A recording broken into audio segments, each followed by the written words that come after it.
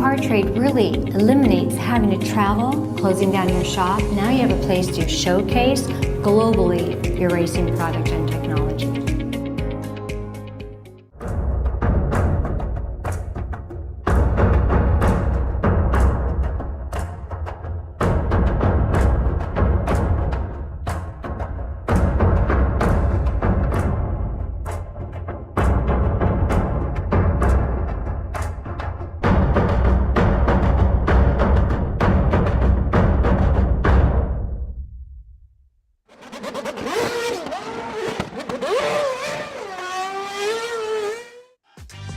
Looking for a quick fix of motorsports news? The Speed Sport Daily is what you need. It's a free racing newsletter delivered directly to your email every day. We'll cover the winners and the losers and tell you who's making news off the track. It's NASCAR, NHRA, World of Outlaw, INDYCAR, and so much more. Go to speedsport.com today and get signed up for America's free racing newsletter and get your daily motorsports fix. The Speed Sport Daily.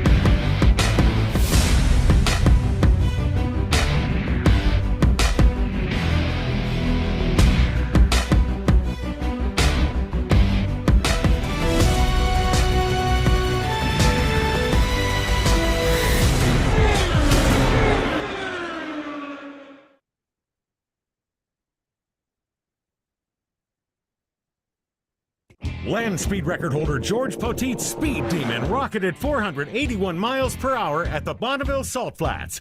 You don't go that fast without ARP fasteners. There is no way that we could go the speed that we've gone, the number of times we've gone, with a lesser quality bolt than ARP supplies to us. And we absolutely wouldn't be where we were today if it weren't for ARP. When failure is not an option, it's ARP-bolts.com. We're Performance Plus Global Logistics. Our team of dedicated performance industry and logistics experts get valuable cars and components to the track on time in top condition. We provide expedited logistics solutions for the performance industry using direct routes instead of deferred options, and communicate all necessary information to the appropriate resources to meet regulations and ensure a smooth transit and secure delivery, both domestically and internationally. And we exceed customer expectations by providing best-in-class service with an efficient and cost-effective system in place. Contact us today to book your next shipment. Scott Lewis & Associates, the sales, marketing, and branding specialist for the automotive performance industry since 1988. We get our manufacturers on track by opening an extensive distribution network, providing product training to sales staff, creating fully integrated sales and marketing strategies, building successful industry partnerships, attending trade shows, events, and races, offering first-class support to customers. SLAI delivers solutions that win you sales. To get in touch with an SLAI representative, call 516-378-6100. Go to scottlewisinc.com or email info@scottlewisinc.com. With roots in the Midwest that date back well before the Model T, Fifth Third Bank has a long history of serving the needs of automotive companies. While much has changed over the years, our passion for helping businesses put cars on the road and on the track has not. Today, we are more committed than ever as a member of SEMA, a founding member of PRI, and a sponsor of multiple race teams across several racing series. For over a decade, Fifth Third Bank has been a staunch supporter of our industry and a great partner for many companies in the motorsports field. Our business has been growing extremely fast, and really we could not be where we are today without Fifth Third. They provided amazing strategic advice, the capital we need to support our phases of growth. They are true partners for me now, and what they do with their involvement in motorsports is untouched in this community. Where can we take your business? Fifth Third Bank. You work as hard as your truck, and you have no time for downtime. That's why more truck owners trust Blue Def, America's #1 diesel exhaust fluid brand. Each batch is guaranteed pure, so you can avoid costly repairs caused by inferior DEF. Demand America's best for your truck with Blue Def and Blue Def Platinum. Put trust in your truck. When it comes to pushing the limits of performance, the pros know there's no room for compromise. At Crowder Cams, we don't just engineer camshafts and valve train components, we redefine what power means. Since 1955, Crowder Cams has been the name trusted by racers, engine builders, and gearheads around the globe. Whether you're building a street machine, a dragster, or a track car, Crowder Cams provides the muscle you need to dominate. And with Crowder, victory is within your reach.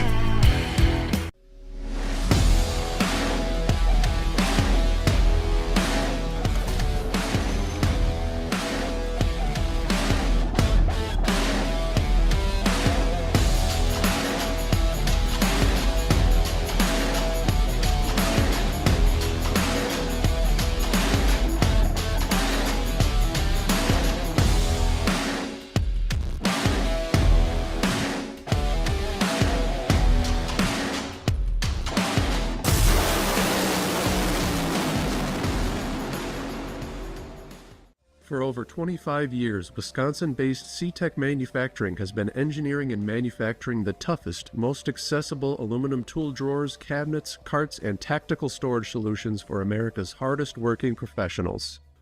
Whatever you need to store and however you need to store it, put your trust in C-Tech Manufacturing. We build it better. Visit our new website at ctechmanufacturing.com or give us a call at 715-355-8842. If you're watching this video, you might be wondering, what is WPC? WPC is a surface treatment designed to reduce friction and increase the strength of metal parts. As much as it might seem like a coating, WPC is actually a surface treatment. Think of it like shot painting, but the media is much finer, like talc. So what you're left with is a super hard, smooth surface that actually has some proprietary dry lubricants embedded within it. For more information, visit WPCtreatment.com. Good morning and welcome to Race Industry Week 2024. This is day 4 and our final day of this year Race Industry Week, brought to you by EPARTRADE, Racer and Speed Sport, presented to you by ETS Racing Fuel, Penske Racing Shocks, Peak, Fifth Third Bank Motorsport, Scott Lewis Associate, Crowder, and sponsored by ARP, C-Tech Manufacturing, Performance Plus Global Logistics, and 3P Racing Sensors. I am Francisque Savignan, the founder and CEO of EPARTRADE, the racing industry, every minute, every day. So again, welcome to Race Industry Week 2024. The full schedule and as well as the list of the speakers are available on epartrade.com, so please take advantage of it. With me this morning are Julie Kinn, the co-founder of EPARTRADE, Joe Tripp, the president, CEO, and managing partner of Speed Sport, Scott Shelton, the Chief Revenue Officer of Racer, and our special host for this morning session, Mr. David Melchor Lopez from Racer. Judy? Thank you, Francisque, and welcome everyone. In fact, good morning. What an adventure in motorsport we've had this week with one full day, packed day left. So, you know, this week was really created and born out of COVID. The world stopped. We had no trade shows, so we said, let's produce one for the industry. Here we are on our 5th annual Race Industry Week. And I just want to make a special thank you, shout out to our partners, all our sponsors. They believe in what we're doing to help this industry connect all year long through Race Industry Week, through our weekly technical webinars and the Racing Destination, where we connect buyers and suppliers all year. We generate leads. So thank you to our sponsors, and on to you, Mr. Scott. Thanks, Judy. Good morning, everyone. I'm thrilled to be here with all of you for EPARTRADE's 5th annual Race Industry Week. This is a special moment bringing together the best minds in motorsport. I'm Scott Shelton, and I'm the Chief Revenue Officer at Racer. And it's so exciting to be a part of a brand that's deeply embedded in the culture of motorsport. At Racer, we've got a lot of exciting things happening right now, new ideas, new opportunities, and new ways to engage with this incredible audience. All of our stories, news, videos, and posts are created through the lens of a racer. Check us out on Instagram, Facebook, YouTube, X, and of course, racer.com. However, today is another amazing lineup of guests, and I, for one, am thrilled to be here to listen again, to learn, and be inspired, just like all of you. Thank you again, EPARTRADE, for assembling just another incredible day. And now let me hand it over to Joe Tripp, Managing Partner and CEO at Speedsport. Joe, take it away. Thanks, Scott. Well said, as always. It struck me, it's been such a great week already with 3 just super solid days. And just like in real racing, we hit our marks, and then there were a few things that went a little sideways, but we learned. But the content is just fantastic. That's what this is really all about, as you said, Judy, connecting people and sharing information. So I look at it as we're entering the 4th segment of an endurance race today. And as racers, we're going to hit our marks. But you know what? We're already thinking about the next race. We're already thinking about the setup and the ideas and the things that we'll do differently next year. And that's what's so fun about being part of this group is we're progressive. We're always thinking ahead, just like this brilliant idea that Francisca and Judy came up with 5 years ago. So I'm honored to be part of it. I'm excited when this race car comes back in the shop and we start tuning on it for next year. So let's go hit our marks today and finish strong. Well, thank you, Joe, and very well said. And thank you, Scott, and thank you, Judy. David, you are going to be starting the first session with a pretty amazing lineup of speakers, right? Yeah, how did that happen? It's amazing. But yeah, I'm delighted it's a double session because me and Mike Hull could actually talk for 3 hours, I think, just between us. So it's just as well. It's down to 1 hour, and myself and Alex Palou and Barry Wanzer. Yeah, no, that's fantastic.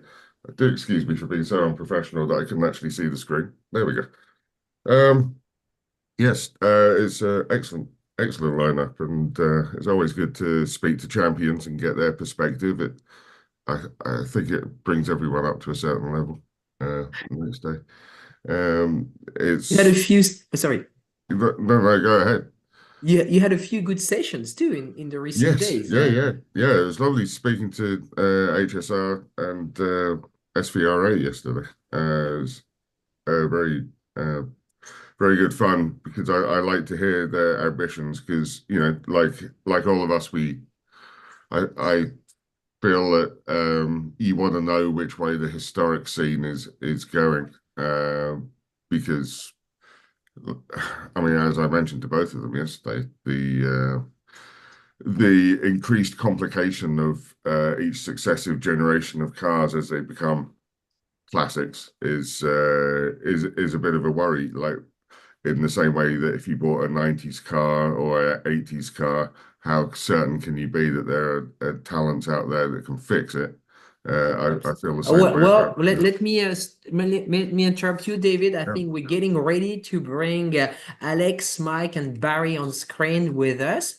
Excellent. So stay with us. We're going to bring our panelists any second, and we're going to start our first session of the day with Team Ganassi, and we're delighted to have them on with us. So stay with us any second, and we're going to be transitioning in our first session of Race Industry Week 2024, Day 4. Again, to view the schedule of the event as well as a list of the speakers, please visit EPARTRADE.com. And I'm being told by our producer that our speakers are ready to be joining us. And we also, a big thank you to Speed Sport 1 and Speed Sport. There you go. Here's good morning, gentlemen. Good morning. David, we'll let you make the introduction and we'll let you take over. Okay. Oh, there we go. Welcome to Barry Wanzer, Senior Manager of Racing Operations at Chip Ganassi Racing, Alex Palou, 3-time INDYCAR champion, and Mike Hull, Managing Director of Chip Ganassi Racing. Thank you, gentlemen, for showing up and ready to spread your genius around, because there's a lot to talk about. A fantastic season, I would like to start with Mike first of all and ask how Chip Ganassi Racing's 16th INDYCAR title ranks among the team's list of accolades. Wow. A long time ago when we architecturally started building this team, we didn't really think about 16 times. And if we stopped to think about that, that would be very paralyzing, frankly. I think the culture here has always been being prepared fully for the next race. And you read about that in other sports, about the process. You see that in football, you see it in golf, you see it in baseball, you see it in tennis, you see it everywhere. I think that's the basic fundamental of who Chip Ganassi is, what Chip Ganassi has become. For me personally, when I come back from a race that we've won, I'm scared to death that we'll never win another race, frankly. So that's what drives me, and I think our people are driven by the same measure. Mm-hmm. You know, there was that famous quote about being weighed and measured and come up wanting. You know, we just want to work really hard when we're weighed and measured against the best in the business, and we're not wanting. And I think that defines who we are. And Alex, how do you rate your third title compared with your first and your second? I mean, the fact that you've packed 3 in just 4 years is ridiculous. But you know, I mean, congratulations. But Thank you. How would you rate it compared with your previous 2? Yeah, morning everyone. It's hard to rate. It's hard to compare the seasons. It's hard to compare always the years. Every year is tougher in like different ways. For me, this one was the most special. I think that doing it once, it's very tough, but repeating it and especially doing it back to back, it just feels like it's tougher. It just goes more difficult and more difficult to try and stay the best after one season. So on top of that, I had my daughter with me this year for the first time, so that made it special. But I would say that the fact that we're capable of going back to back, it made it extraordinary. So it was a super fun year. We had a lot of up and downs compared to like 2023, for example, and we didn't know until the end if we're gonna be able to win it or not. But I think that passing through some tough moments, like starting 24th on the last race of the season on an oval, that made made the emotion afterwards really sweet. So yeah, it's been incredible. As Mike said, I don't know if we're scared of not winning again, but we are like, man, we need to do it again. Like we we need to make sure that everybody, the mechanics, the engineers, management, and especially myself, the drivers, that we're capable of going back the next weekend and trying to be the best again. So it's super tough. In INDYCAR, we only won 2 races that counted for points last year, but still we got the championship, which was the best thing. Absolutely.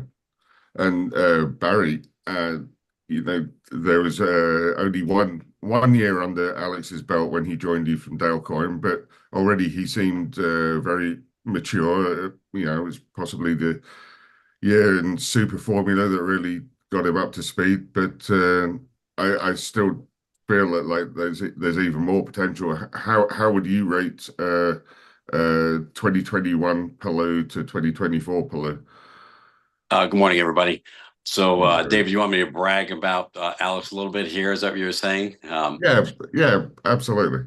When he came to us in 2021, we certainly saw from what he did in his first year in INDYCAR with Dale Coyne Racing that he possessed some talent. And at Chip Ganassi Racing, it's like, all right, let's give this young driver an opportunity to see what we can do together. And certainly in 2021, we came out of the gates pretty strong with the win at Barber, and then just consistent running, consistent qualifying certainly helped us achieve the first championship with Alex in 21. But certainly since then, he's learned so much. He's constantly learning in the car, out of the car, in the simulators, spending time with the team, and just absorbing what it takes to actually be a champion. And to, like Alex said, really to back up his first championship with a second one, and then certainly what we accomplished this year, and what Alex as well accomplished is just incredible with back-to-back championships, especially this year. It's definitely, I agree with Alex, it's the most rewarding championship of the 3 this year, because we did have a lot of setbacks, a lot of challenges to overcome, and not just Alex, but the entire team, rallied behind everything, and we came out on top, which was pretty amazing. But it's the off season is too short, and we can't wait to get back to the racetrack, and we want to continue to win. That's our goal. That's our expectation, is to go to the track with the confidence to continue winning. It's what we love. Racing is what we do, and we're looking forward to doing more of that with Alex. Absolutely. Do you obviously someone that at the Scott Dixon end of the at the end of not twilight, sunset years, his improvements are going to be infinitesimal year to year to year. But what do you think, Alex, at the age of 27, where do you feel he's still got room for improvement? And I'm going to ask Alex the same thing. But where do you feel like there can be room for improvement to make you win, I don't know, 4 consecutive IndyCar titles? When I look at it, what it takes to improve, or what the improvement needed, I think that's across the board, not just for what Alex is learning every day in the car or the simulator, but also the communication and what's required with the team, from engineering to improve the cars, to be in a position to qualify further up front. It's hard to win an IndyCar, and it's these little things that add up tremendously to give you an edge. And it's an edge in IndyCar is a very slight edge, but you'll take it. But that's with good communication, the team performance, our qualifying could be better. But it's not just a team thing, it's also a driver thing. It's that relationship the driver has with his engineer, with the engineering staff, what it takes, everything from the dampers to the setups, the collaboration between all the engineers on the test items with short sessions that we do amongst all the cars. I think we need to continue that and improve our overall performance. Mike, do you think that Alex can become even better? I was thinking about that as you asked that question of Barry. if you study IndyCar racing, David, from the very beginning of IndyCar racing, and not too many people probably do that, they just live in the present. So they only see what we see today. And Barry said it, it's a very competitive situation. It's always been a measure of that. What drivers like Alex do or have done from the very beginning of IndyCar racing is they have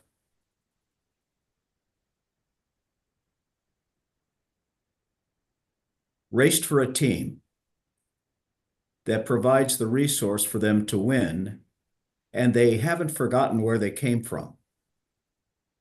Right. And Chip Ganassi Racing has been very fortunate because it has an owner who sees that in race drivers. Not all owners really understand that the instinctive nature that drivers like Alex provide to be a separator as a team member.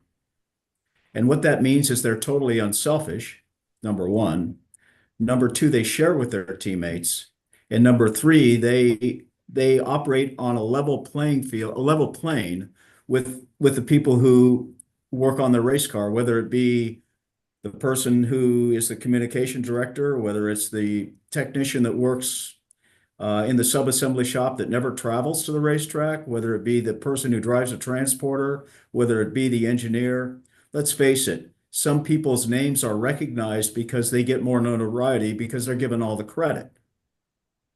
The driver gets the credit, the lead engineer gets the credit, the strategist gets the credit, the owner gets the credit, but the reality is the credit goes to the entire team. So that rolls back to the driver. The driver, if he or she remember where they came from, the team is very successful for a long period of time. Yeah. What happens in motor racing, and we see it, is the fastest way to win a race is to copy what the people are doing that wins.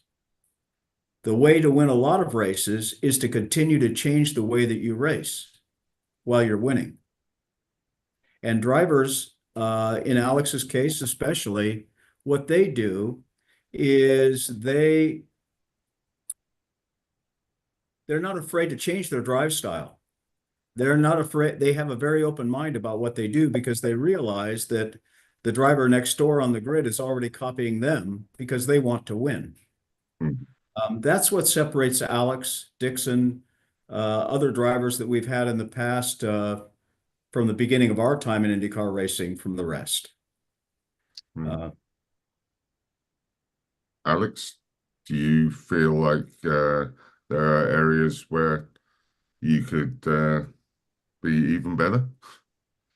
Yeah, 100%. I mean, I would say that's the beauty of motorsport as well, that you can always break, I don't know, 1 feet deeper, or you can go on throttle just a little bit earlier, or just rolling more speed. Like, yeah, you can always do stuff better, which is what I love. I love trying to improve. And I would say, as Barry and Mike said, that's also in the team's culture. Like the team as well could just say, they could just give up and say, oh, we won, I don't know, 2 championships. We have the best car, we have the best team. That's it. We don't need anything else. But I think everybody's pushing the limits a little bit more, and I do the same. Like, there's plenty of areas where I know and I want to improve. But just a really simple one is like, I've never won on an oval, so I need to start by that. It's a simple one to understand. I think we've been a lot closer, and I've been trying to push during the off season myself. Like, that's not related to the team at all. It's more like driving wise, how can I be a little better? How can I be a bit more comfortable? But then if you go to road courses and street courses, it's always the same. How can I just brake a little bit better? How can I just extract a little bit more from the car? Because I mean, you've seen on all qualifyings and all races in IndyCar, everything, it's so tight that if you can get just, I don't know, half a tenth better every year, you're gonna probably have a great season at the end. So yeah, that's I think I can improve on many areas. And I'll start with the oval one for sure, that we need to get a win, and I cannot wait for that. Okay. Yeah, no, you're right about the margins for no obvious reason, but because I'm a sad geek. I was looking at the stats from Portland, and second practice, the top 26 cars were covered by 8/10 of a second, which is ridiculous. Yeah, I mean, it's crazy. My sneezes take longer than the difference between the fastest and the 26th fastest guy. I mean, it's just ridiculous.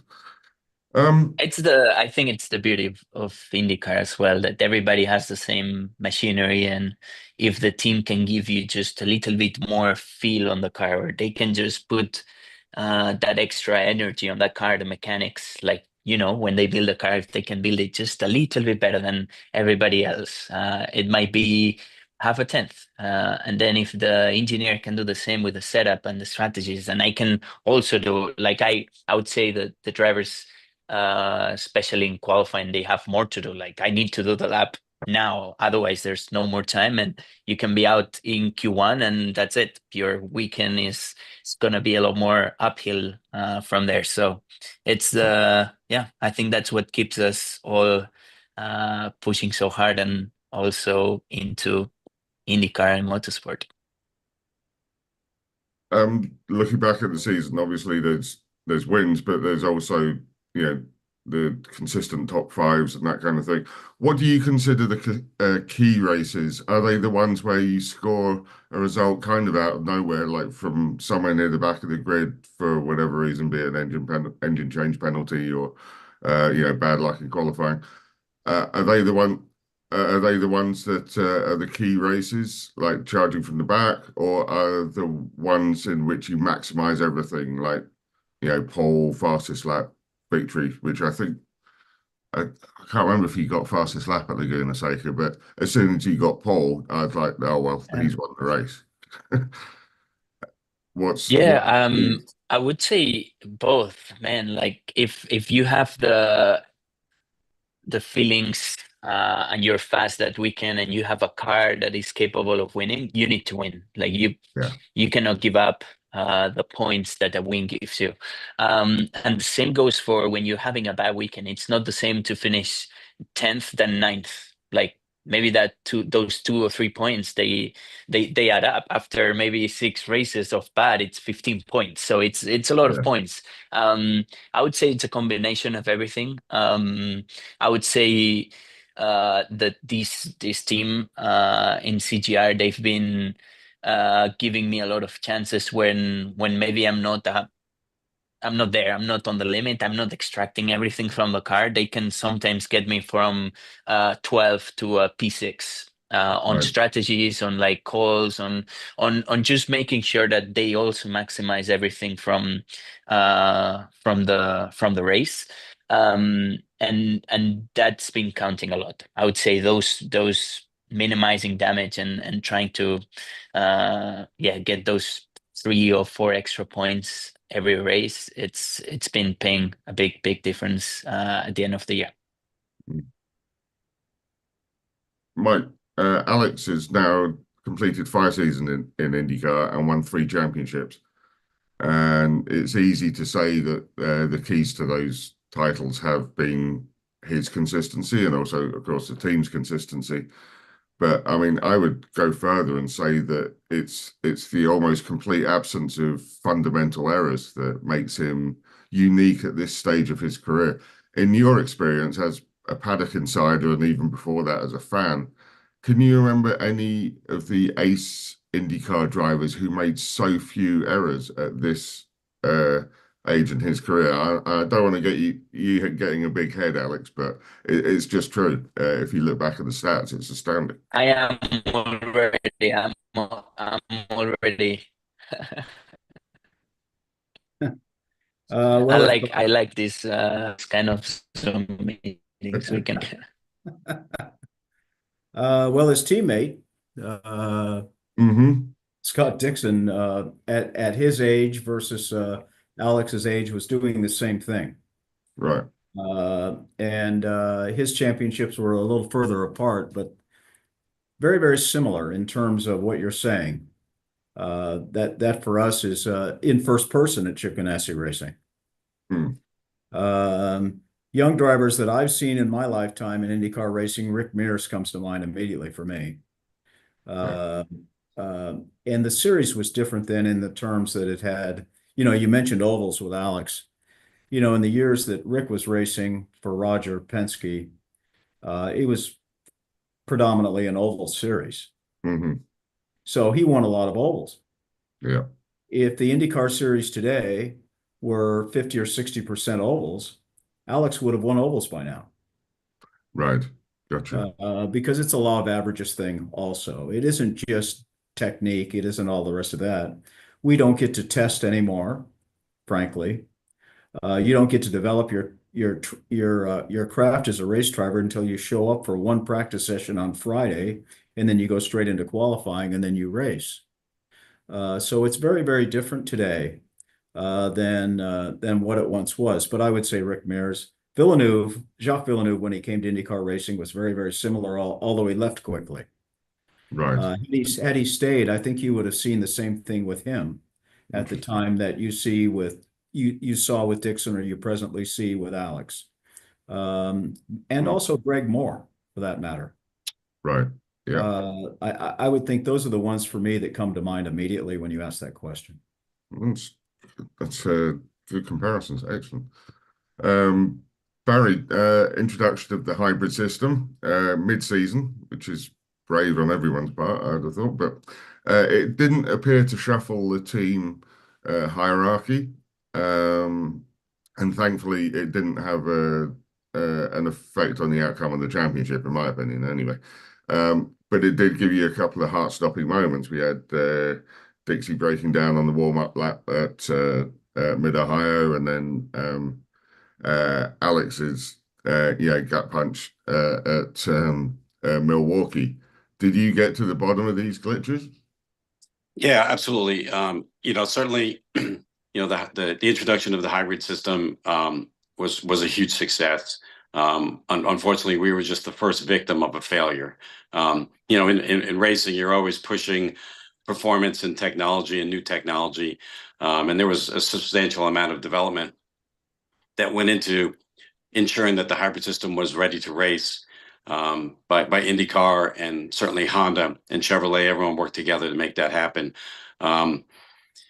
Certainly the analysis after Scott's issue, that's been addressed to prevent that from happening again. That certainly impacted him for points for that event. But as far as Alex's issue that we had at Milwaukee, after the event, it was determined that the hybrid system was not a cause of the failure we had. We had a battery failure. Just the car battery has an internal circuit board and a capacitor had failed. Something completely out of the ordinary, very unexpected, and that would have happened regardless of whether the hybrid system was in the car or not. It was not influenced by any outside sources. So, but I think you look at it across the board, the hybrid system was a huge success. I mean, obviously, it's like you say, it really didn't change the hierarchy, but I can tell you there's some drivers that adapted to it better than others, because there's a lot more options now, and they're busier. And I defer to Alex to talk more about that. But I think it was a huge success for IndyCar and for what the world is looking at for future for automobiles. Yeah. Alex, how much more complicated is life as a driver with a hybrid unit, both in the cockpit and in post-session debriefs? Yeah, it's a lot more work, I would say, for everybody, especially in the cockpit. Like, you need to be every lap doing a lot more stuff with your steering wheel. Like, you need to be regenning whenever you want. You need to deploy manually all the time. and that just resets every single lap. So you need to do not only the normal stuff that we already do in INDYCAR, but then you need to be pressing a button to get a little bit of power, which is not crazy, but it's just enough that you need to use it for sure. So it's actually it's very fun. Honestly, I think everybody likes it in terms of like drivers, just because you can also do a little like more differences with other drivers when it comes to racecraft. You can try and, I don't know, just keep your energy for some other corners and try and overtake. It's not been a huge difference, but it's been good enough that maybe you can pull a difficult overtake. And then in terms of debriefs, I would say at the beginning of the hybrid, like Mid Ohio and the next 2 or 3 races, I would say everybody was always focused on the hybrid, like where do we regen, where do we deploy, and then at the end of the season we went towards like, okay, let's focus again on the principles and the basics, and hybrid is just part of it. Like it's not the it's not the main thing or the biggest thing. So yeah, it's just a little bit more work, which I think both the engineers and the drivers like. So yeah, we're excited. It's been good. Honestly, it's been better than we expected as drivers as well. Right. And Barry, obviously, with it coming online in the middle of the season, there's the first half of the 2025 schedule. There's a lot of tracks where you haven't run the car with the energy recovery, and some of them, like St. Pete and Long Beach and Detroit, are tracks where you can't test. So how good are the simulators at providing an accurate read of how best to optimize the ERS at those tracks? I defer to Alex since he's the one sitting in the simulator. And obviously he has the experience of the tracks we've actually raced at and actually be able to simulate that. But as far as the tracks we haven't raced the hybrid yet, I mean, I think it's going to be fairly seamless. I mean, I think we're pretty up to speed on what it takes to maximize the performance of the hybrid system. I think the biggest unknown we're all going to be facing will be the Indianapolis 500. So for Indy qualifying, how the hybrid is used in qualifying is going to be interesting, and then certainly how much of it impacts the race. But as far as the other races and the simulator, I would defer to Alex since he's the one sitting in it. Yeah, is the sim good, and does it already feel a good indicator of how the car behaves with the hybrid system?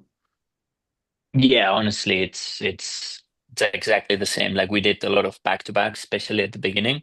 And HRC was like doing all the simulations, like trying to make it as close as possible. But I would say nowadays it's exactly the same. Like the difference between having the hybrid or not in the sim or in reality, it was the same. Like it made the car balance change on the same way, and it makes the driver do the same stuff. Like when we're on the simulator, we're doing exactly the same things with the controls as we would do on the real track, and it actually feels the same way. Right, amazing. Yeah. Mike, given well, actually, before we move on to 2025, let's talk about Cadillac Racing Program, in which Chip Ganassi Racing played a central role for the past 4 seasons. Obviously, you signed off with the flourish at Petit Le Mans, which is wonderful. What would you say was the highlight of the program with Cadillac? Was it that win, or was it Sebring in 22, or winning in front of GM's top brass for 2 straight years at Detroit?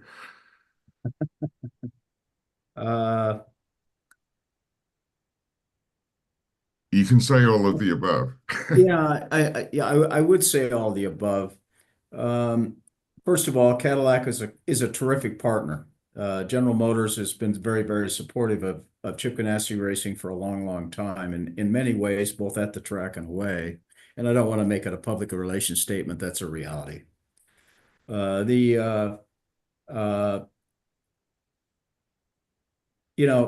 there's a quote, and I think about it from time to time. I saw it in a video clip, and then I went and found it to read it from Tiger Woods. He was asked one at some point when he was on the West Coast. I don't know if it was the LA Open or San Diego Open. He was playing when he was young, and he was first playing golf, and he was winning. And a beat reporter asked him the question, what would it be like for you to win our tournament here? And his response was that he would not get remembered for winning that tournament. In his career, he's only going to be remembered for winning major championships. Mm. And some of the questions that you've asked this morning reflect that very clearly. Alex winning 3 championships. Yes. In sports car racing, we've been very, very fortunate. We're remembered for winning Le Mans. We're remembered for winning Daytona several times. Yep. I don't know how many, but several. Yeah. We're remembered for winning Sebring more than once, and winning the Petit Le Mans race. If you've been there, and David, I know you have, if you've been there and seen how dark it is in the last 3 hours of that race, to win that race with or without headlights is extraordinary. So that was a big win. It would be a big win for anybody, but it was a big win for Chip Ganassi Racing, and it just happened to fall on being our last race with Cadillac. Yeah. It's great to win races. It's great to win big races, and that's how we'll be remembered. Alex is introduced as a 3-time champion. Yeah. He's not introduced by saying he just won this race. And I think that's the clear distinction, and that's the separation point between great athletes in any sport and athletes who are pretty good at what they do and occasionally win. Yes.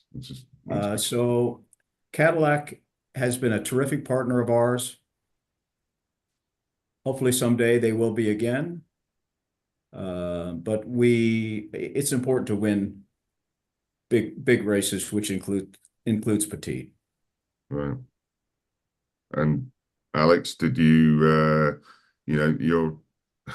you're brought onto the sports car team occasionally and have looked very, very good. Do these sports prototypes intrigue you? And how satisfying was it to race at Le Mans for the first time? Yeah, of course. I mean, I love to race anything. Like I would race, I don't know, cars Don't without say it, engines 'cause if I have to. Ganassi might But put you in something really weird. that's fine. Yeah, I'll be up for that. But yeah, honestly, it's been super fun. I did Daytona obviously and Le Mans. Daytona we were a little bit unlucky with some failures, but Le Mans was amazing. My first time there. It's like 3 to 4 hours away from my hometown where I grew up, so it actually felt like I was at home. I had lots of friends that were able to just go there and see me race. And so it was fun because of that. And then the race as well. We had a lot of mixed conditions with wet, dry, mixed, and it was fun. At some point, it was like an hour and a half, 2 hours to go, and we were leading. I thought we had a really good shot at winning the race, but then we just didn't have the pace at the end. But still, it was amazing. I think the endurance racing, it's obviously a different style. The mindset especially and all the up and downs that you go through during the race, because it's one day of racing. It's crazy. And the amount of effort you need to put for just one single event, it's tremendous. So yeah, I love it. I love it to do it alongside the INDYCAR program, obviously. And it's still driving like really fast and really fun cars, like especially nowadays with all the hybrid system they have as well, and sharing the car with amazing drivers, like the exact same car, like you just need to change drivers. It's really fun. So yeah, I love it. Excellent, excellent. Barry, obviously the Cadillac program's ended and the IndyCar team will go from 5 to 3 entries in 2025. But on the other hand, you're now in the Indy Next Championship. How complicated has it been to, switch over to the Indy Next cars? Well, I don't think it's been complicated, but I think as we do every year, we look at the programs we have and move people around to strengthen those programs to make sure we have the strongest people. Gives other people opportunity maybe to move up in the company.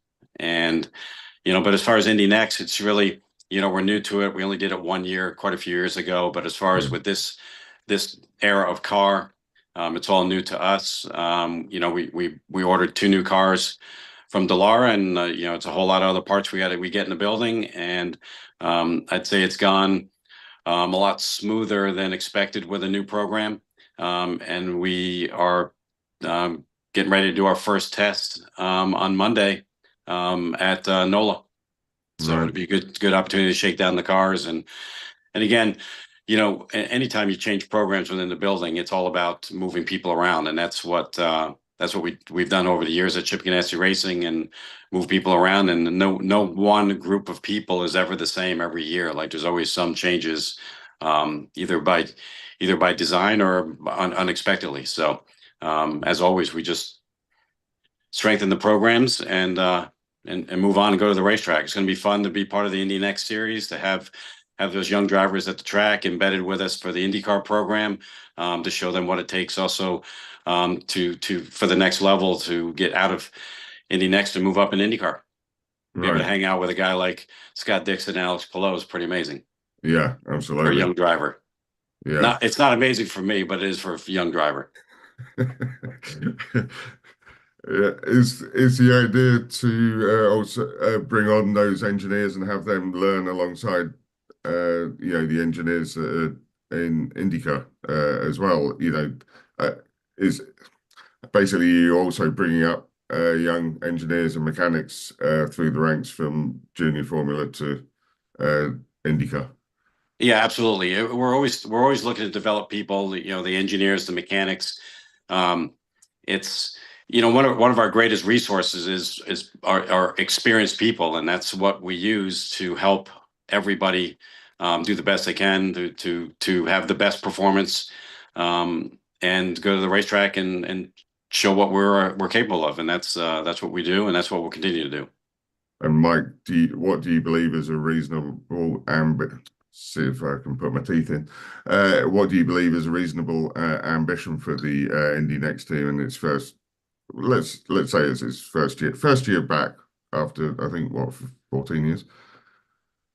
Yeah, I think the ambition is what Chip Ganassi Racing's ambition is on a daily basis, and that is to get the most out of today. Mm-hmm. When we go to NOLA on Monday to test, we want to come away from that day knowing that we got everything we could get out of the cars and all the people, the resources that we have there in combination, the most out of the day. If we've done that, we've won. Right. In order to be a winning organization, you have to define winning by doing it that way. And sometimes the scoreboard doesn't show it, but if we can show it on our cultural scoreboard, then we have won. And I think that's the key, David. Okay. Alex, will you be on hand to mentor young drivers? I know that's a bit rich considering that you're only 27 at the moment. You're not so old yourself, but are you happy to help the less experienced drivers? Yeah, of course. I mean, it's like the team is all at the same place. All of the drivers, the engineers and mechanics and everybody. So yeah, if I can help in any ways, I'll be willing to help, obviously, and trying to give some feedback to the drivers. I think it's also good for us when we go to some tracks and they go out first and they can give us some information about how the track is, like if it changed since. Obviously, we don't have data or any feedback from the past years, but I think we will see that in the future. It'll be a good help also for the IndyCar team. So obviously, if any driver in the Indy Next program at CGR needs any help, I think Dixon and I and Kiffin will be more than open to just give them some stuff. But as I said, they can also help us in different ways. Excellent. Obviously, your primary job in 2025 is not going to be mentoring young drivers, but actually trying to nail down the fourth title. Are you happy that the Thermal Club is going to be a points-paying race this year? Because I mean, you and your teammates kind of dominated. You locked out the front row, as I recall, last year. So and it didn't even look close, to be honest. Are you optimistic that there's going to be a place where you can shine again? Yeah, 100%. I was. We're all sad a little bit that we won and that it didn't show up on the standings. It was fun, but we actually raced to try and get as many points as possible. So it's we're looking forward to having it in the calendar as a normal race. I love the track. Obviously, I love it even more because we won there and we know that we can be competitive. But yeah, it was weird. It was we actually struggled a little bit during the testing that we had before. And then suddenly everything came together right before qualifying and we started feeling really comfortable with the car.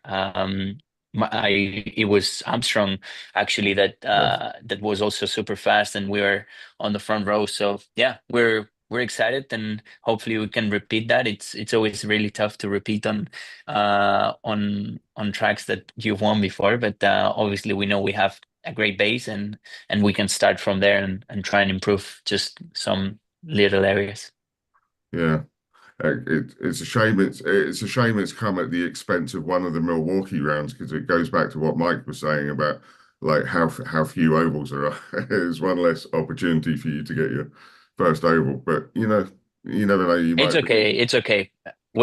We like that. It's fine. And we can still win the Indy 500. So it's as long as obviously we don't take that one, we're happy. And it's true that it's tougher nowadays because of the testing. Like we get I think 1 day of testing in the oval that it's not the 500, and it makes it tough for the driver. To just try and push yourself because as Mike mentioned, we only have one session now of practice during the race weekends. And by the time you go out, you do a general engine check and you get up to speed. You only have, I don't know, like couple of runs to try some stuff. So you don't really get to get much track time behind you on the ovals nowadays. But anyway, it's not an excuse. I think I've been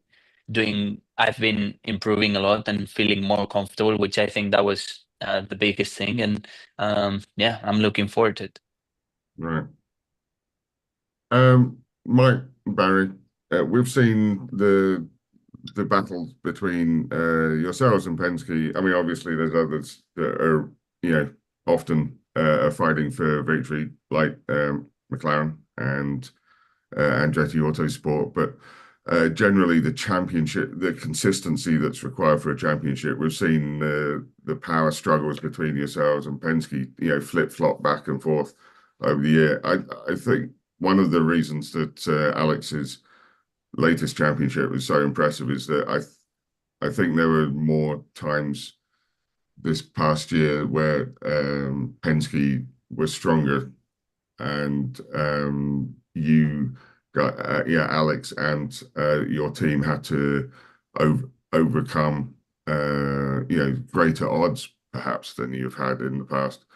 Do you see yourselves is there enough capacity within the cars or enough room for maneuver to regain an edge over Penske and have a technical superiority in the year ahead.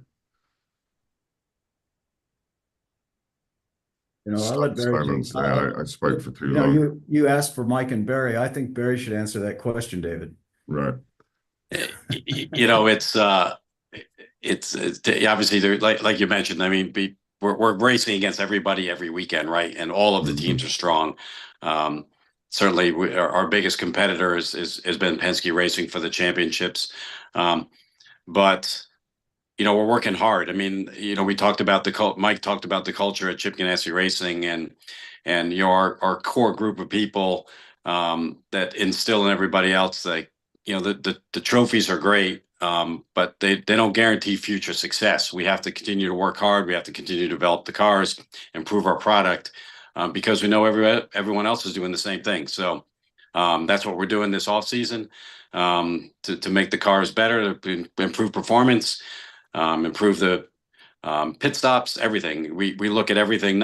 Nothing's ever perfect, and that's what the culture of Chip Ganassi Racing is about. It's improving everything that we bring to the racetrack to give us the greatest chance of beating our competitors, and they're strong competitors.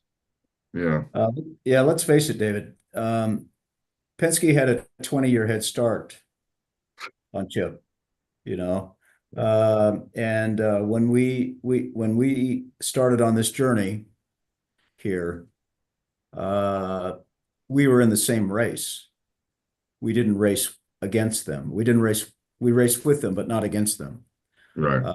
And that didn't come overnight. That took with a lot. That was a lot of hard work to get there.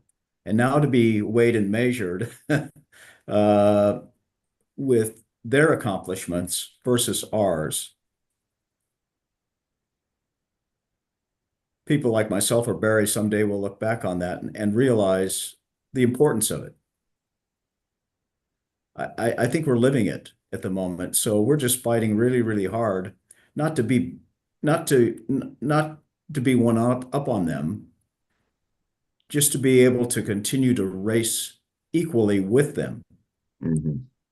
And there have been people who have come and gone from time to time in IndyCar racing, but I think that's the measure of Roger Penske's team.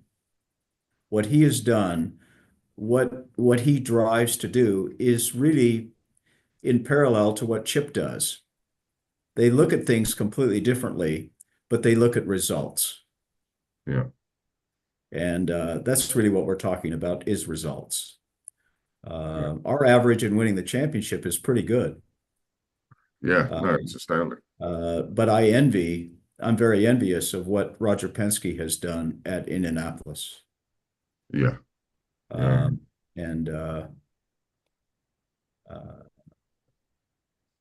That's where we need to go next. Right.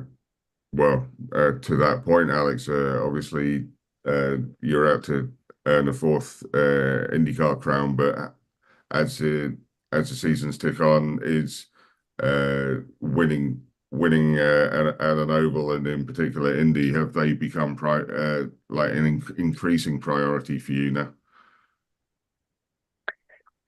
Yeah, yes and no. I mean, it's not that I'm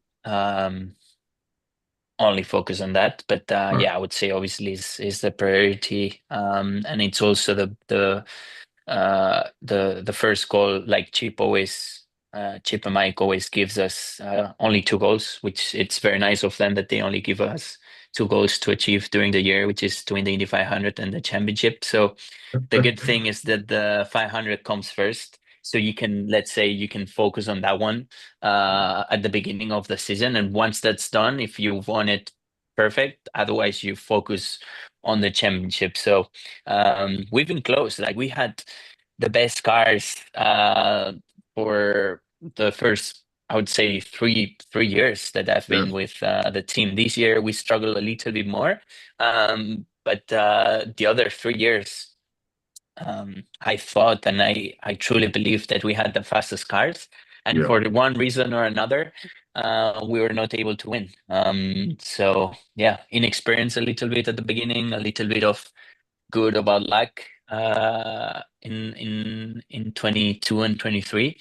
But still, I feel good that we're always knocking on that door, and it will open. I don't know if it will be 25 or 26, but it'll be open soon for us. So yeah, the team is pushing hard. Obviously, everybody that works in INDYCAR, their primary focus is always the 500, just because of the history, the feeling that you get when you're at the 500 with all the fans there, and how hard it is to win. So it's my priority, and hopefully we can bring one to the team. Absolutely. Gentlemen, I'd like to ask about the 2027 next generation car, maybe new formula altogether. Have you all been consulted by INDYCAR regarding that car? I mean, I'd have thought that obviously, three principal figures in Chip Ganassi racing would have been consulted, but what would you say the priorities have to be for that car? And I'm assuming making the car lighter is one of them, but what else would you like from the next breed of INDYCAR? Who are you directing the question to, David? Any, or all three of you actually, but yeah, I think obviously INDYCAR is spearheading that, the new car with Dallara. But for what we're looking out of it, obviously a lighter car. The current car has grown in weight. A lighter car certainly is a higher performing car. Obviously, there's been safety innovations that have been adapted to the existing car that can be designed with a new chassis to make it safer. And then obviously incorporating and improving on the hybrid system. We again, like we talked about earlier, it's been an amazing introduction so far, and we think the technology, there's certainly a lot more that can be achieved as we progress here. So those are certainly things that I personally would expect to see with the new car. Right. And Mike? Yeah, I without repeating what Barry said, that's not fair. I think if we look at history for the last 10 years with the car we presently race, if it repeats itself for the next 10 years, we'll be racing the same.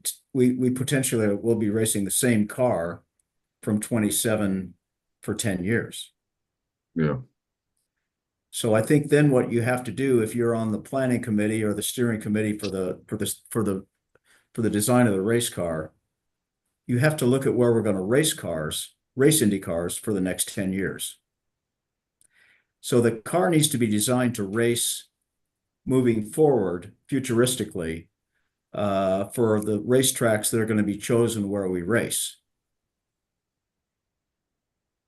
That's the key to better racing.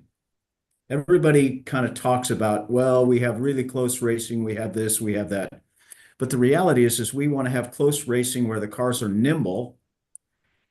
And I'm going to just say that I think there's going to be more urban races, more street races.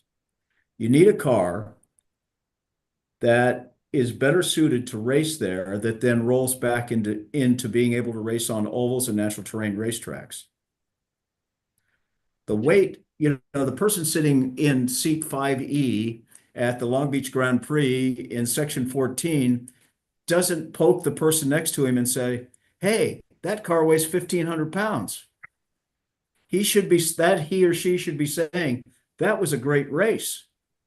Yeah. We saw a lot of passing. We saw performance. Man, I wish my street car had that much horsepower. That's what the fans want to see. They want to see great racing. So I think we get so caught up, David, in how much does the car weigh? What do the wings look like? We're technocrats here, and that's our job. That's our job. The sanctioning body's job, though, is to forecast. Yes. And I think that's what we should be zeroing in on. I'm not sure that that should be your question, but I think that's what journalists should probably be looking at is how is IndyCar meant to improve racing for the next 10 years over what it presently has. Right. Right. And you know what? I'm not on that steering committee. And I'm not voting myself in to be on that steering committee. But I think it needs to be directed by Jay Frye. He's the one that should be in charge of it. He's the president of IndyCar. And then he should choose how the direction is set. Right. Right. One of the worst things that you can have in racing is a committee, because you never come to a solution for the real problem. You come to compromise the entire time. So I think in this case, it needs clear direction from a strong personality to make those decisions and go forward. Sure. Alex, is there anything in particular that you would like to see done for the next gen car? I mean, IndyCar has asked all the drivers, like if we had some inputs or not, then obviously we ask for less weight, more power, better sound, and better nice looking car. Like, I mean, that's what you want as a driver. You just want more power, less weight. So honestly, at the end of the day, I don't care. As long as all the drivers, we have the same car, which is what we will have. I don't mind. I think IndyCar has been focusing and has been doing a really good job on safety in the car. And as long as that continues with the same standard, from my point of view, I don't really mind at all. Like I'll get used to whatever they put. And I think it's not my job to now say, oh yeah, we need this, because I honestly don't have an idea if less weight or more power or less power how's that gonna affect the racing. So yeah, I'll just stick to driving at the moment, and I'll drive whatever they give me. It'll be fine for me. Excellent, gentlemen. Well, thank you so much for spending an hour with us this morning. We really appreciate that. And see you at the track soon. Thank you so much. What a great honor. Thank you, gentlemen. Stay with us. We're going to run a short video from our sponsors, and we will be right back with you. So again, thank you, gentlemen, and what a great session.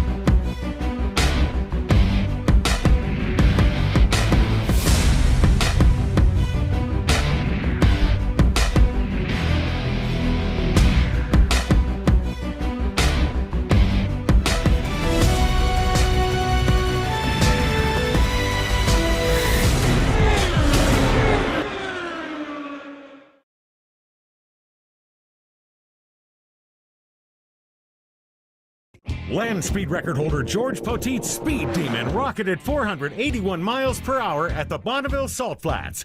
You don't go that fast without ARP fasteners. There is no way that we could go the speed that we've gone, the number of times we've gone, with a lesser quality bolt than ARP supplies to us. And we absolutely wouldn't be where we were today if it weren't for ARP. When failure is not an option, it's ARP-bolts.com. We're Performance Plus Global Logistics. Our team of dedicated performance industry and logistics experts get valuable cars and components to the track on time in top condition. We provide expedited logistics solutions for the performance industry using direct routes instead of deferred options, and communicate all necessary information to the appropriate resources to meet regulations and ensure a smooth transit and secure delivery, both domestically and internationally. And we exceed customer expectations by providing best-in-class service with an efficient and cost-effective system in place. Contact us today to book your next shipment. Thank you, and welcome back to day 4 of Race Industry Week 2024. Jeff Hammond is with us. Good morning, Jeff. Good morning, everyone. How are we doing?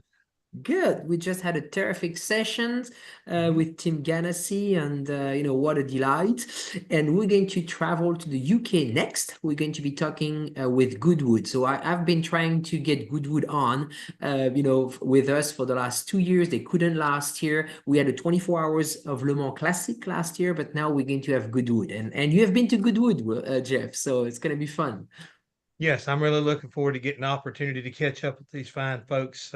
As I expressed to our guest right here today, this morning, I had attended Goodwood back in 2001, and I can't wait to share with him what he's going to share with us, because this thing's been growing ever since then, and it's just getting bigger and better. And I think that it is a bucket list for anybody who loves history as well as motorsports. On to you. Good afternoon, Will. Good afternoon, everyone. Good morning, Will. Jeff Hammond here. Good to see your face, and I You appreciate you allowing us to steal some of your time away over there. I know you got a busy schedule. I think people would be surprised that how big really Goodwood is. I mean, it's not just one event. It's multiple events, it's multiple opportunities, and I'd love for you to share with us what I have experienced so that people can get as jacked up about as I am, because I've got to get back over there. I have every year it comes around, I've always found myself, involved in television or racing, to the point where it's not allowed me to do it since that first year. And I'm getting to the age right now that if I don't get over and check it out, I'm gonna be gone, and it's still going to be going on. Yeah, you're right. It gets bigger every year. I've been here since 2009, so a few years after you came. And in that time, we've gone from 6 days of motorsport events a year to 9. And everything's just got bigger and bigger with each successive year. It's a challenge to us. We regard it at the same time as a massive responsibility, but also an incredible challenge to think of new ways to entertain people, new ways. At our heart, we're a storytelling company. We put on events, but we put on events that have a really strong narrative flowing through them.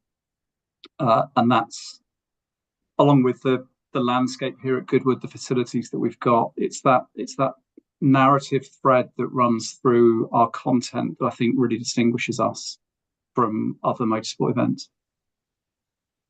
Well, reading about last year's or this 2024's event, I do the same. I always refer to it as last year, and it's still this year. But yeah, I know. It's like once it's passed, you think it's a year ago, but it's not. Yeah. Not really. 130 years of recognizing motorsports and I think what I loved about it, horseless to hybrid.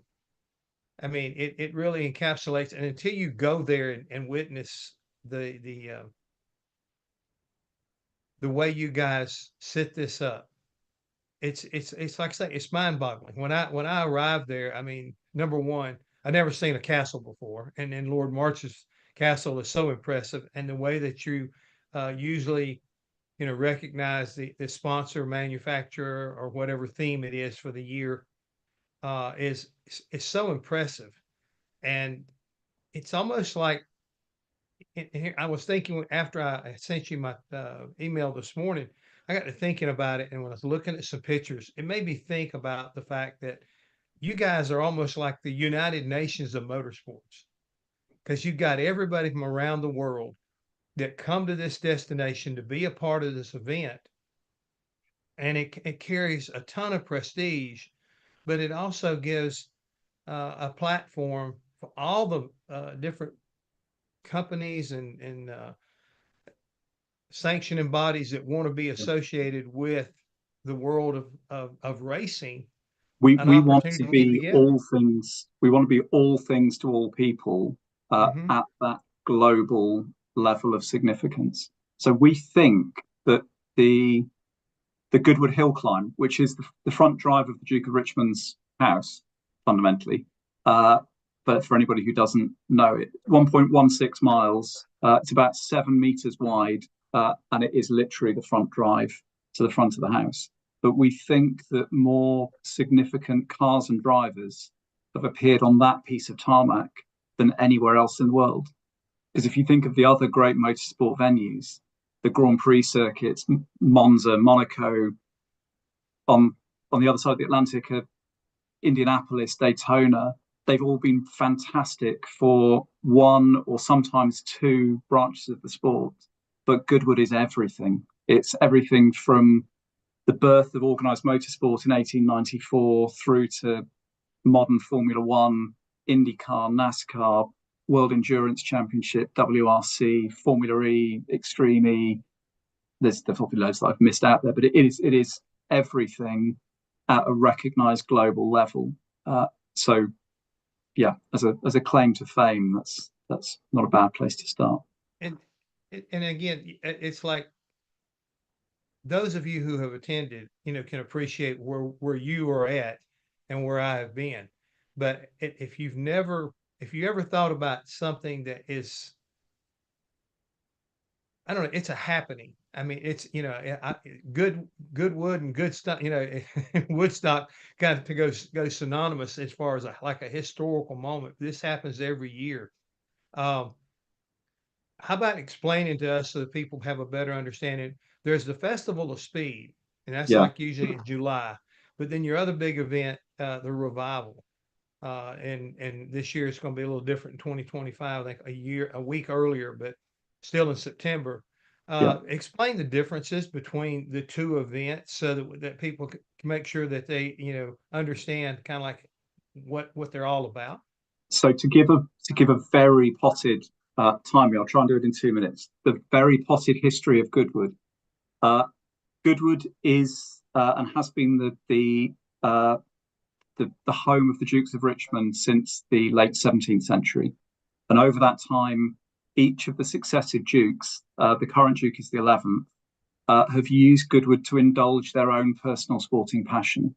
So variously, the dukes have been into hunting, shooting, cricket, golf, flying, horse racing, motorsport.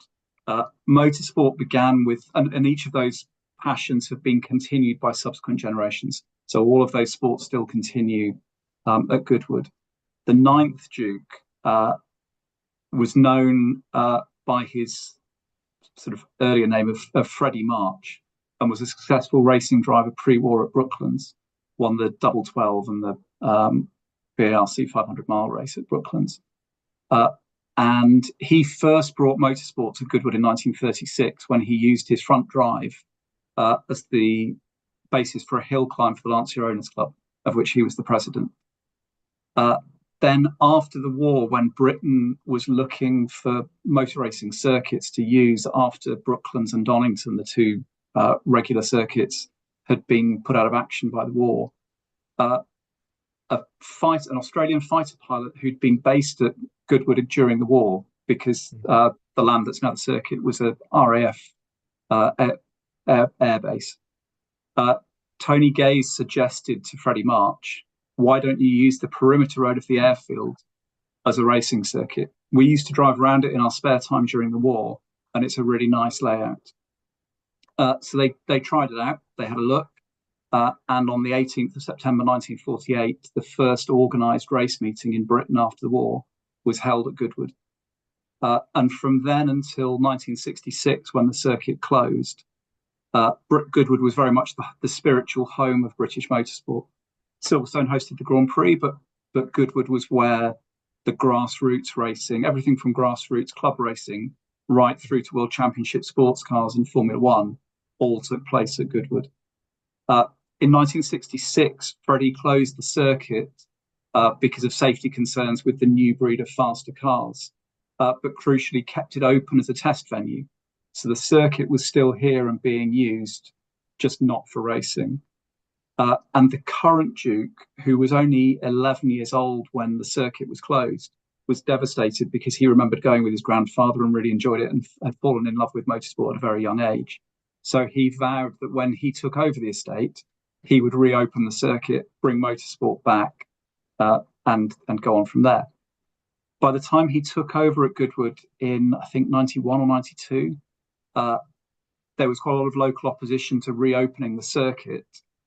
So in order to test the water and see whether there was still an appetite really for motorsport at Goodwood, he launched the Festival of Speed, inspired by that hill climb from 1936, as basically a celebration of then 100 years of motorsport on a hill climb outside the front of Goodwood House.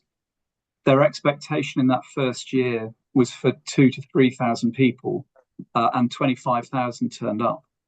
There's all sorts of stories of having to use raffle tickets as entry tickets because they'd run out, and hiding bags of money in bushes and car boots because they just needed to get rid of the money that they were taking at the gate because they had 10 times as many people as they were expecting. And really the Festival of Speed from that first moment just exploded. There absolutely was an interest still in motorsport at Goodwood. So the Festival of Speed went from strength to strength. And in 1998, after overcoming local council objections to the noise at the circuit, he was able to reopen the circuit and launch the Revival.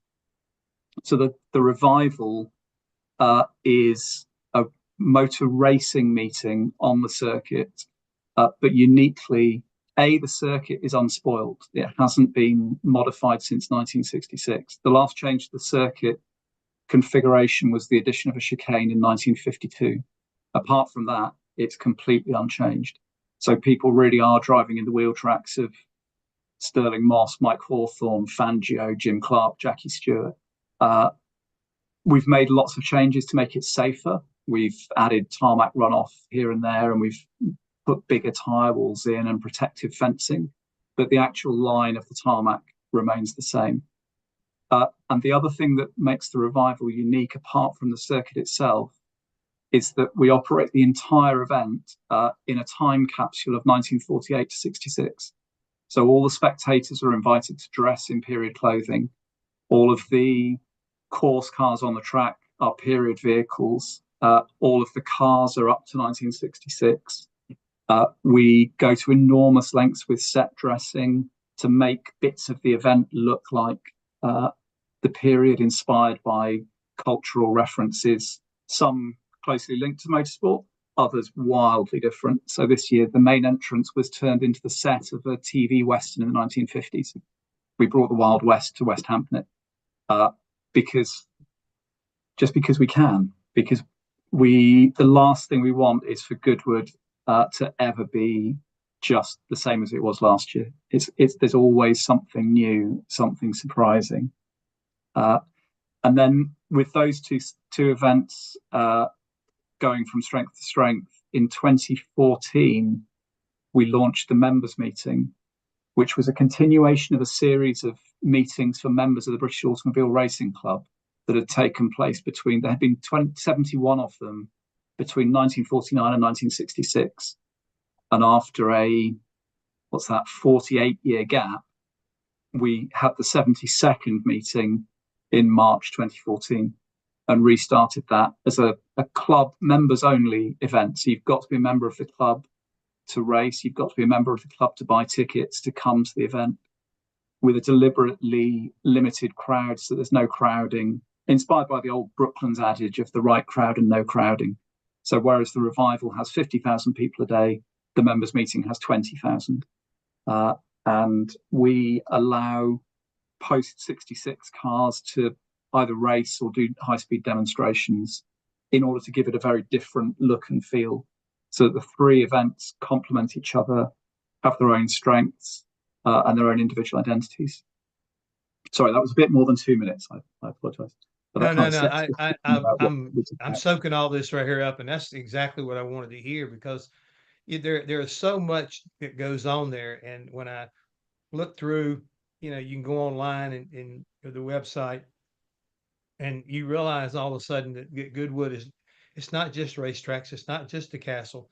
There are hotels, there are other events around there. You mentioned the horse racing, not only there, but you know, you guys are worldwide. I mean, it's an international name that carries clout throughout, you know, the globe. I mean, and I find that as um, more of a reason. And I use the analogy of, you know, where history and speed come together. It's phenomenal. And I love the fact you were able to tie in and tell me and tell everybody who's listening and watching um, that this came out of a bad time in the world and has turned into something that everybody, you know, just they want to be a part of. They want to be, you know, they want to say that I've been to a historical part that was not only part of, you know, world history, but you know, World War II history, and the fact that tradition rings loud and clear with the family. I mean, the idea that Lord March and what he is carrying on here, and hopefully, you know, he is going to be able to come out and the rest of the lineage of his future heirs and leaders, you know, will continue this tradition that, you know, makes it, separates it, separates it and makes it rise above a lot of other events. And Goodwood has always been, from the family's perspective, about sharing their passions with the world. Goodwood, the Goodwood estate, it's 12,000 acres, and that's kind of the heart of that. There's never been any restriction on people coming onto the estate to walk their dogs, to come and look at what's happening, because the circuit, as well as the two headline events, operates for about 200 days a year, with a combination of track days and test days and all sorts of other activities. And the public are always allowed to come in and watch and share in that passion, which is great.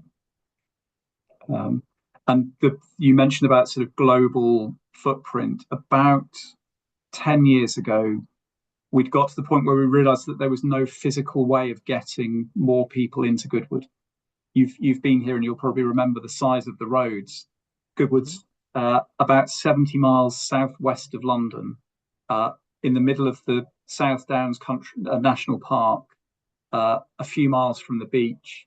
All of the roads around here are small, and trying to get 60,000 people a day and 20,000 cars into the Festival of Speed is a massive management effort in its own right. There's simply no way that we can get more people or more vehicles in. So our mission became, rather than bringing people to Goodwood, it's how can we take Goodwood, what it's about, the content of the events, the stories that we tell, take those and distribute those to the world. And that was really the beginning of a project to use social media to develop an audience globally, so that we can share all the things that we love with the world, stream our events. We've got a whole team of people dedicated to producing social media content, which has massively increased our footprint. We were very proud. A couple of years ago, we clashed with Glastonbury Festival, which certainly in the UK in music terms is absolutely at the top of the tree.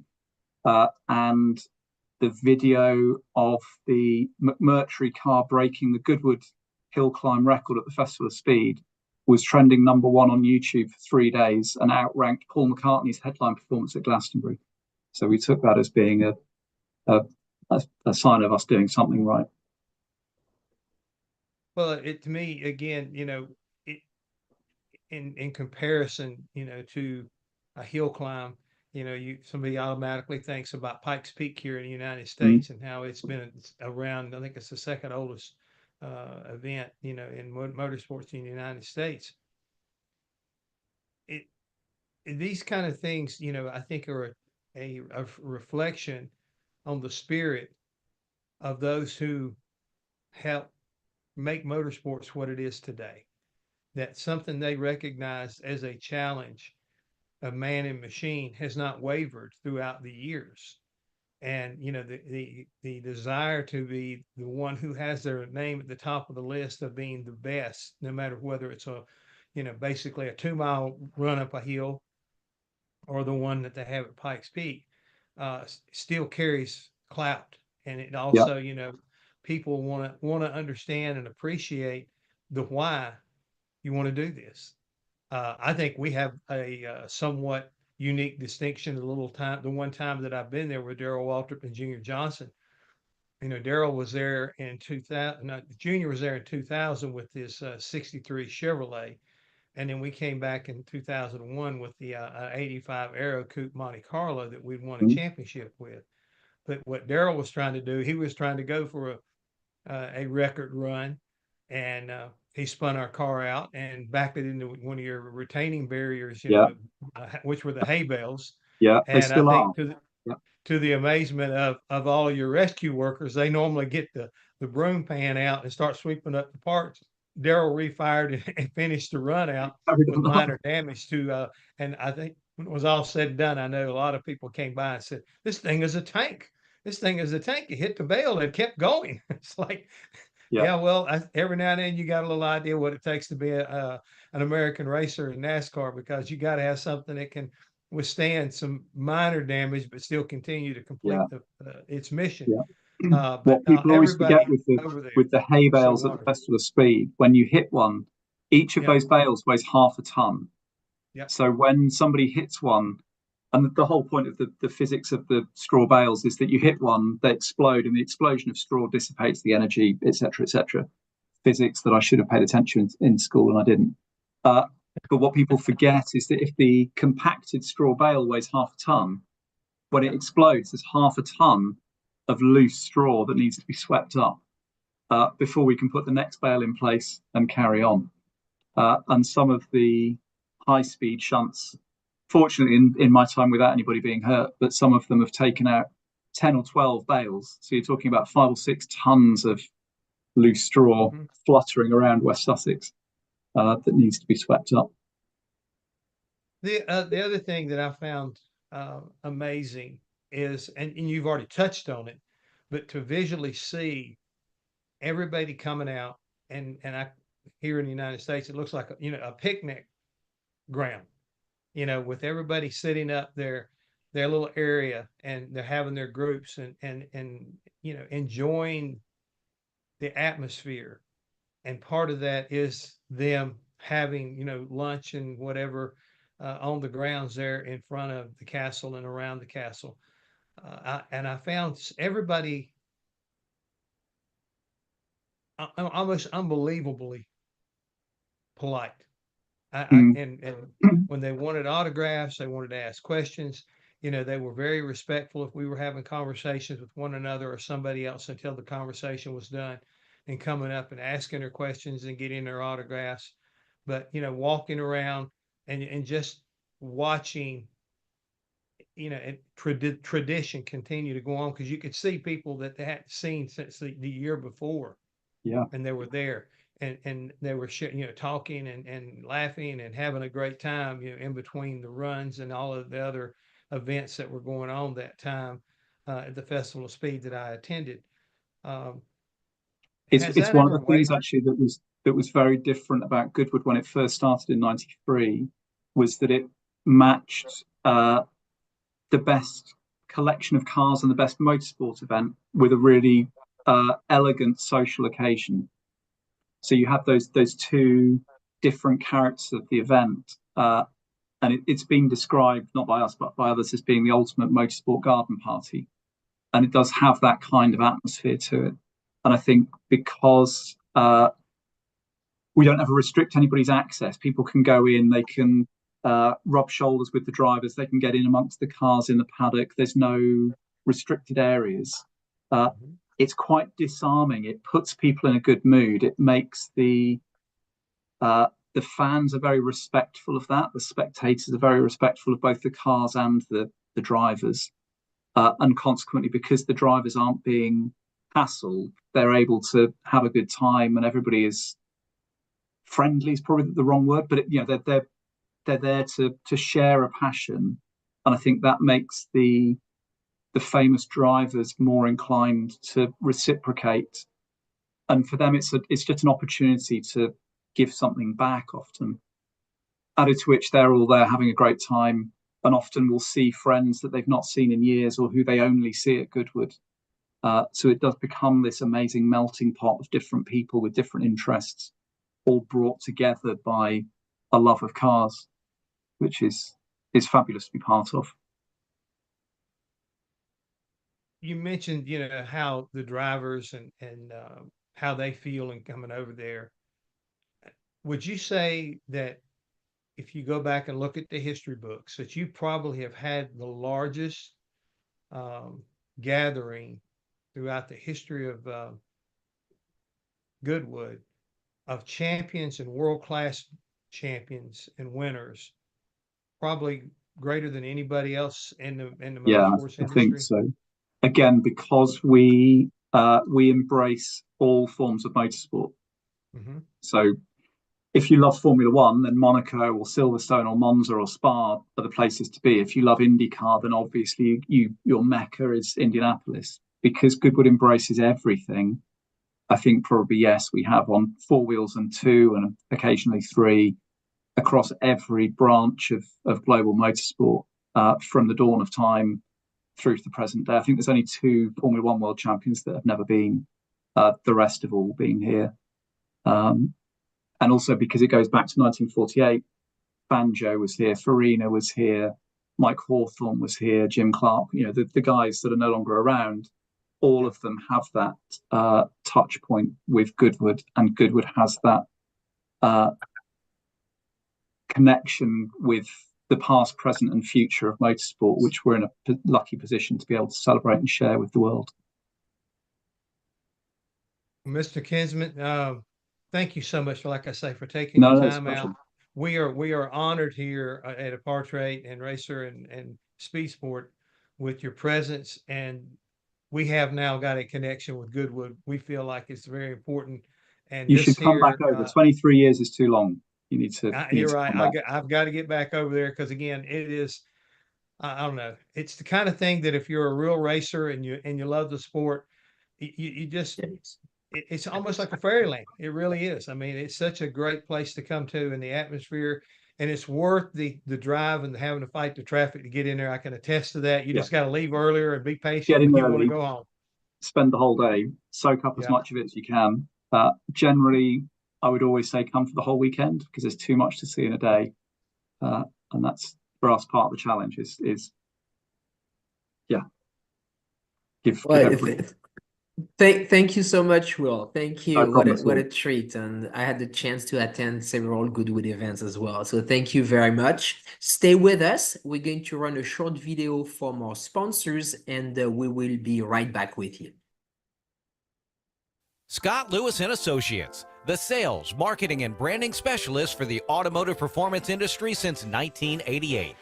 We get our manufacturers on track by opening an extensive distribution network, providing product training to sales staff, creating fully integrated sales and marketing strategies, building successful industry partnerships, attending trade shows, events, and races, offering first-class support to customers. SLAI delivers solutions that win you sales.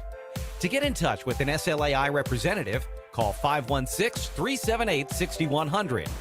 Go to scottlewisinc.com or email info@scottlewisinc.com. With roots in the Midwest that date back well before the Model T, Fifth Third Bank has a long history of serving the needs of automotive companies. While much has changed over the years, our passion for helping businesses put cars on the road and on the track has not. Today, we are more committed than ever as a member of SEMA, a founding member of PRI, and a sponsor of multiple race teams across several racing series. For over a decade, Fifth Third Bank has been a staunch supporter of our industry and a great partner for many companies in the motorsports field. Our business has been growing extremely fast, and really we could not be where we are today without Fifth Third. They provided amazing strategic advice, the capital we need to support our phases of growth. They are true partners for me now, and what they do with their involvement in motorsports is untouched in this community. Where can we take your business? Fifth Third Bank. You work as hard as your truck, and you have no time for downtime. That's why more truck owners trust Blue Def, America's #1 diesel exhaust fluid brand. Each batch is guaranteed pure, so you can avoid costly repairs caused by inferior DEF. Demand America's best for your truck. Blue Def and Blue Def Platinum. Put trust in your truck. Thank you and welcome back to the program. Brad Giddy should be with us any second. And we're going to be talking motorcycle in a few minutes. Good morning, Brad. Good morning. How are y'all doing today? Very good. Thank you. Awesome. Awesome. Looking forward to a big day. It's already been a lot of fun with Chip Ganassi and with Goodwood. What a great, couple of things to learn about and talk about, and championships and big events and all of that. So we look forward to doing more here in just a few minutes. While we wait for our panelists to join us, do you want to share any feedback, Brad, from your last 3 days? The last 3 days have just been incredible. And again, the fun thing about this is talking to, people who I normally talk to every day, that are in the motorsports industry, that this is, the topic of the week for them, that, hey, saw you on this, or, hey, did you get to catch that one, or so on and so forth. I think more than anything, too, this one didn't even involve me. I can't believe it's been 27 years since Jeff Hammond last went to Goodwood. So maybe I'll have to tag along when he goes back. Me too. Me too. Well, we have a special video from American Flat Track. So why don't we roll the video while we bring our speakers on? These are the best motorcycle riders in the world, racing on the most challenging tracks on the planet. Sliding through the corners, handlebar to handlebar. Going fast and on the edge, you're out of control. It can result in death, injury. It's dangerous. Bowman is down! And a huge crash! Good God. They are true badasses. It's speed. You feel it. It's in there.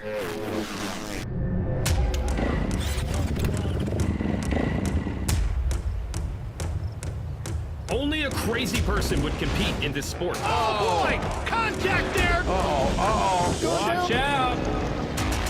Winner or quit. To be a champion, it's about getting down to the nitty-gritty. It's about digging deeper than the next guy, even when you already dug as deep as you could. Every decision we make, we're going to make to win. Racing is all about being mentally tough. You might as well pack your stuff up and go home because you weren't going to win. I want to win a championship. We finally made it to the top, and I want to stay there for a little while. We have the team to beat. It's the same as it's always been. You have to go out there and win. I was born to race. Come on, Shayna! I just made history, became the first female to win in the sport. I hate losing more than I like to win. Come on, Kenny! You can make as many excuses as you want, but that's not how champions are made. They go out and figure out how to get the job done.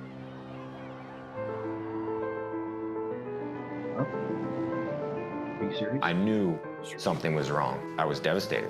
We got shit kicked out of her and falling apart between each race and stuff. Do I really want to continue? I knew that I had a shot at this. Every day I'm doing something to make myself a better racer. We have this thing in common that nobody else understands. We're racked. We are ready. The drama has started already. Rocket ship fast. Here it is, side by side. There is no greater thrill in life. Oh, no! He's right there on the rear fender. What a finish.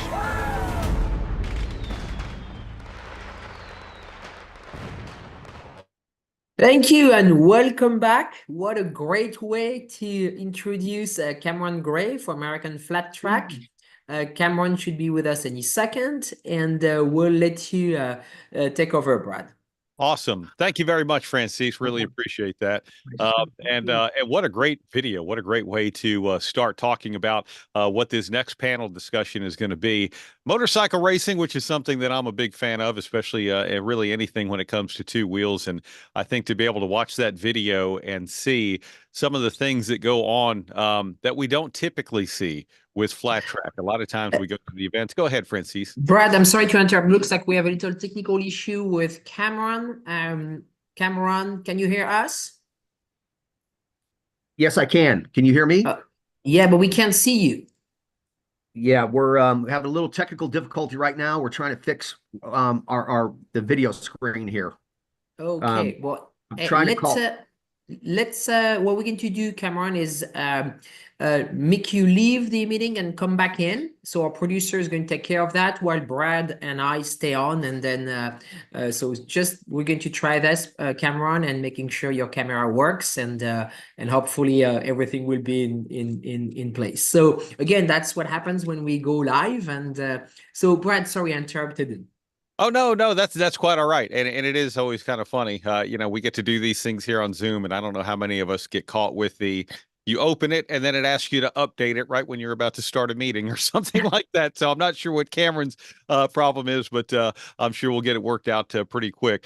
But, this is the great thing. You asked me earlier about what highlights of this week, and the highlights of this week aren't just talking about four-wheel racing. We talk about off-road racing, we talk about dirt track racing, we talk about road racing, we talk about oval racing, boat racing, land speed record racing, hill climb racing. I mean, every form of motorsports pretty much has been covered throughout this week, and if it's not, we still have the rest of the day to go, and we'll make sure and do that. But that is one of the things I truly love about this, because, and it's not just what we have here in the United States, it's an international panel of guests that have been on this race industry week. And Francis, I think that is so much fun when we really bring the racing community together on what is just a tremendous platform with EPARTRADE.com.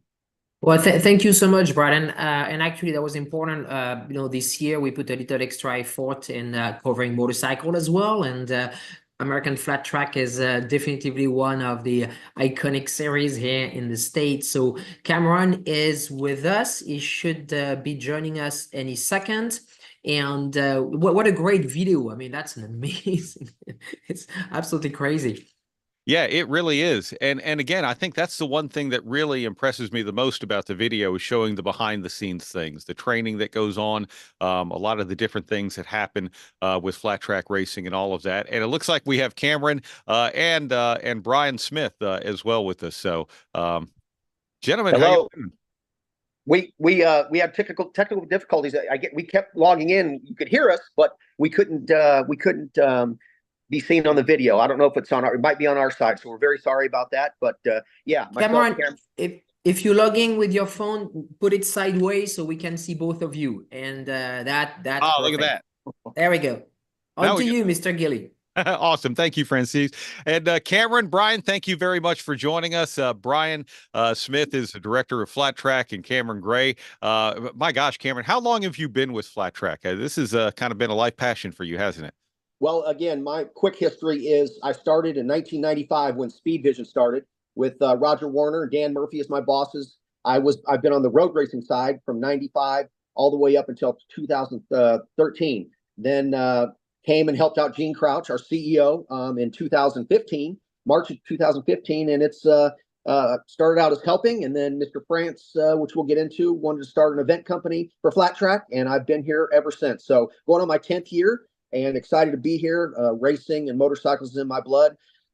Wish I could have been like this guy, our 2016 Grand National Champion, the Mile Master. But Brian hung it up. I'll let him talk about himself, and excited to have this duo team. Yeah, give us your history, Brian. Yeah, like you just mentioned about Cameron, my life has literally been all about flat track racing. I grew up in small town, Flint, Michigan.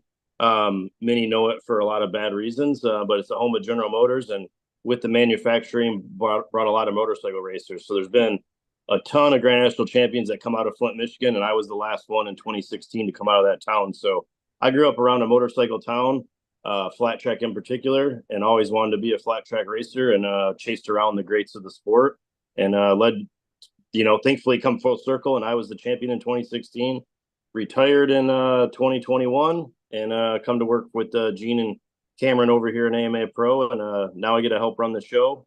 It's kind of different being on this side of the fence as a sanctioning body. When you've been a racer your whole life, it's a tough role, but nobody knows it better than me. Yeah, well, and that's great, and that's the one thing I do love about this sport and what you guys are doing at Flat Track, because it is flat trackers as a big part of it. All right, so as we sit here today, Cameron, 90 days, 13 hours, 20 minutes, and 50 seconds away from the season opener in 2025 in Daytona Beach, Florida. And I know that's 3 months, and it might sound like a long time, but boy, that's 3 short months. What do you have going on right now? Yeah, it's going to be March, beginning of March, and Bike Week in Daytona. It's kind of our hometown race. We always start at Bike Week in Daytona. We again this year we'll have 16 rounds covering the United States, and we always start at Daytona. We hit the big rally, the biggest rally in America at Sturgis. We'll talk about that. Lots going on there, and we end at a up and coming rally, Lake of the Ozarks bike rally. Was last year. It was a huge hit, sellout crowd, and so we've got a lot of great races on tap. And we're excited. We've, just getting all of our partnerships finalized. We've got big partners like Progressive Insurance is back for another 3 years. Mission Foods, working on Mission Foods in partnership, and a lot of other things with partners and with growth. And I'm glad Brian's here because I wanted him to kind of give a little brief talk about competition. But before that, just want to let you know, again, AMA Pro Racing is in Daytona. Mr. France, who is our main leader and owner of this property, bought AMA Pro Racing from AMA Ohio in 2008. And so we handle all pro racing. We work with supercross folks and motocross folks and hill climb, and in-house we run flat track. So we also have an event company called AFT Events. So I would say 2/3 of the events we promote in-house. A lot of them are co-pros with the facilities and other promoter partners. But we're very excited about the series. We've got a lot of growth. We had the most eyeballs watching the sport ever in history this last year. So we're moving and shaking as far as growth in the industry. I mentioned the other day that Fox Sports has been a great partner. We'll have them back this year, and a big newbie last year for us was Flow Racing. Flow Racing is kind of the king of dirt car racing. They skyrocketed our numbers for flat track last year and really helped us get the eyeballs out there. So great partners, great viewing, and the events have really come along. And I think there's been a lot of updates in competition, and I'll let Mr. Brian Smith kind of go through that. Yeah, that was a lot, Cameron. There's still some oxygen left for me to go on, but there's, like Cameron said, the coolest thing that happened last year for us was the Flow Racing partnership. They've been primarily dirt cars for since the inception. That was their introduction to motorsports, but what it did is the 4-wheel dirt world is a lot of the same fans and same gritty type of racing that the 2-wheel dirt track racing is that we call American flat track. So what it did is it turned a lot of new eyeballs onto the sport, which was great for us and great for all the racers and teams and partners and sponsors. It created new fans that showed up at the races that said, we seen you guys on Flow. We're car racers, but now we've seen you on Flow. And they came out and bought a ticket. So that was awesome for all of us. In competition, this is going to be some of the closest racing we've ever seen next season. We went production based. We joined the modern century and switched to a production based class for the twins, our Super Twins class. It's been kind of a little bit, I would call the Wild West, where you could build any contraption and go racing for a long time. That's what made flat track cool. But with the economy being a little bit tougher and the cost of traveling going up, we needed to make it affordable for all these guys to go racing on an even playing field. So by leveling the playing field, it's going to do 2 things. It's going to make the competition really tight and put on some of the best racing we've ever seen on 2 wheels, sideways at 100 mile an hour with guys trying to take lunch money out of your pocket. So it's going to be a great show, but it also is going to be way more cost effective for the guys to make a living and make money racing a motorcycle, which is the goal for all of us. Well, I speak as still a racer, but the goal for all the racers. Yeah, for sure. No question about that. You got to have a healthy side of it on everything. Cameron, let's talk a little bit about the history of flat track. And I think it's really cool to see where we are now, but let's talk about where we came from. This sport has been around for decades, upon 70 years now? Yeah, I think the first Grand National Championship was 1954. Yep, 1954 was the first Grand National Champion. Yep. And we're kind of known as the original extreme sport. I mean, that's kind of the tagline we've had. I mean, again, as Brian will test, the thing with, unique is obviously they have no front brake. I mean, especially for me, obviously he's world champion here, coming from road racing and having that big front brake. And I'm like, these guys go 4 wide in Springfield, 140 miles an hour with no front brake and with their steel shoes sliding in the dirt, just hoping they get through. And again, this is the Mile Master here.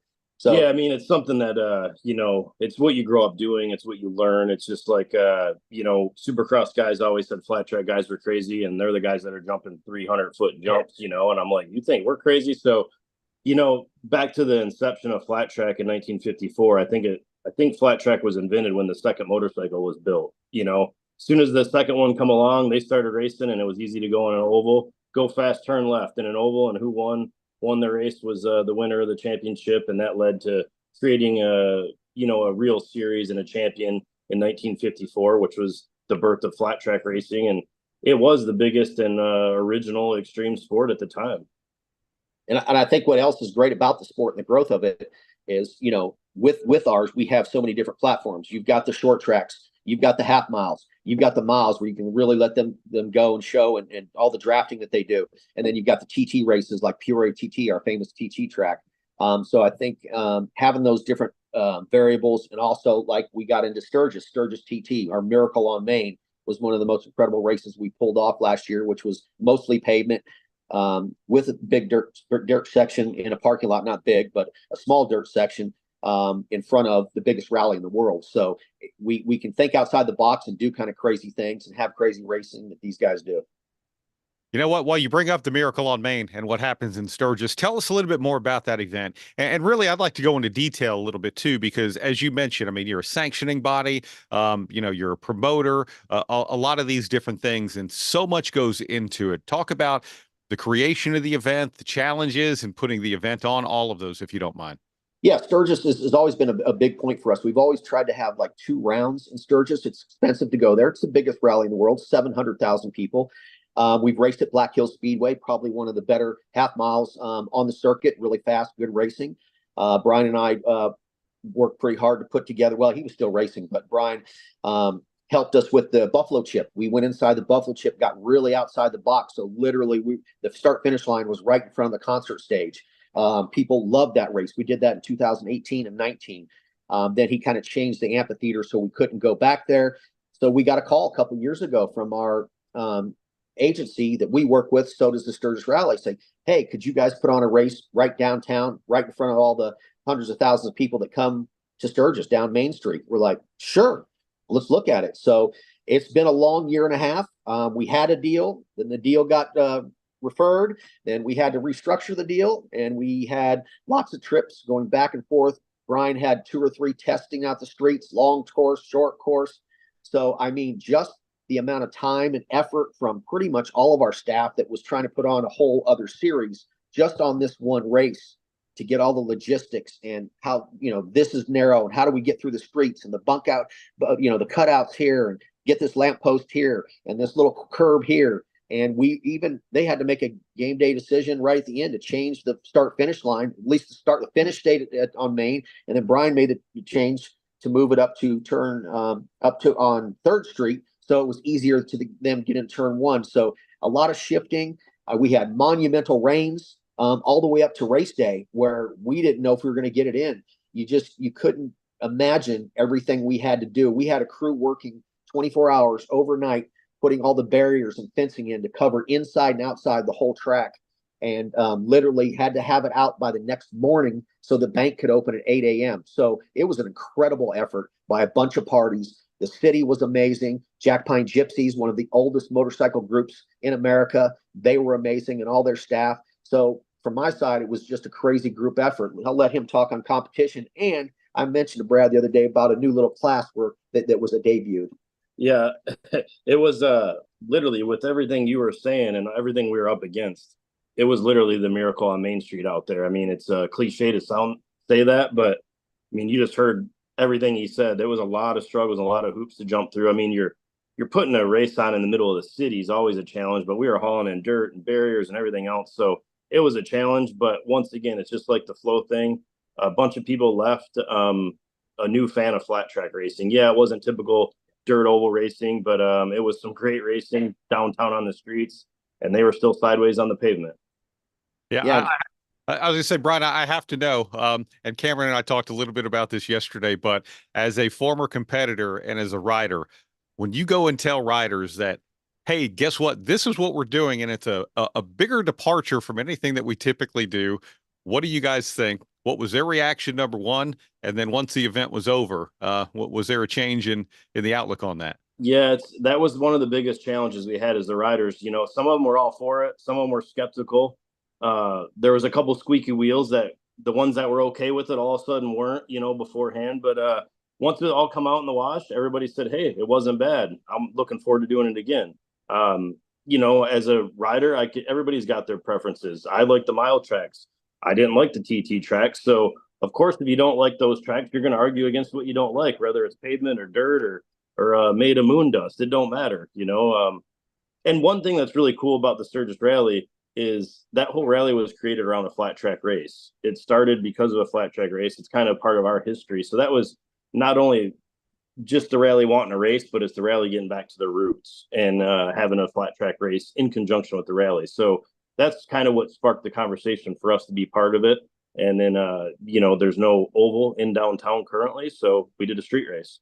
And I think to expand on that just a little bit, again, you talked about Sturgis and how important it is to us. Again, their first race was also in 1954. I mean, the Sturgis Rally and the Grand National Championship were one and the same because we were built off the same thing, which is a flat track race at the world famous Sturgis half mile. And a little side note, you know, I don't want to say too much, but our future there, we will have 3 races there, the most we've ever had. We'll have 2 short tracks at Jack Pine Gypsies, Monday, Tuesday, going into the first week after the first weekend of Bike Week. And then we'll have our next Sunday finish off with a big bang with our second annual Sturgis TT. The goal, the future, and we're working on reviving maybe a world famous facility there. And we'd have a short track, we'd have a Sturgis half mile, and then we'd have a Sturgis TT soon in the future. So there's a lot planned for Sturgis. And I just told Brian, go find us a mile track and we can have all 4 at the rally. Yeah, no problem. No problem. That would be awesome. All right. You mentioned a new class, one that I'm a fan of. Look, I am an adventure bike rider, and the adventure trackers. Tell us about that. Yeah, you know, it's adventure bikes is as you know, if you're an adventure rider, the biggest growing segment in motorcycle racing. You know, everybody wants to go adventure riding, and I can see why. You can literally go anywhere. So with that brought a lot of interest from the manufacturers. How do we race these things? And we said, we'll figure it out. We're going to do it in downtown Sturgis. We had to figure it out real quick. Just like the track and setting it up and everything else, it was a new class to introduce. And but we kept it real simple. Just like I mentioned, the Super Twins class is going to production base to make it more cost effective. The adventure trackers, they were, you know, they all looked like adventure bikes. They were very minimal modifications. We made a spec tire, take the lights off it, put a number plate on it, go racing. So it was real easy, real approachable. And I test rode all the bikes, and I was shocked how good they went through the dirt and slid around. You know, I was hesitant until I got on them and did it. And they're great. It just proves what a great bike they are all around. He even rode the BMW with the funky front end, didn't he? Yeah. Yeah, we love BMW, but it does some different stuff with that cantilever front end. Yes, it does. Yes, it does. It's a little comfortable down the road, though, but I totally understand. But I think this is great because, like you said, this is a growing segment. You know, you talk about the Super Twin segment as well and bringing that back to more of a production class, but also tell us about the 450 singles also. I don't want to leave anything out. Yeah, for sure. I should have started with that. You know, the 450 singles is a true production class. You know, they can do modifications to the bikes, but it's the same bike that you'll see on a supercross track where it's the 450 motocross, supercross frames, plastic bodywork. You can't modify none of that. You can lower the suspension. You can do all the motor work you want. It's got to be a 450cc. But that is some of the most action-packed racing you will see. It makes me nervous watching it. You know, it's the entry level to pro racing, but it is a nail biter every week. And I think some of it's obviously the kids are young and hungry that are in it. They're rookies, most of them. So they're not scared yet. I've been one of those guys. They haven't hit the dirt to slow themselves down, you know, that 1/10 of a second. But the bikes are still equal. All the 450 manufacturers make great bikes. So it's almost like slot car racing where they all got the same and the bravest guy win. And I would say, just to add on to that, Brian, I mean, it's getting, as Brian said, 1 through 16 or 1 through 18, whatever the final grid is, 1 through 18 can win. Yeah. So we've even, you know, we're really working hard. Brian's working hard with getting, you know, all amateur races before, after, or around every national, really build up the future. But we're also looking at maybe adding a class in the future, like a base model, right? 450 class to. Yeah. You know, as I mentioned, how intense this racing is. It's a big step to go from an amateur to a pro, when the class is that intense. So we're looking in the future. We're actually meeting with some manufacturers later today to discuss like a super stock type class where it's a bridge between something like a production race class like it is now to not as bare bones as the adventure bikes where it's stock everything. This would be minimal modifications, real entry level. It's where you start out racing when you turn pro, and then you step up to the big classes, either the singles or the twins or the adventure trackers. Yeah, that's really cool. Cameron, I want to go back to something that you brought up earlier. Jim France bought AMA Pro Racing, Yes. and that's who you ultimately work for. But the reason why Jim France bought this is because of his own history as well, right? Yes. I mean, again, every single day, the first bike when you walk in our office is Mr. France's bike sitting right there. And it kind of gives you, I think gives us all kind of inspiration that that's where he comes from. It's for sure. Everybody said it's his passion. And I said that also about Mission Foods. Why do we have Mission Foods? People say, why is Mission Foods flat track? Well, Mr. Gonzalez was walking around the Dallas flat track a couple years ago and literally came up to Gene and said, I am Mr. Gonzalez. I own Mission Foods. I raced flat track in AMA back in the day, and I'd like to sponsor you. So I like to go to that. Mr. France, Mr. Gonzalez, all the people that are in our paddock are passion people. They love the sport. They did the sport. Same with like even our teams and our team owners, like the Estison team. All these guys were past racers, have a passion for it. And I think that's what fuels us. And yes, having NASCAR as our backbone, as our big brother to kind of help us. It's awesome. Like the street race, being able to, have meetings with the Chicago street race folks and all the stuff that they've done has helped us with building our, we're definitely the little guy, it's NASCAR, it's IMSA, which the sports cars, which Mr. France and the France family own, and then little flat track over here, but little flat track is making a lot of noise. Yeah, I love that though. But I mean, it's great because the passion for motorsports throughout the entire family extends well beyond stock cars, and I think that is a really great thing. You mentioned some of the partners too, Cameron. Progressive Insurance. You said they're coming back for 3 years. You mentioned Mission Foods. I know you have some other great partners like Kicker, Caterpillar, and so on. What is the health of the support for flat track out there in the sponsorship world? Well, like Brian said, we're meeting with a bunch of OEMs today. And it's been great. I mean, obviously people have been a little cautious. If you look at the world globally, things going on. But for our support, and actually Brian and I were just talking about sponsorship, whether it's Caterpillar and Mission, Progressive, Parts Unlimited, all of our list of partners, even down to Tommy Duma and all of our other people that have been our core for so long. That's what makes us healthy. That's what drives us. Again, we're doing our job. Making sure that we have good events, making sure that we're driving numbers and people are seeing the sport. And then our partners are everything to us, really. And our customers that come out and watch the races. Yeah. Well, from Springfield to Ohio to Daytona to Sturgis, I might have to plan a little two-wheel adventure myself in August. Really Please cool. do. Yeah, I think it'll be awesome. I can't wait for the season opener just 3 months away in Daytona as well. And Cameron, Brian, we can't thank you enough. Your passion for this sport really shows through, and I look forward to seeing what the next season brings. Thank you. Thanks, Brad. Appreciate you, everybody at EPARTRADE. This has been fantastic. Thanks for letting us join this world class of people that you've had on there. We feel honored because that's one hell of a lineup. Thanks to Ralph Shaheen for our good buddy and our announcer, one of our people, for kind of making the introduction. So you guys are great. Thank you very much. Absolutely. Thank you so much. Please stay with us. We're going to run a short video from our sponsors, and we'll be right back with you with Jeff Frye and INDYCAR. When it comes to pushing the limits of performance, the pros know there's no room for compromise. At Crowder Cams, we don't just engineer camshafts and valve train components, we redefine what power means. Since 1955, Crowder Cams has been the name trusted by racers, engine builders, and gearheads around the globe. Whether you're building a street machine, a dragster, or a track car, Crowder Cams provides the muscle you need to dominate. And with Crowder, victory is within your reach.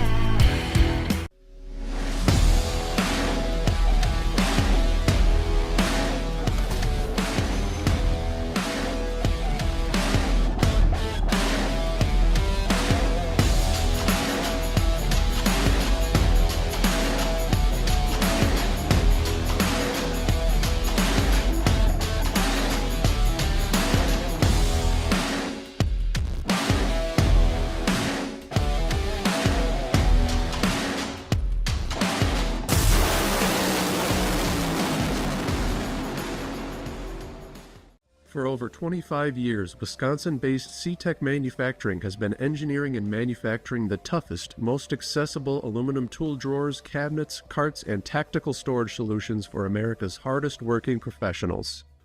Whatever you need to store and however you need to store it, put your trust in C-Tech Manufacturing. We build it better. Visit our new website at ctechmanufacturing.com or give us a call at 715-355-8842. If you're watching this video, you might be wondering, what is WPC?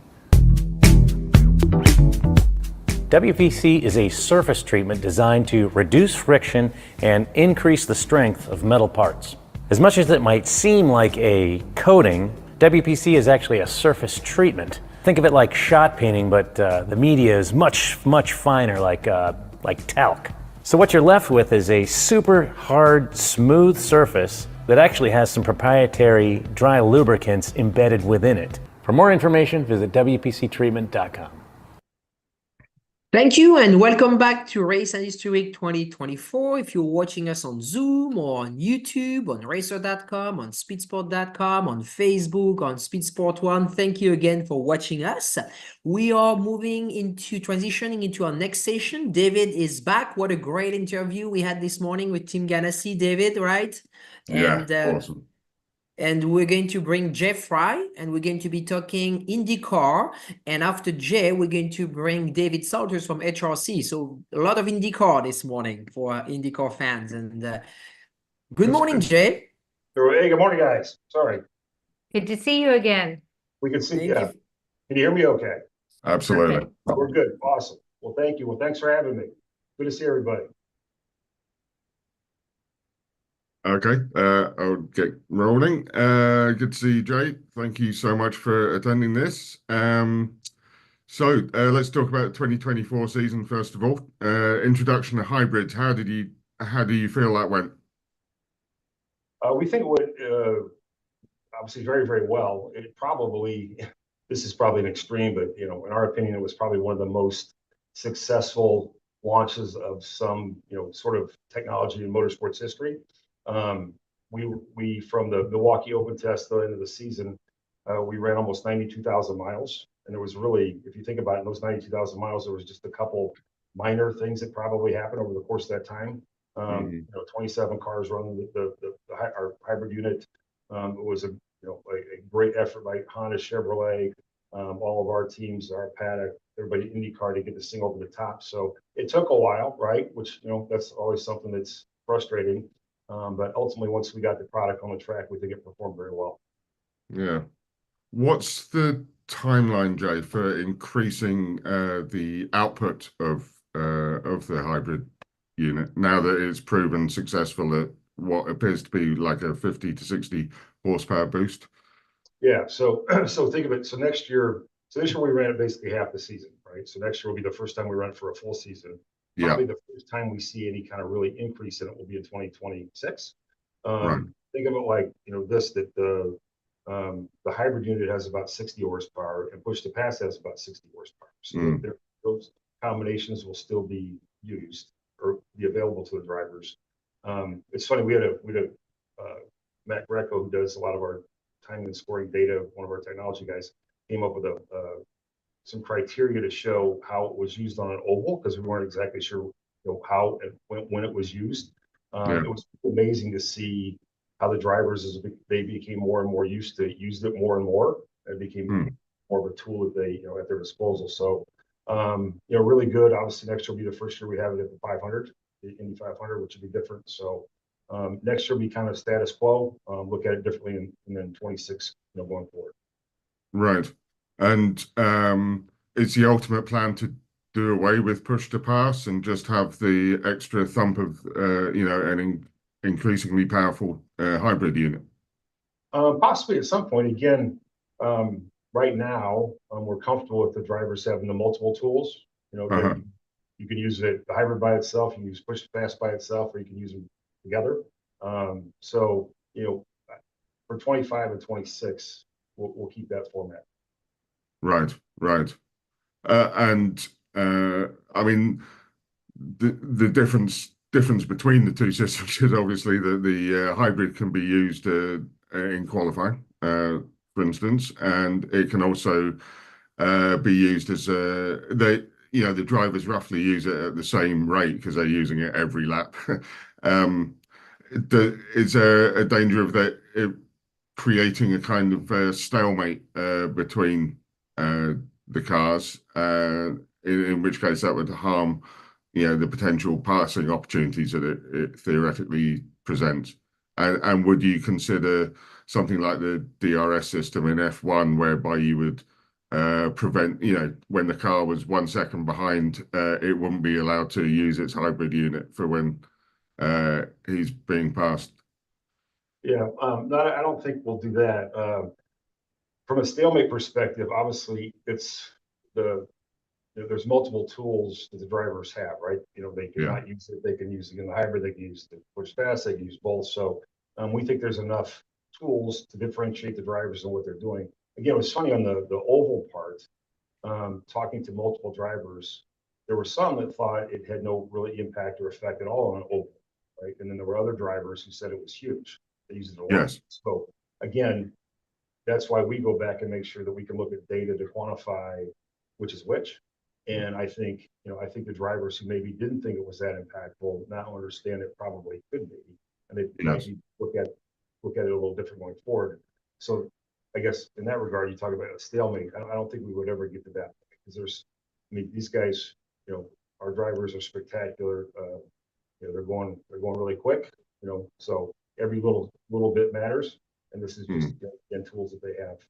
Yeah, I've had those same differing opinions on how much of a difference it makes on ovals, and both, for example, Colton Herta and Santino Ferrucci said, it does give you a good kick off the corner. It creates possibilities where there might not have been before if you apply it correctly. So how it affects the 500 will be absolutely fascinating. For sure.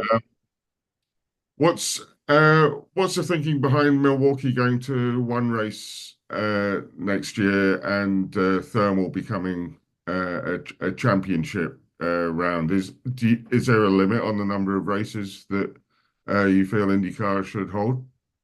Well, right now, comfortable with the 17 where we're at, and I think the new schedule expand. Certainly, I think ultimately, if it does expand, it's about getting new and big events like we announced, Dallas, a month or so. Obviously, that's a really big event.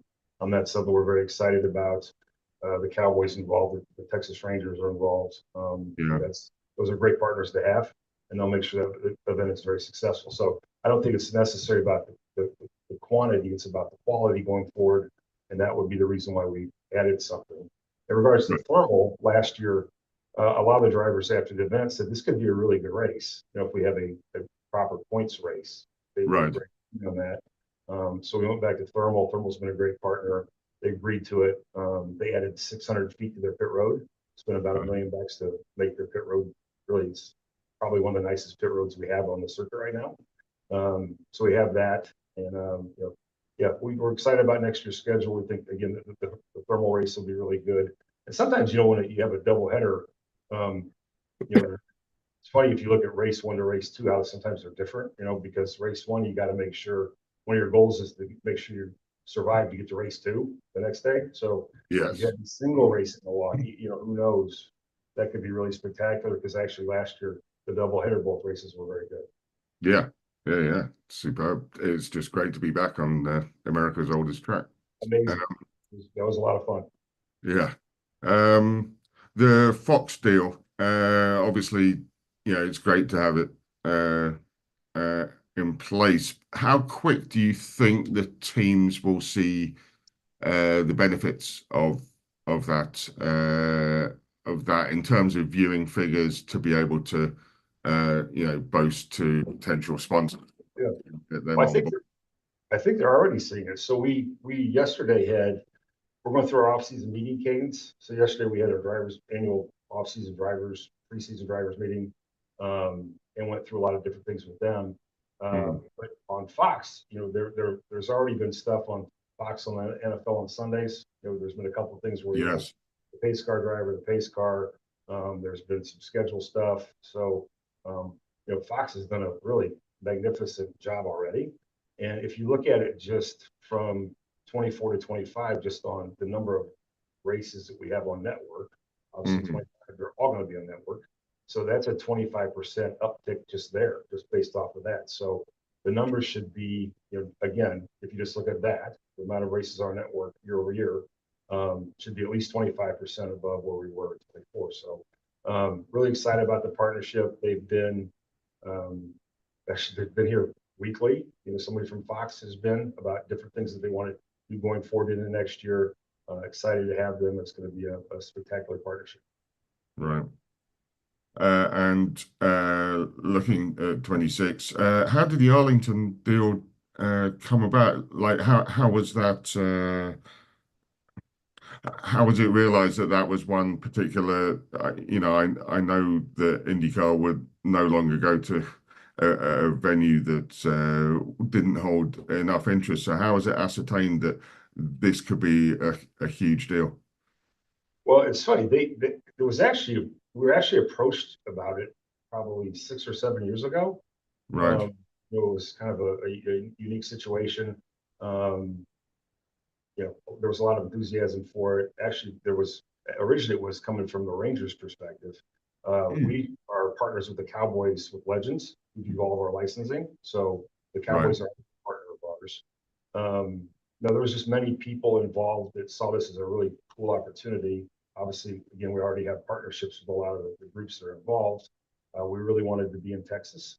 NTT's based right there, right around Dallas. So we felt it was a really good opportunity. And anytime you can partner with somebody like Jerry Jones, somebody like the Texas Rangers, I mean, it's going to be off the charts. Right. Obviously, there's a lot of rumors around also that in 2026, Mexico City could be on the schedule. What can you tell us about that? Obviously, that's an important, area, important part of the world for us for lots of different reasons. It would be just speculating at this point, but obviously that's something that we're interested in. At some point down the road. Right. Obviously, it's long been debated whether INDYCAR should or shouldn't venture outside of North America for its races. What's your feeling on that at the current time? Well, I think, there's obviously the United States is a really big country. North America is a very, very big geographic area. I don't think we necessarily have, right now we're not really in the Northeast. We're not in the Northeast. That's important. There's other places that we probably need to go first before we start looking outside of the country. So I think, like we mentioned, we're at 17 races. Could we expand to more? Certainly. But we're not going to expand just to expand. It's got to be something that's, a big event. So, again, there's opportunities within the states right now that I think we could all be excited about over the next couple of years. So we'll see how that plays out. Right. Then next gen INDYCAR. It seems everyone's priority is for a lighter, more nimble INDYCAR. Now, obviously, that's feasible while maintaining the current safety level or even improving them. But more exotic materials would be needed, and therefore driving up expenses. What's your feeling on, or how do you balance the needs of the drivers with the needs of the team owners? Well, that's a great question. That's something we work on very hard, every day. If you remember, in 2016, we come up with that rolling 5-year plan, which is still active. So it's interesting if you look at the plan. Around 2020, things just got delayed, right? Remember? Absolutely.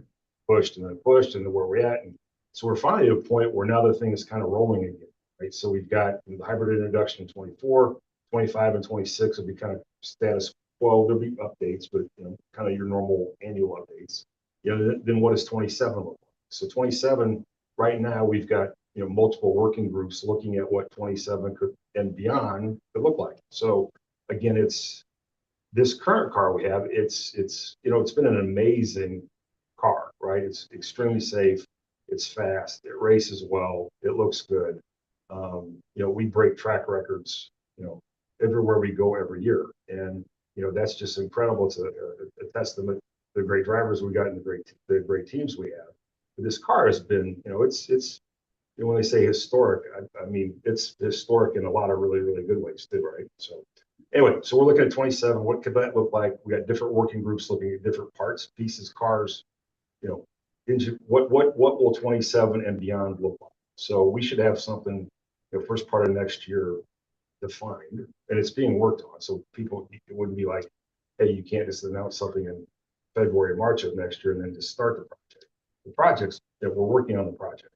So what it actually looks like, and the timing of all of it, I think we'll have a better indication of the first part of next year. Right. And do you expect a significant change in the engine formula? Not significant change in the engine formula. I would think, what does the hybrid look like going forward, right? So the current system that we have, again, was an amazing technological advancement. Again, Honda, Chevrolet, our guys, everybody did a phenomenal job creating it. But it's been built for us, right? This is it's a unique piece. It's one of a kind. It's ours. What does that look like going forward? So that's part of what I think you look at. What could look different next is, what does the hybrid output look like in 27? Right. Inevitably, I think every time we speak, I ask, how's it going as far as getting a third engine manufacturer involved? What's the latest? No, so it's funny, man. That's something we work really hard on, right? And so much of this is timing, and we've been really close numerous times. Things happen and whatnot, and it's frustrating. And anyway, that's part of what when we talk about these working groups and what we're doing and what 27 going forward is going to look like. Well, we want to make sure they would be enthused too, right? So we're talking to others. What would entice you? What would be something that would be interesting to you? What is something that makes sure you're not behind right out of the box? What is something, those are the type of questions. So we seem to have some pretty good interest. Again, we've said this before. I'm, Missouri Tiger, I'm a show me person. I'd rather just show you what we got versus talk about it all the time, it feels like what we do sometimes on the OEM piece. But we feel good about directionally what we're seeing and telling and talking to them about what they could be enthused about going forward. So if we can get that over the top, again, cost is a big thing on that. What's it cost? What's the point of entry cost? What's the operating cost? All that type of stuff. So those are things we're working on. And that's good for, like you mentioned, on the owners too. I mean, it all falls into place, right? There's a finite amount. There's got to be a return. There's a CapEx cost to come in. What is that? How's that going to work? How many cars are we going to have? What's it look like going forward? On the plan, if you remember when we did that too, was one of the biggest goals of the plan was to grow the series. We grow have more team owners, have more cars, have more, entries, that type of thing. So that plan is far exceeded our expectations. Remember, the original plan called for 24 cars and 3 manufacturers. Well, now we've had 27, 28, 29 cars, right? And we still have the 2 manufacturers. Chevy and Honda have done a phenomenal job. But obviously they're getting to the point where they're tapped out, right? Because we have such a full field right now, which is again a great problem to have, but it is, it comes with issues. So a third OEM is something we continue to work on very hard. Something that's very important, and we feel good about. Hopefully something good can happen, from 27 going forward. Yeah.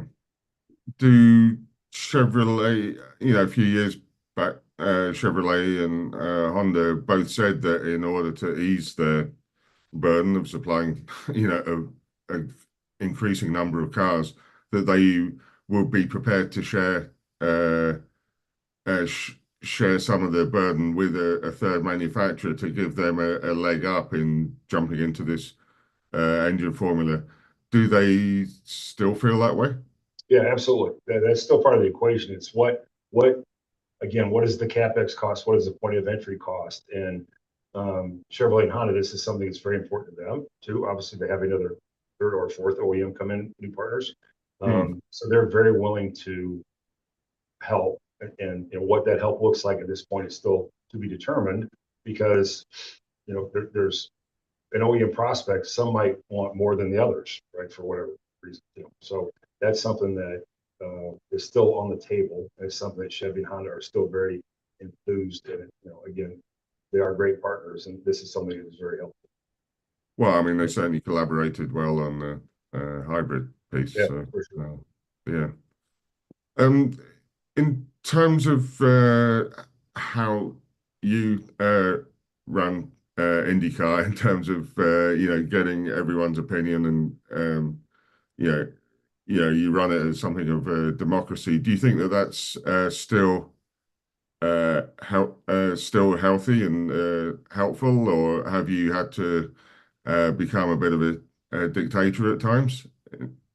No, well, I think that would be a good question for others, right? If it's still good or healthy versus me. But no, like I mentioned, so we were in our off-season meeting cadence. We had the drivers come yesterday. The meeting, basically we show, here's things that happened last year. Here's things that we're looking at for 25. Here's things for 26, 7, and going forward. We look at different situations that happened in 24, things that we think from an IndyCar perspective, we could have done better. There's things that we talk to them about our expectations of them, of what happened or didn't happen. And then there's many things we have probably 3 pages of things we call the discussion points, right? So we throw stuff up, and sometimes it's funny, year over year, it might be the same thing on the list, right? Because it's redundancy to what we do. And what we always try to do is we try to build some sort of consensus on where we're going, what we're doing. And then if we can't find a consensus, we just keep it the same. So again, that's where the redundancy comes in, where we might talk about something again, because it feels like it's a problem, but ultimately none of us can come up with a different solution. We just keep it the same. So, but it was it's a day. Yesterday's a day I look forward to all year. I mean, getting with our drivers, and when we have the team manager one a couple months ago, our drivers, team managers, owners are all very vested in what we do. They all are just really great people and want this series to thrive. So when we have these meetings, it's very enlightening, and there's a lot of really good ideas that come out of it. So why would we not do that, right? Why would we not want? These are very smart people. They're vested in what we do. They're vested in where we're going. Certainly, we want their opinion. Right. And like you said, ultimately, we got to decide. So when there's times when it's okay, there's a 50-50 kind of thing going on here or whatever, then ultimately we got to come in and make the decision. That's fine. That's our job. But when you can build a consensus, that's the best way. Right. In terms of marketing, obviously there's been big splash of F1. Now holding 3 races here, but I noticed the Vegas race. The viewing figures were considerably down this year. Do you think that F1's presence in this country is, do you regard it as a threat, or do you feel that the formulas are so different that open wheel is open wheel and the fans will watch both? Yeah, I think that. I think from an industry, a motorsports industry, we're all in it together. It feels like to me. I mean, I'm a F1 fan. I'm a NASCAR fan. I'm World Outlaws, NHRA. If it's on TV, we're going to watch it. So I think there's a lot of that. I think a lot of IndyCar fans, would tune into the F1 race in Las Vegas a couple of weeks ago or this weekend, whatever. So, no, I think it's a good thing. If again, the high tides rise, all boats, or however that goes, that we're all in it together, and we can all benefit from each other's success. Right. One of the significant moves that I feel was made is securing the future of Long Beach Grand Prix.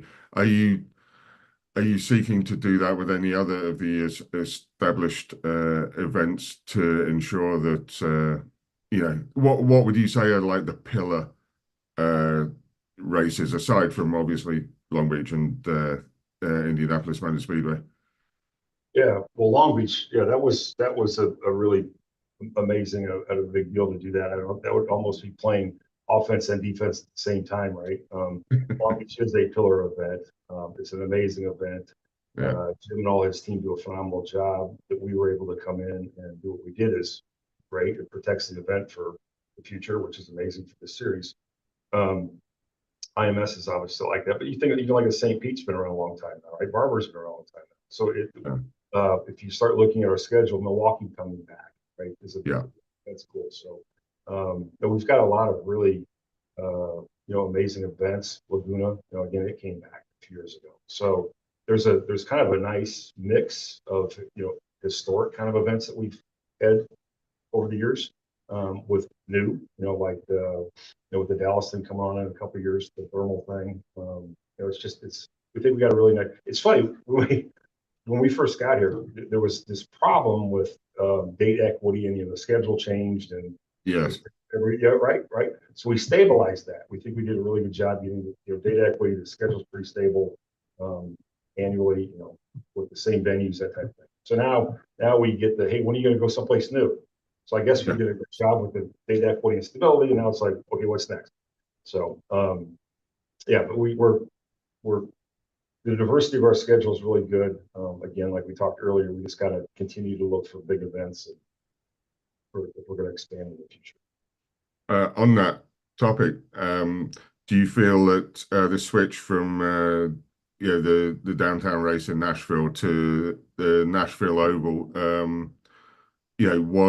was that a success, or can more be done to promote the oval race? Because obviously it's the championship finale. It's a huge deal. What more can be done to do it? Because the festival feeling reminded me of Baltimore, and to some extent Long Beach, but it's hard to capture that at an oval. What more can be done? Well, Scott Burchett and his team did a really, really, really good job. We had there were some things downtown. We had the pit stop competition downtown, so we tried to tie into the downtown as much as we could. The nationals, the folks at SMI that own the National Speedway were a pleasure to work with. They did a great job. So for something that was really put together late, right? Yes.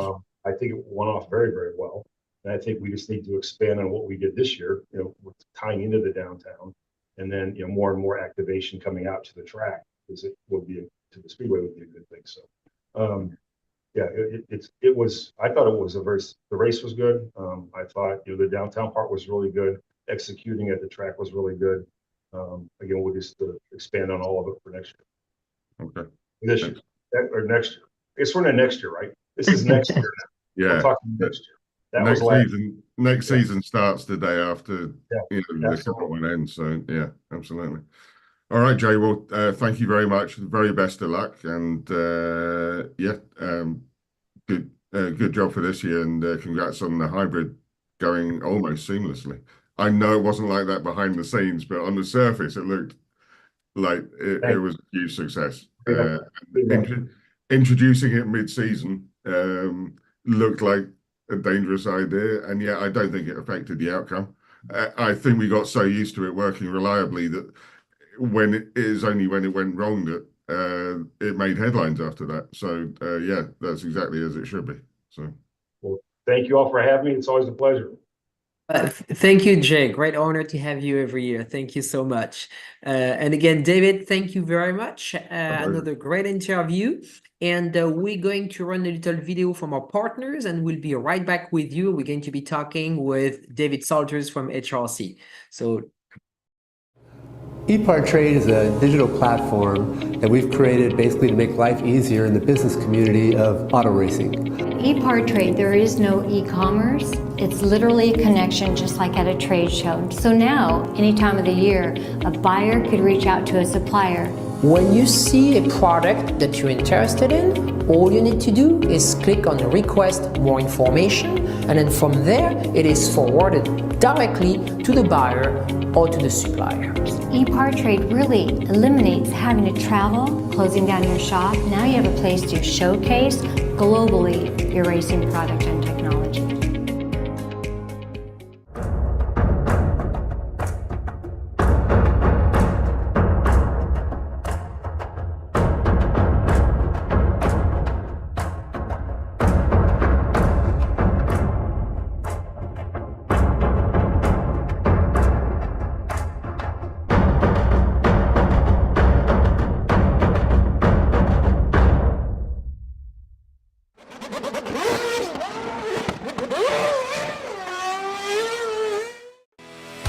Speed Sport 1 is your new home for motorsports.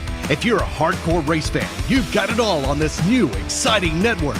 It doesn't matter if it's on land or water, 2 wheels or 4, asphalt or dirt. It's all free at speedsport1.com. You can also take it on the go with the Speed Sport 1 app. Download it today. This is Speed Sport 1, the live racing network. Thank you and welcome back to Race Industry Week 2024. This is day 4. A big thank you to our friends at Racer and at Speed Sport to help us spread the word and about this wonderful event. And so if you're watching us on Zoom, thank you. If you're watching us on YouTube, on racer.com, on speedsport.com, on Speedsport 1, on Facebook Live, from wherever you are, thank you for watching us. Mark, welcome back to the program, and we're going to bring David with us. He should be here any second. So David Salters is the president of Honda Racing Corporation. It's a great honor to have him on with us this morning. Good morning, David. Good morning. Hello. Welcome to the program. As you can see, I'm sat in my lovely CRV hybrid. Until you. Oh. David, how are you doing? I'm doing well, Mark. Can you hear me? I think we've. I can. I think we're good. The sound quality in what'd you say? Was it a CRV? It is. It's remarkable. It's superb audio. It's a brilliant car, very efficient, and a remarkable film studio as well. Yeah, mobile office. Yeah.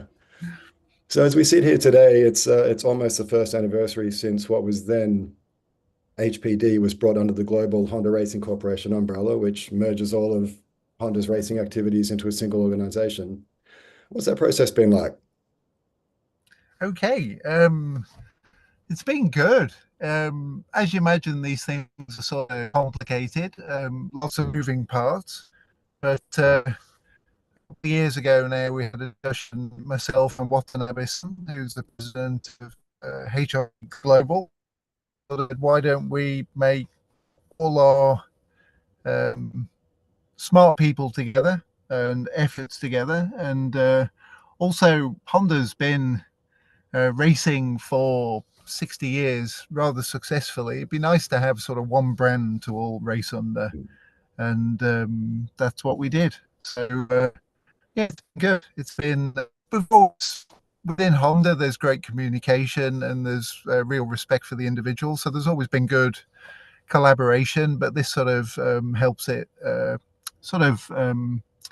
would you say, formalize it. And the main gives opportunities to our men and women, which is the whole point of why we go racing. It's all about the people. So it gives them more opportunities as we look forward. So yeah, so far so good. Has it changed the way you do things on a day-to-day basis, having sort of those more open lines of communication to the rest of the Honda world?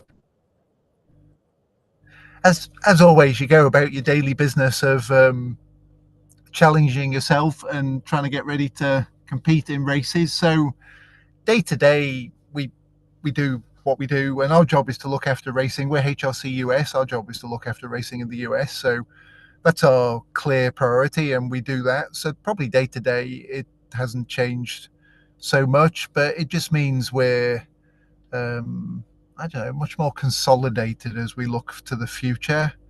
And then we can start to plan out a bit more to the future, maybe, and think what makes sense in the US and what makes sense globally and how we can all contribute to that. So a little bit, but this job's pretty demanding, so it's still demanding.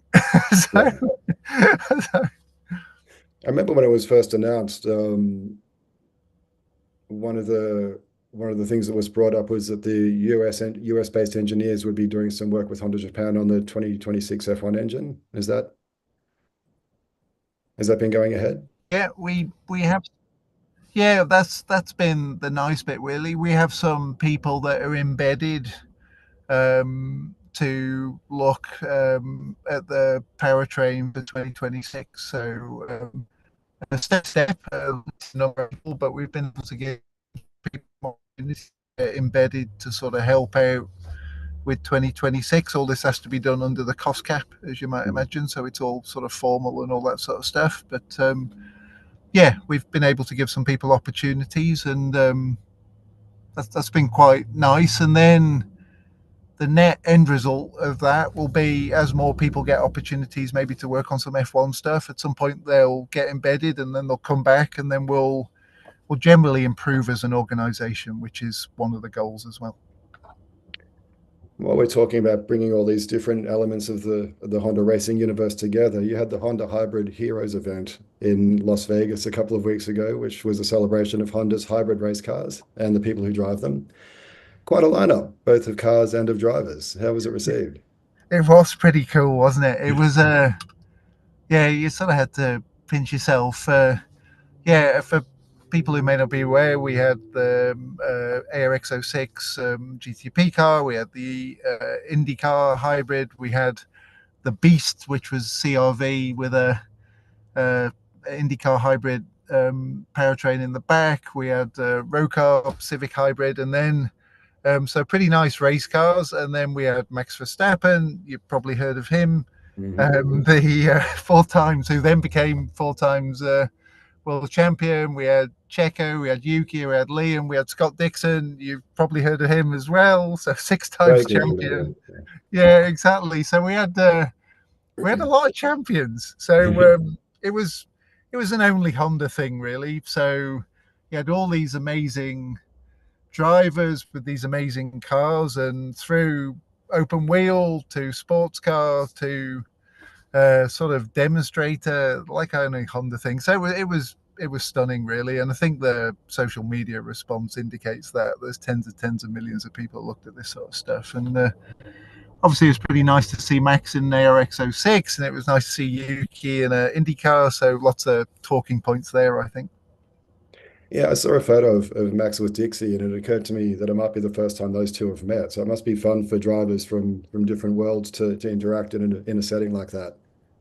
I believe it was, and I think it was fun. Exactly that. I think everyone enjoyed themselves because it was a pretty relaxed affair. It was lots of fun. You get to drive some pretty cool cars, and the guys could relax and just chat and compare notes, really. So it was really good. It was yeah, it was pretty cool. What goes into pulling something like that together? Because it mustn't be the work of a moment.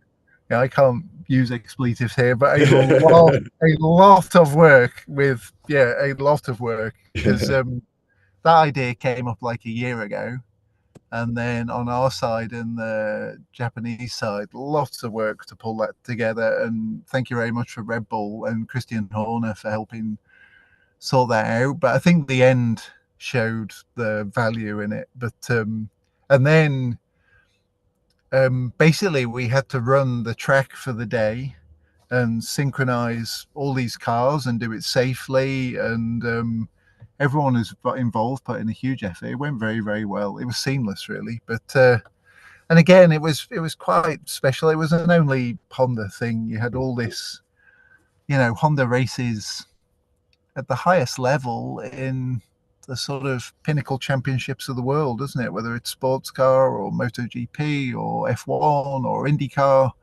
etc. So to pull all that together was a real privilege, really, to show that, and to be able, most importantly, to be able to share it with the fans. So the stuff we could put out on the normal channels and stuff was a nice way to share that with the fans and celebrate a bit what we do and thank the fans, really. Very cool. And there's going to be opportunities for people to get some Honda racing DNA onto their own cars following the launch of the performance parts business, which I believe you took the wraps off at SEMA. Yeah, it's been a busy year. Yeah, exactly. So the point of putting together HRC as a global racing organization is also to make a global sort of brand, and then look how we make performance parts and other things which we may see in the future that we can share with the people who are passionate about Honda and racing. So we launched at SEMA, which again was another pretty cool, really good display of all the different things that we do, whether it's off-road Baja or INDYCAR or sports car. We sort of pull that together, and we're sort of going to launch a performance parts HRC brand, where people will be able to purchase those parts and or have them fitted to their cars, and be able to sort of celebrate a bit what we do. But we got to make sure we're authentic. We got to make sure that we pull the racing know-how and heritage back into that. So that you will see that in the future. So we launched that at SEMA. Busy working away to understand what that will be in the future, but there will be a HRC Honda Racing performance parts say division within HRC that will make sure whether authentic, and people will be able to get there, sort of celebrate what we do, and we can share that with our amazing customers and fans. And it's not just road cars, is it? It's off-road, it's track cars, it's everything with a Honda badge on it, basically. We're firming that up at the moment, but yeah, that's more or less the idea, is to make sure that we can put it on road cars. But we already sort of have a small line in racing parts, but yeah, we need to make sure the two go together. And is there a roadmap for when that's all going to roll out into the world? We're working on that at the moment, so we wanted to launch it and get people to know what we're up to. And then also we want to, we are busy canvassing sort of fans and customers to understand what people want. So we're sort of doing the research and stuff at the moment. We got plans. People are busy working away. There's a division. There's people working on it. And again, we're trying to understand what do people want as well, so that we give our fans and customers what they want. That's very cool. Kind of crowdsourcing the product line. Within reason, obviously we got ideas of where we need to go, but also we, and you saw the prototype Integra car. Sort of, again, that was to sort of gauge reaction, which was pretty good. So far so good. We'll keep going, and we'll see where we get to. Awesome. Looking ahead to next year and heading to the racetrack, HRC US will race one of the Acura ARX06 GTP cars in IMSA with Maya Shank Racing. How is that program coming together? Yeah, frantic. As all, and we have a nice, relaxing 24-hour race to ease ourselves into it as well. So, sort of Super Bowl at the start of the season. So, yeah, nice and relaxing, Mark, as you might imagine. It's a challenge, but it's exactly the challenge that we're looking for. So we're going to be working with MSR, but we will fully race engineer one of the cars. We do a lot of the engineering sort of under the hood with these cars anyway, and we were involved with Orica in the development and sort of gestation of the car, and the powertrain and all the hybrid control is all ours anyway. And then we do a lot of vehicle dynamics and driver in the loop simulator stuff. So it's a case now of focusing all that to actually race engineer the car. So, which is a big step, but it's the next logical step. Again, Honda goes racing to develop its people and its technology. This is a really good way to develop people, to put them at really the sharp end, sharp end of the pointy stick, and see where we get to. So we've been able to promote from within. So our race engineer, our strategy engineer, performance engineers are all people who worked in our vehicle dynamics group. So the really delightful bit is we've given people opportunities from within our racing company, and it's their next step as well. So lots of learning. I'm sure we'll have our good days and our not so good days, which is what racing is all about. But you sort of learn more when you fail, honestly speaking. So we don't plan on failing, but it's part of the game. So we'll learn, and we'll use that to make our company and our people better. Yeah, you kind of preempted my next question there because I was thinking like, I get that they're doing it, but why are they doing it? But it sounds like it's about developing personnel as well It, as developing bits. it's exactly why Honda does it. You know, it's why Mr. Honda set off and went to the Isle of Man TT on the other side of the planet with just after he'd started making motorbikes type stuff to challenge and develop people. The most important thing we have is our people. In any, definitely in a racing company and in any any company really, your best asset and your most valuable thing is your people. So our goal is to help them and look after them and challenge them. And as we develop the people and that spirit, that comes back into Honda as well. Honda's really authentic on doing that. I mean, there's several hundred of us set up in Santa Clarita in California and have Honda 401ks and pay Californian tax and we go racing for Honda. And so this is just the next step of, really challenging ourselves because it gets harder and harder the closer you get to the racetrack, shall we say. I imagine there's going to be quite a fun little intra-team rivalry between the HRC side of the garage and the Meyer Shank side too. The plan is to try not to do that. The plan is to work together and use the two cars. That's no fun. Yeah, we sort of have a rules of engagement. We're here to race for Acura as well. It's important that an Acura ends up on the top step. I don't care which one it is. It doesn't, we just got to work as a team and use both cars sensibly. But yeah, we'll try not to have that. But racing's racing, so everyone is competitive, drivers, engineers, everybody. But we just got to work together as one team and be smart. A lot of things go out the window when the visor comes down. We'll see. Yeah, come back to me in a month's time, and we'll see where we are. I will. Yeah. And another project that I'm sure took no time and effort at all was the mid-year rollout of the hybrid in INDYCAR during 2024.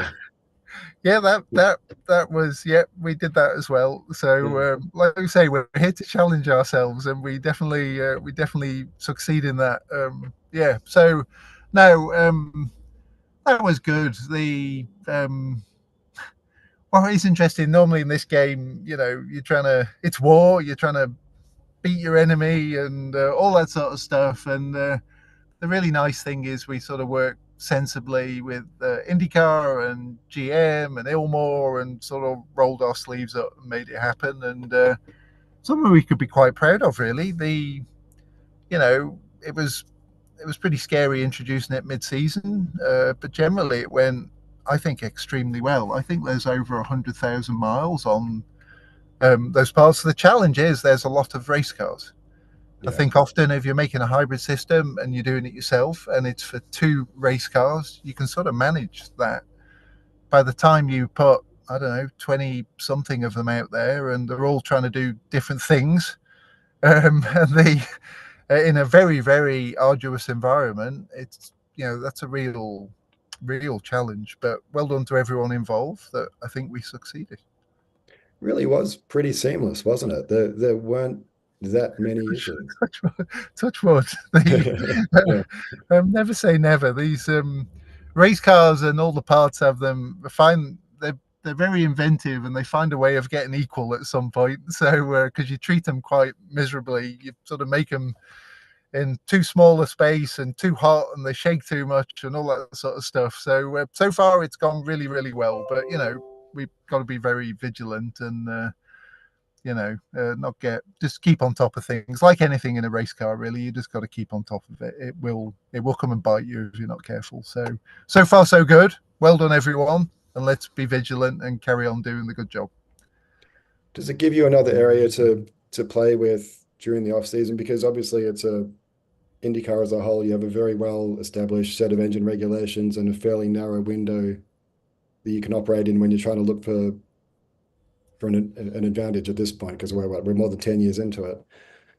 Does the hybrid give you more to work with? It does, yeah.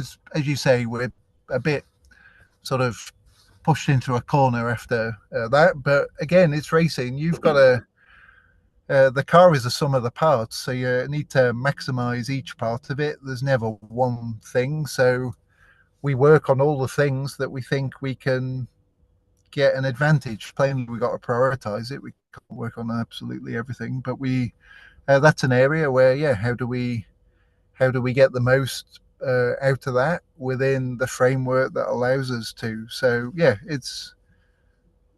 there's areas of interest there. It's about energy management, about range, shall we say. How do you use it wisely for lap time or for helping with some fuel saving, etc., or strategically in terms of racing? So yeah, we try, and it's another thing in the pot now of how do we get the best out of it, which is good. It's good for the engineers. Again, it's relevant. Let's say the younger engineers, we found it with the GTP car, we found it with this. It sort of brings in the next generation. It helps make things relevant for the next generation of engineers. So there's value for us there. I know the whole objective behind everything you do is to avoid surprises on the racetrack when you roll out something new. But once the hybrids actually got tested in the heat of battle, was there anything about them that you weren't expecting? Oh, for sure. Yeah, we're pretty smart, but it's a complex system. So there is things that we hadn't anticipated. So yeah, there was, like anything, it's complex system. It's one system that's in multiple systems, and once you start to multiply them, we did a lot of testing. So there was no big surprises, but there were a few things you thought, oh, okay, didn't realize that might be the case. So no big surprises, but a few things that we learned along the way. I'm sure the same for us, same for GM, same for the race teams. Something the race teams had to get to grips with, and they seem to do a really, really good job. It's why you do it. It'd be boring if you learned everything in simulations and testing. Coming into next year, we've got Chip Ganassi Racing and Alex Palou looking for a third Drivers' Championship in a row and fourth overall, all of which have been won with Honda power. What are you expecting from the year ahead? A big challenge as always. Exactly that. Well done to CGR, well done to Alex, another championship. Well done to everyone at Honda, another championship. All good. Doesn't matter. Reset. We're very humble against our competitor. We got to start again, basically. So what I'm expecting is you're working really, really hard, trying to turn over every stone and be ready to sort of fight again here. But we take nothing for granted. Everything is complete reset, and we're working our butts to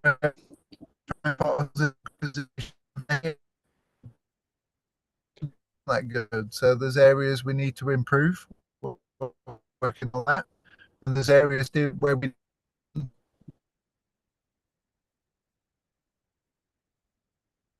complete reset, and we know what the goals are, and we'll work hard and challenge ourselves and try and do them, and work as a team with the teams and the drivers as well. I apologize. I lost your audio just for a moment there, but it sounded like you were saying there's areas that you need to work on, and areas that I missed the second part. Yeah, no, I think basically each racing season is a complete reset. You sort of reset, you challenge yourself. Doesn't matter too much what happened before. New challenges. There's areas where we did quite well. We'll try and see this is where we're working hard. Boys and girls working off try to make sure we're ready for the start of the season and can sort of come out fighting. We'll see where we get to. It's same. The opposition doing the game. That's what we enjoy and enjoy racing. So, and make sure we can support our teams well and our amazing drivers like Alex well.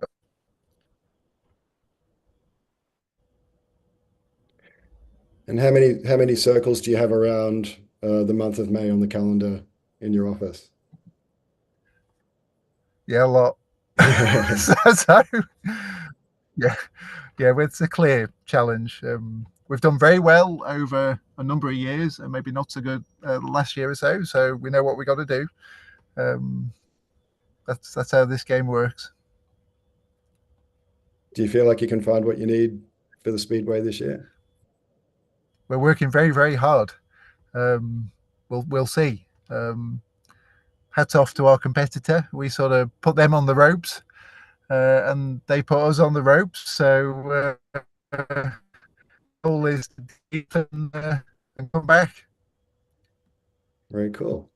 Well, thank you very much, David. I wish you all the best and good luck, and see you at the racetrack. Thank you very much, Mark. Thank you to everyone. Thank you. Well, thank you for everyone who's listening and watching our racing. It's much appreciated. Thank you to all the fans and people who are out there watching what we do and supporting us. It's much appreciated. Of course. Thank you, David, and thank you for being with us. And Mark, great sessions and a little challenge with the connections at the end, but you made it work. So thank you very much. Stay with us. We're going to run a short video from our sponsors, and we'll be right back with you for our next session.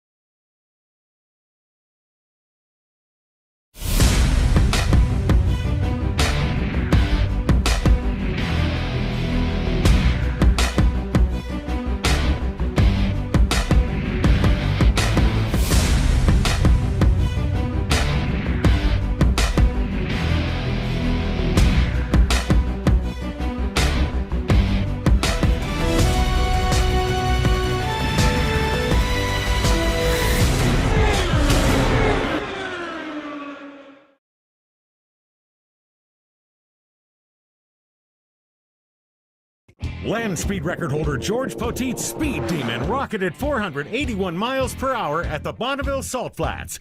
You don't go that fast without ARP fasteners. There is no way that we could go the speed that we've gone, the number of times we've gone, with a lesser quality bolt than ARP supplies to us. And we absolutely wouldn't be where we were today if it weren't for ARP.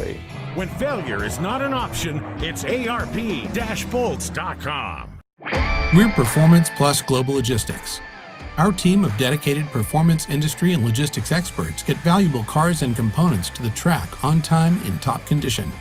We provide expedited logistics solutions for the performance industry using direct routes instead of deferred options, and communicate all necessary information to the appropriate resources to meet regulations and ensure a smooth transit and secure delivery, both domestically and internationally. And we exceed customer expectations by providing best-in-class service with an efficient and cost-effective system in place. Contact us today to book your next shipment. Thank you, and welcome back to day 4 of Race Industry Week 2024. Again, if you would like to look at the schedule or look at the list of speakers, please visit EPARTRADE.com.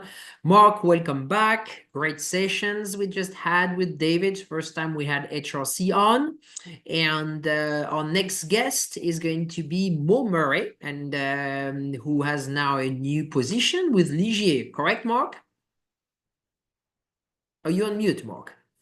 I'm not now. He does indeed. Yes, We've all done that. So any words you want to share with us, Mark? No, I'm looking forward to this conversation actually, because when I think of Ligier, I think of Ligier's history, and I'm excited to learn more about what they're doing now.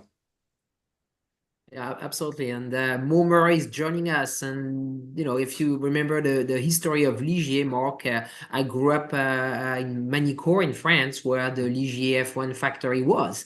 And cool. so in the 80s, it was our F1 French team, along with Roush. So, Mo, welcome back to the program. So let's roll into this. Thank you, Francisc. And the Ligier factory is back again, once again, in Magny-Cours. So exactly. Our headquarters are back in Magny-Cours in France. So. And I was born in Nevers, which is like 10 miles. So. Yeah, perfect. Right there. Thank you, Mo. Good. You're welcome. Nice to see you, Mark. Likewise, Mo. Good to see you. How you doing? I'm doing good. I'm doing Excellent. good. Yeah. So before we go into all the cool things that Ligier is doing today, I do want to talk about the brand's history a little bit, because I'm not capable of hearing that name without thinking of Jacques Lafitte in F1. So I didn't bring a video, but I brought props. Oh, cool. How about that? Oh, look at that. Look at That's that. a 1979 Ligier JS11. This one is a Patrick Depailler version.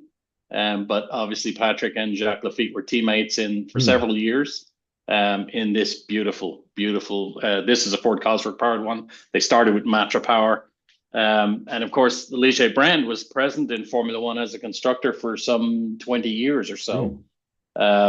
And I listened to David Salters, your last guest, Ligier's biggest day in 1996 when they won the Monaco Grand Prix. Olivier Panis was powered by a Honda engine that day. So there you go. It's a small world. It's a small world. We're all connected in. So Guy Ligier was a racer, and wanted to build race cars with his best friend. And I'll tell you a story about the best friend here in a second. And they built sports cars in the beginning. They both raced, and then they built sports cars, and then eventually Guy Ligier moved into the Formula One world as a constructor and was there for close to 20 years. His best friend in the 60s was a man named Joe Schlesser, and they both had this dream of racing cars that they would build. Unfortunately, Joe Schlesser got an opportunity to race in Formula One, maybe a little earlier than he was ready for. Drove the 67 Honda that had a magnesium chassis, and he crashed it on his debut, caught fire, and we lost Joe Schlesser. And to this day, every Ligier car we produce starts with the initials JS, and that's an homage to Joe Schlesser. Guy Ligier said at the time, I will name all of my cars beginning with the letters JS in honor of my friend. And through several different ownership packages along the way to our current, where Pierre Nicolet, the Nicolet family own the company, they still adhere to that JS nomenclature on the cars as an homage to Joe Schlesser, who we lost back in '67 at the French Grand Prix. 20 years in Formula One, they built sports cars, and then got into Formula One. 79, 80, very successful years. Finished second, I think, in the Constructors' Championship. Lafitte won 6 Grand Prix, I think, in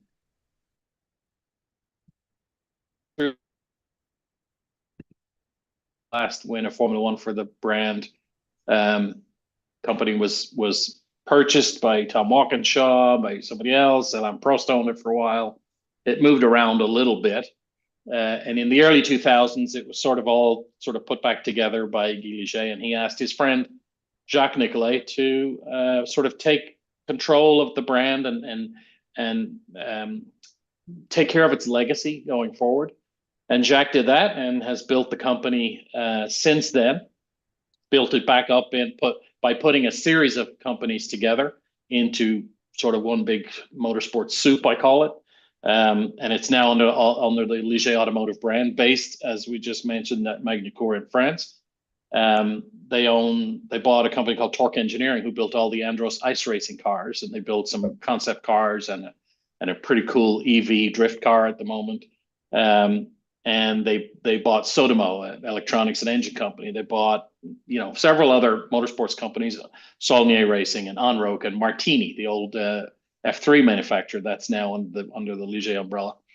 They also own a company called HP Composites in Italy, which is in Carbon Valley in Italy, on the east coast of Italy, one of the biggest carbon manufacturers in the automotive world, particularly the motorsports world. And they build all the tubs for us and several other manufacturers, tubs and body parts. But they also do very high-end, very high-quality body components for luxury brands, the Italian luxury brands and several others. So all this sort of came together as one sort of big group under the Ligier Automotive brand. HPC in Italy is a separate brand, but it's all basically in the family under Everspeed is the holding company.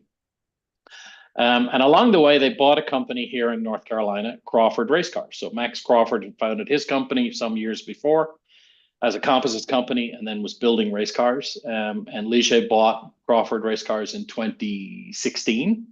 And Max stayed on. They built the original F4 car here in the US.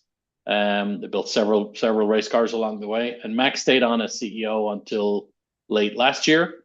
And when he stepped away, Pierre was looking for somebody to fill in that leadership role. And he turned to me and invited me to come down here to North Carolina. And I've been here since May I started. And it's a good group of people, hardworking people, clever people. And we're building race cars. So we serve two purposes. We're the distributor for everything Ligier builds in France. So P3 cars, P2 cars. Ligier is also the manufacturer of the Lamborghini GTP car that we see in IMSA and WEC. Okay. Their plans are yet to be defined for next year, but likely we'll see them in IMSA. They build P2 cars. They build P3 cars, the dominant P3 car here in the US. We have a series in Europe called the Ligier European Series, where we race our P4 car and a GT car that we build, a non-homologated GT car, the JS2. And here in the US, we did build the first generation F4 car. We build the current gen F4 US car and the Formula Regional Americas car that both race under the Pirelli Motorsports banner on their calendar. I watched Tony and Michael Print up yesterday on these shows, and so we build cars here in North Carolina, and we also act as a distributor for everything built in France. We have a warehouse, parts distribution warehouse here. We have a couple of trucks to go out on the road to all the races and support the races, and it's a full plate for sure. But one of the things that interested me when I came here is the Ligier brand, as you mentioned at the opening. If people grew up in Formula One in the 70s and 80s, they know Ligier. But other than that, it's not a well-known brand in the US. In Europe, it's very, very strong, very, very strong brand. Not a really well-known brand in the US, and that's part of the challenge that interests me here, is to be able to, give life to this brand here in this market and have people understand that we're not a newcomer to, people see us in the, that's an F3 car, an F4 car over here. They see us in that marketplace and they think, oh, we're just a Johnny-come-lately car builder. We're not. We've been building race cars for a long, long time.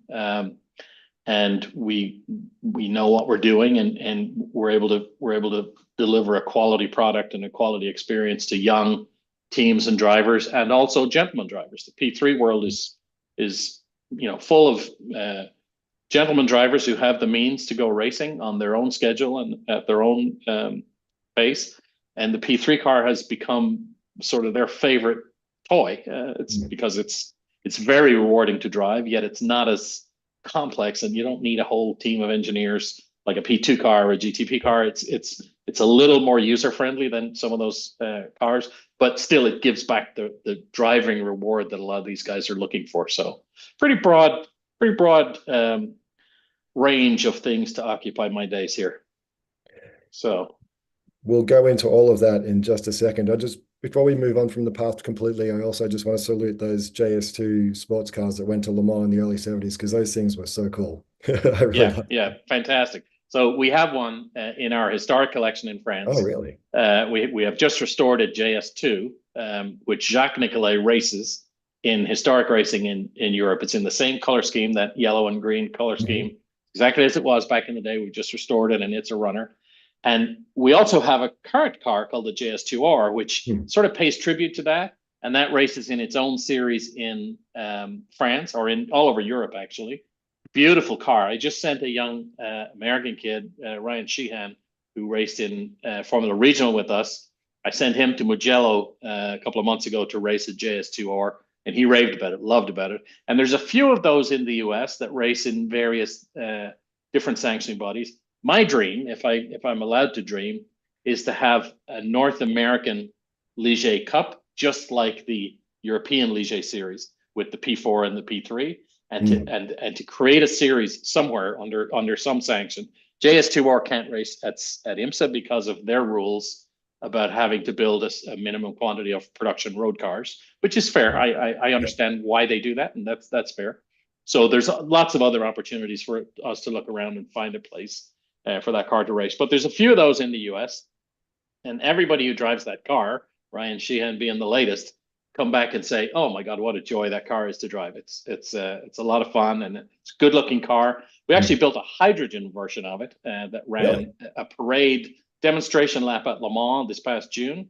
We in concert with Bosch, we developed hydrogen power around a JS2 platform. It has a little bit of a different body style, a little more aggressive, but it's essentially a JS2R with hydrogen power, and that ran at Le Mans last year, and we'll take that out and run that as often as we can. And that's a nod to the level of technological development and advancement that's going on at Ligier in France. We don't just build race cars; we're also busy exploring new technologies through some of the other companies that are part of the family. So. Let's go back. You've mentioned F4 and Formula Regional a couple of times now. I want to go back and drill into those a little bit more, because those are it's development, the development categories, it's junior racing, but those cars are absolutely state of the art, especially from a safety standpoint. So that's a key point, and they're state of the art because they're the two FIA sanctioned series that run in the US. And if you want to be FIA sanctioned, you have to meet the FIA safety standards. There's no gray area there. There's no getting around that. You have to race on FIA grade 2 tracks. You have to meet all these various requirements to be an FIA sanctioned series. So the F422, the second gen F4 car that we launched earlier this year, that is built to the very latest FIA safety standards. An FIA halo, side intrusion panels, front and rear crash boxes. Everything about that car is built to absolutely the latest FIA safety standards. When we launched that car, we actually asked the FIA, "Hey, can we use an existing tub? Can we modify something?" And they said no, because the safety standards evolve year after year after year. So the first gen F4 car doesn't have a halo because it wasn't required in 2016 when that was developed or launched. Can't use that hub, can't bolt a tub, you can't bolt a halo onto that tub because the tub was never built to take the stresses that a halo would put into that in the event of an accident. So all new car. And now we're looking in the next couple of years, looking at the next gen Formula Regional car. And we asked the same question. We just launched this tub, this car, F4 car. Can we build it as an evolution of that? Nope, because the safety standards are moving along. So that'll be an all new car, which is driven by FIA. The nice people at the FIA are very kind to us. They also price cap the car. So, so you have to do all this work, and they tell you how much you can sell it for. Now, as frustrating as that is from a business standpoint, it's great for the teams and drivers because now the cost of entry, the cost to compete a season in USF4 or Formula Regionals is significantly lower than equivalent series in Europe or around the rest of the world. I'm talking by half in some cases. Cool. And even the alternate series on the Road to Indy side, a season in our cars costs a lot less for a young driver stepping out of karting than a season anywhere else, whether they're looking in Europe at an F4 program or looking here in North America at a similar program. So, that's an important part that's really driven by the FIA because of the price of the car is cost cap, but it's also, I have to give Tony Perella and the folks at PMH credit for that, because they also put in place rules like tires, for example. We race on hand-cooked tires, and you can only have 2 new sets of tires per race weekend. We do 3 races on a weekend. So 2 practice sessions, a qualifying session, 3 races. You can start the weekend on a used set, but you can only buy 2 new sets of tires for the weekend. and that helps keep costs down, right? So if you look at a young kid who's coming out of karting and the family have some money and they want this, they all want to get to Formula One. They all aspire to get to Formula One at that stage. If you do, for example, 4 years in our car, so you do JSF4, which is the first gen F4 car, our juniors level, then F4 for 2 years, and then Formula Regional for a year, you will have spent, add up those 4 years of operational budgets and compare that to what you'd have to do either on a similar ladder in Europe or even here in the US. You're going to have about 50 to 60% of, if you start off with the same amount of money and do those 4 years, you'll have spent about 50 to 60% less than any of those other series. So now you look at an Indy Next as your next step. You've already got, if you're a forward thinker, if you're a good planner, you've already got half your Indy Next budget or more set aside. And the key point, and this is a very relevant thing to talk about at the moment with the Cadillac announcement of them joining F1 and everybody talking about Colton Herta, Franco Colapinto, and all these young drivers. There's a bunch of them moving into Formula One this year. Is super license points. Yeah. So in F4 US and Formula Regional, you get a full slate of super license points if you win those championships or finish in the top few spots. If you win our F4 championship and then win Formula Regional and then go to Indy Next, and finish third in that championship, you will have 40 super license points, which is what you need for an F1 license. We all remember Colton a few years ago when there was an opportunity for him to go to Formula One with Sauber, I think it was at the time. And what stopped that deal from happening was he didn't have the super license points. Franco Colapinto steps right in. Franco did F4, not in our series, but he did F4 and Formula Regional early in his career. So all those young kids who are coming out of Formula 2, obviously you do well there, you're going to get the super license points anyway. But you and I both know, because we've been around the business a long time, that only a small number of these kids are ever going to get a look at Formula One. But when they're 14 or 15 years old coming out of karting, we don't know which of them is going to make it. And they don't know. So for them, and their families, super license points are a big part of that exercise. So that's been something that we have talked about with the teams and the drivers, and it's a very relevant thing. There's three things that are important to these families, because at this level, you're really talking about families. There isn't a lot of sponsorship. There are people paying for it, but it's more patronage than true sponsorship. There are three things that are important for these families. One is the safety of the car. Am I putting my kid into a safe environment, or as safe an environment as we can create for them? That's where the FIA safety standards come in. Two is the cost. Can I build a sustainable plan to get at least a few steps up the ladder? And three, can I get the super license points on my way up the ladder, so that if I'm good enough, and if I get to the top of that ladder, or if I go to Indy Next or transfer from Formula Regional to International F3 or even F2, that's a bigger step, then do I have the resume, and I don't mean just the where have I been, what have I done, but the super license points that go along with that, to get consideration from those teams, even to get in and test and do some of that stuff. So those are the three things that are very important to the families and the teams we talk to. And I know Scott Goodyear is the race director for F4 US and Formula Regional and the Ligier JSF4 series under the PMH banner. Scott's fantastic. He's a brilliant race director.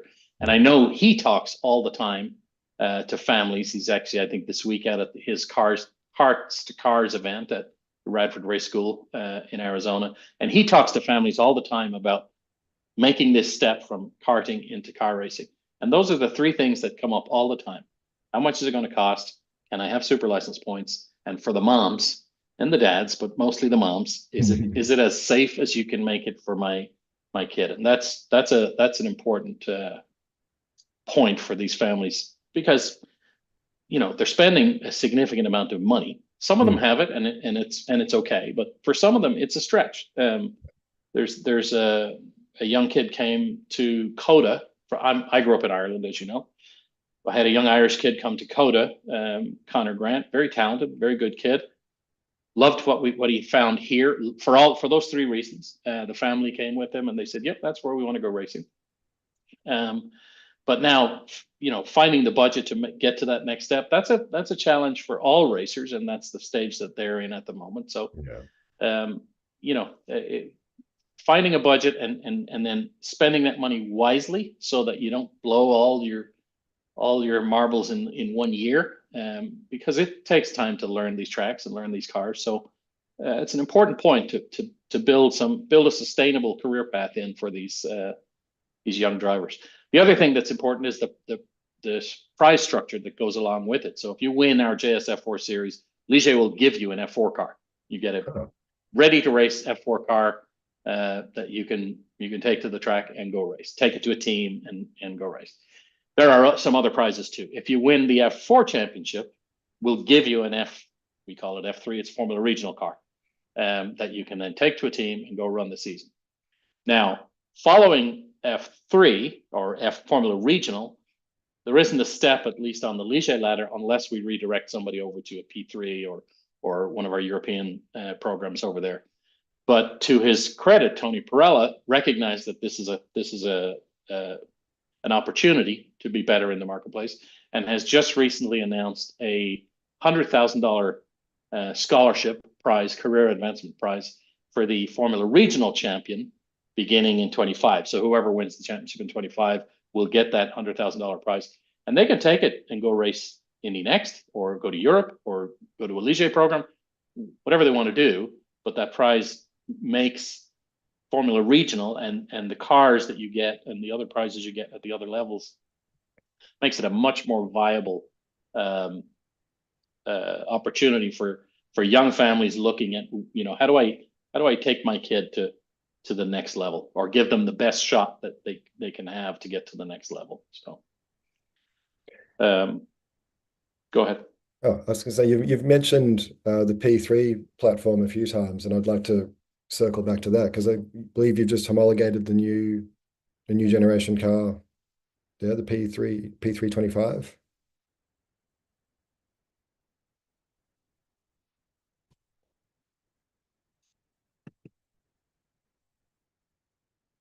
You there?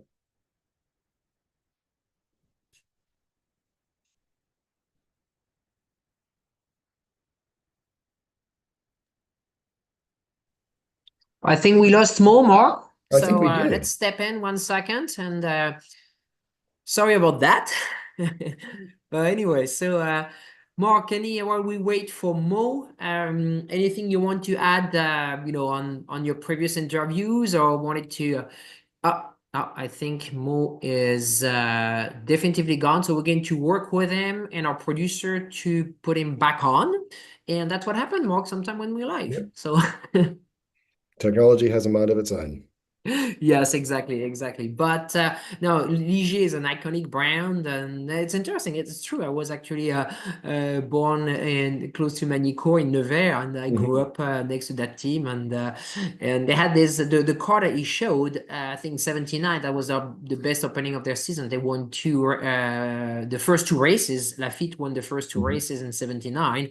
It was 79 or 81, one of those years. I believe you're the master, but they had a very strong opening of the season, and they were kind of the hot team for the championship, and unfortunately fall apart. But they had a really a strong opening, and Lafitte was a terrific driver. So Ligier, and I was very happy to see Jacques Nicolet getting involved with Ligier. I think Mo is back on, and Mo, can you hear us? Well, any second, Mo should be back. Oh, there we go. There you are. Here's what happened, Mo. Sorry, not sure what happened. Well, I maybe had to go put some dimes in the meter. There you are. Carry on. All right. Yeah.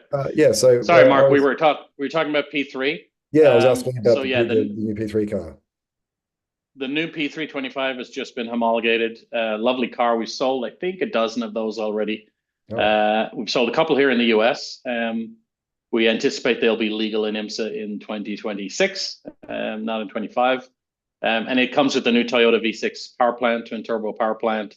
And that's a change that's across the board for P3, that there's a new power plant.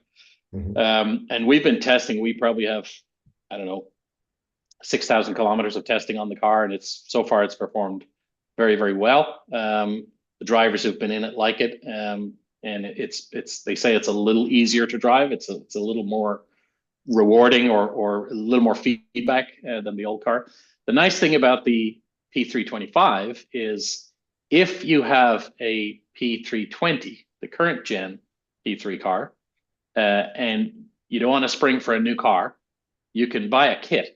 And I'm not trying to hamper sales of the new car, but you can buy a kit that has everything you need to take your current P320 and convert it to a P325. It's not an inexpensive kit because it comes with the engine and the additional cooling and all the other stuff, additional bodywork, all the other stuff that goes into the new car. But essentially the spine of the car is the same. And so you can convert a current P320 into a 325. But the new 325, we unveiled it at Le Mans last June and began testing it probably a week later. Fortunately, I was at Magny-Cours the day they ran their first shakedown with the car, and that was a very exciting time. And so, you know, that's exciting for us. Big pickup in Europe, lots of European teams picking that car up. Some pickup here in the US as normal because we're delivering for people are going to race it in 25 in Europe. And so we need to get those teams their cars first. Yeah. Probably 26 or mid 25 before we see cars on the ground here. And then we'll see it in IMSA competition in the VPRC series in 26 is our understanding. And yeah, it's a really exciting car. It's pretty cool car. Lots of good, strong test miles at several tracks around Europe since we launched it. And yeah, it's a good car. The P3 is an interesting car because it's become sort of the toy of choice for wealthy gentleman drivers who may not take it to a sanctioned race. They might keep it at their local country club, their Monticello or their Flat Rock or their Concours or wherever they keep their toys. We think we know there's probably approximately 50 P3 cars in the US. And we see 8 to 10 of them at the racetrack when we have a sanctioned race. So the other 40 are being used by gentleman drivers who just like to get out and play because it's a rewarding car to drive. It's a fun car to drive. The Formula Region cars are similar. There's a whole bunch of those that live at country clubs because they're fun to drive. It looks like a little F1 car. They're fast. They're fun to drive. And so that's a big market for us. Those people who may never take the car to the racetrack, or if they do, they take it to, for example, an HSR race or something that's not as high profile as an IMSA event. And so it's that market is very interesting because those are good customers. And you know the one thing that market, not sanctioned racing, but that market looks for is variations and derivatives. So they don't necessarily want the ACO power pack, which going forward will be the Toyota V6. There's a company that produces an LS3 engine kit for P3 cars, and there are several of those in the US. And I'm told, I haven't been in one, but I'm told that is just a bag of laughs to drive. It's a non-turbo, naturally aspirated V8 with big loads of torque and a big grunty sound. And so those customers are asking for those kind of derivatives of P3 to use on their track days. Maybe that'll find its way into HSR or some other sanctions other than IMSA. But really their track day toys. That's where they'll find their most use. But we love those customers too. They're good people and they have a lot of fun in these cars. So very cool. Well, thank you, Mo. I think we're going to get the wind up any minute from Francisco. So I appreciate it. Thank you, Mo, and I'm really happy when I heard that you were taking the helm of Ligier in the States, because that's with all your connection and all your involvement in the industry, that's going to make a big difference for them. It's a great company, and they could haven't found a better partner for this. Now, quick question, because when we lost you with the little internet connection, we're talking with Mark. So the Ligier F1 that you pulled at the beginning, is that the one that won the 2 races in 79 or 81? They had a very strong, yes, this one. 79. They won I was Argentina right, Mark. and maybe Yes, Brazil. Yeah. So the Exactly. 2 drivers then were Jacques Lafitte, who's still Exactly. around and still close Yes. to the company, and Patrick Depailler, who we sadly lost. Yes. But as you know, Francis, there's a museum at Magny Yeah. Cours. It's not a Ligier museum; it's a museum to French open wheel manufacturers. But the centerpiece, the biggest room in there, is the Ligier room, and they have a JS11 in there. They have the '96 winner. They have the teapot car, the JS3, I think it was called, and all those fantastic cars. So yeah. And my first job. Sorry. Go ahead. Now, my first job was gonna ever say- in racing was in Magny Cours at that F1 track. So long time ago. Perfect. Perfect. Yeah. Yeah. Thanks so much. You mentioned that I'm here now, and I have to say I'm part of a very, very good team here, both in France and here in North America. I can't take the credit for what's been going on here. I haven't been here long enough, and even if I have been here longer, the people who do the hard work here building race cars and taking care of the customers, they should get all the credit. So it's a good group, and I'm happy to be here. Thank you, Mo. Thank you. We are going to transition directly into our next session, because it's 9:30 here in California. And we are going to bring, I believe, George Tamayo, who is going to be conducting the interview, right? And we are going to be talking with Mazda. So George Tamayo should be with us any second. And we are going to bring George is on. I've known Mo Murray for a while, and he never ceases to amaze me. I feel like that company is so lucky to have him as part of the team. So, absolutely, very well said. So, George, welcome back to the program. Hey, good morning. Wow, final day of the year this year already. It came so fast.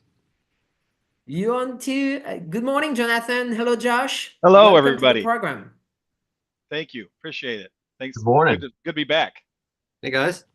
How are you, George? Yeah, I'm doing well. You're in Sebring, Jonathan, having some fun with some historic cars. What's going on over there? Yeah, I remember last year, if I recall, with you, same exact time frame. I was in this exact same racing trailer here at Sebring for the historic sports car racing weekend, the 12-hour weekend. So yeah, we're here again. We're finishing our 2024 season with our Mazda Heritage Collection program. What a great place to finish for the season here with tons of beautiful historic cars. But bias on my end with the 3 prized possessions that we have out on the racetrack this weekend with our 1989 767B, our 91 RX-7 GTO, and our 92 792P, which very rarely shows its face. So it's been great to have that out with us, and it's such a beauty. So it's been exciting so far. Playing some rotary music out there for everybody having their morning cup of coffee in Sebring, right? Some 4 rotary chords. That is right, George. Right on. Yep. And hey, Josh, welcome. Where do we find you this morning? I'm at the home office for myself, so just keeping the ship steady here, so to speak. So somebody's got to do the hard work, man. Exactly. Good job, Josh. Appreciate that. We're trying. We're keeping this on course. So no, it's a great weekend here, and we get ready to head to PRI as we lean into this. So that'll be the next stop for both Jonathan and myself. That's cool. Jonathan, let's start with you a little bit in terms of wrapping up another amazing season of Whelen MX5 Cup racing yet again. It comes down to the last weekend, the last race, the last laps between 5 drivers to decide who was gonna take home the cup. Your thoughts on what was a really intense and entertaining season? Yeah, it was exactly that. Intense was probably a good description word every year, but this year, I say it every year. It's like you couldn't write a better script for how we see our season sort of culminate at or start at Daytona and culminate and end at Road Atlanta, the championship rounds.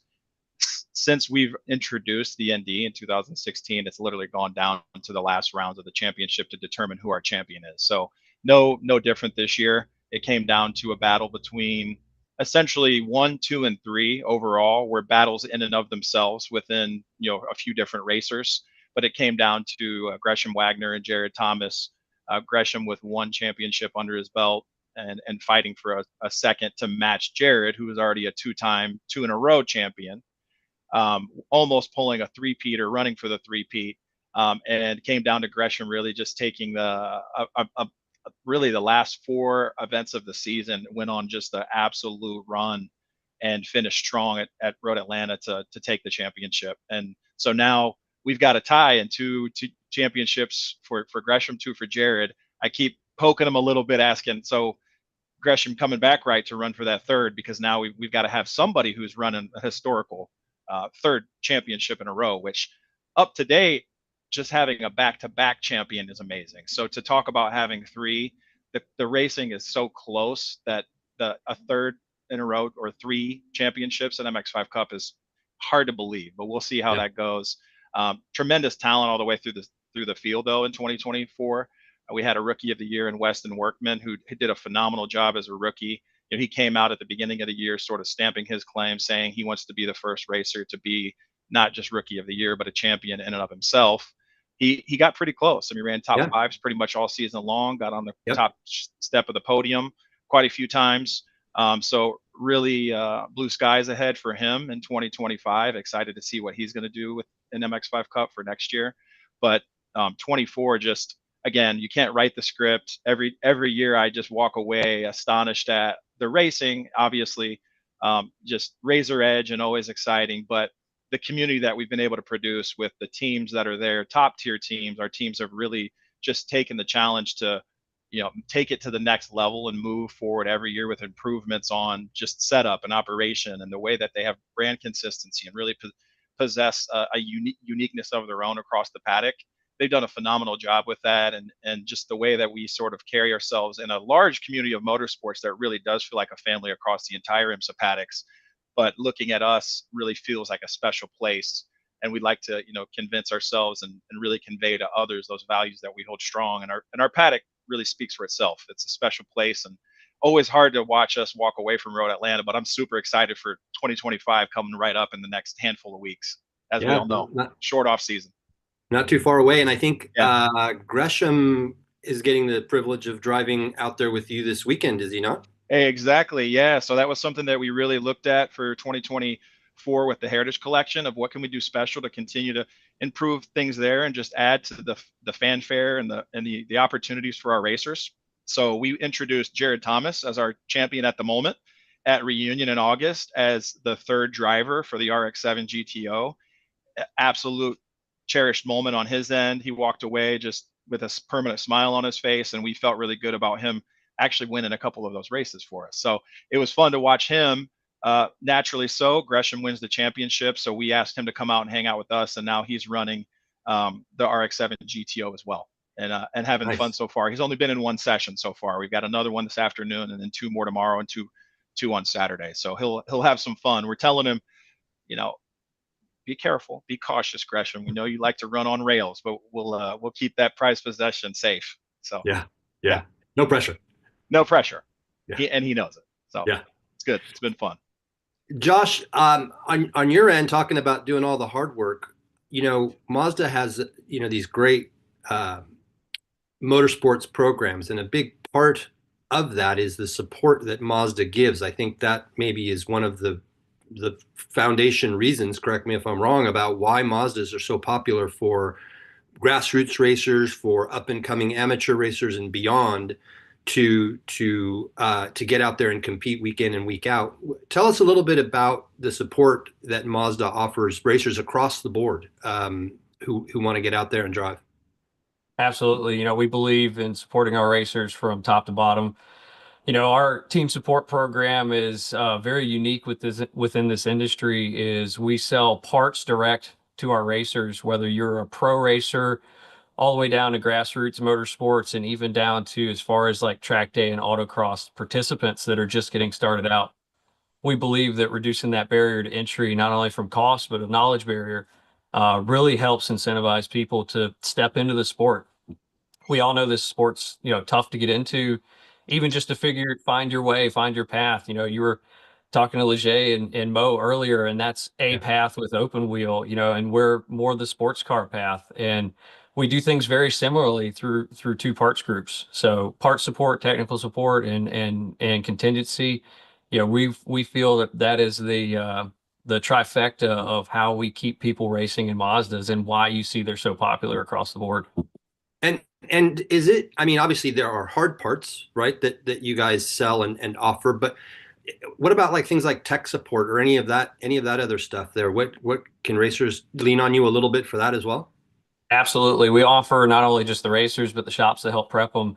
Our 800 parts hotline is also technical support. We offer, like factory wiring diagrams, factory workshop manuals. Myself and the other Jonathan in the department are the technical leads of the department as well. So we help with race car diagnostics and some of the R&D work. Just generally think of it like dealer assistance group would have at your local dealer. They have somebody they can call and lean on when they're stumped. We offer a very similar service to our racers for that reason. Yeah. Where do people who are interested go to get involved, get signed up, get registered, whatever it is that they need to do to participate?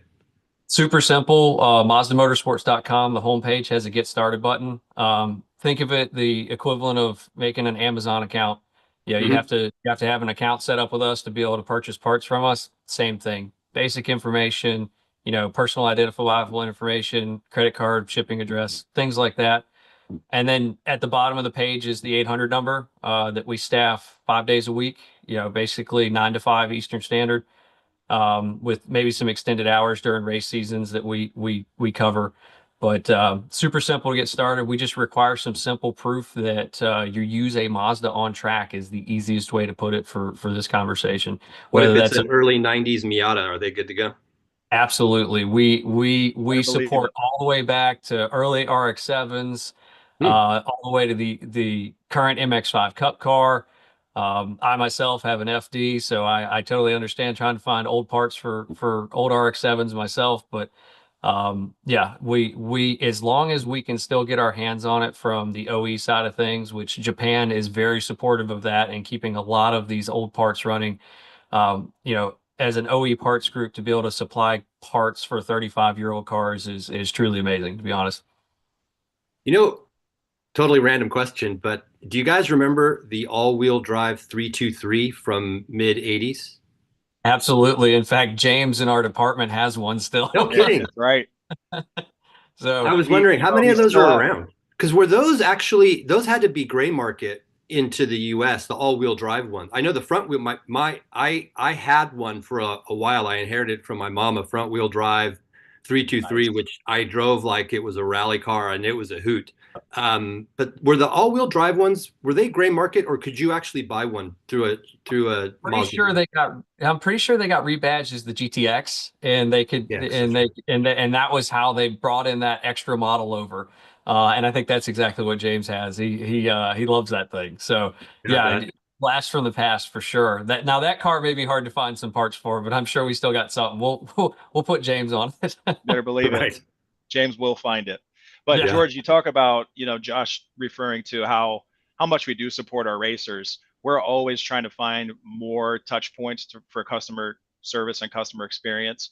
And one thing that I would be remiss if I didn't mention it is we really are looking at the evolution of our parts department and how we can continue to evolve and improve our customer experience. So we are right now going through the process of a revamp of our parts website, which is going to be very transformational for not only us and ease of use and usability and management on the back end with Scott Kaluza, one of our other teammates who runs our parts department, but particular for the customer and for our racer. It's going to make it so much easier for them to be able to find their parts, to understand what they're looking at in terms of CAD drawings, and point of reference, and really even suggestions on, you're looking for one particular part, a suggestion on how we can actually help you look for maybe other areas of the car and parts that you might not even thought you needed. So we're going through that transformation right now and looking for probably a first quarter of the 2025 calendar year to be able, if not maybe early second quarter. That's probably a little ambitious, Josh, isn't it? But yeah, I think we're realistically second quarter.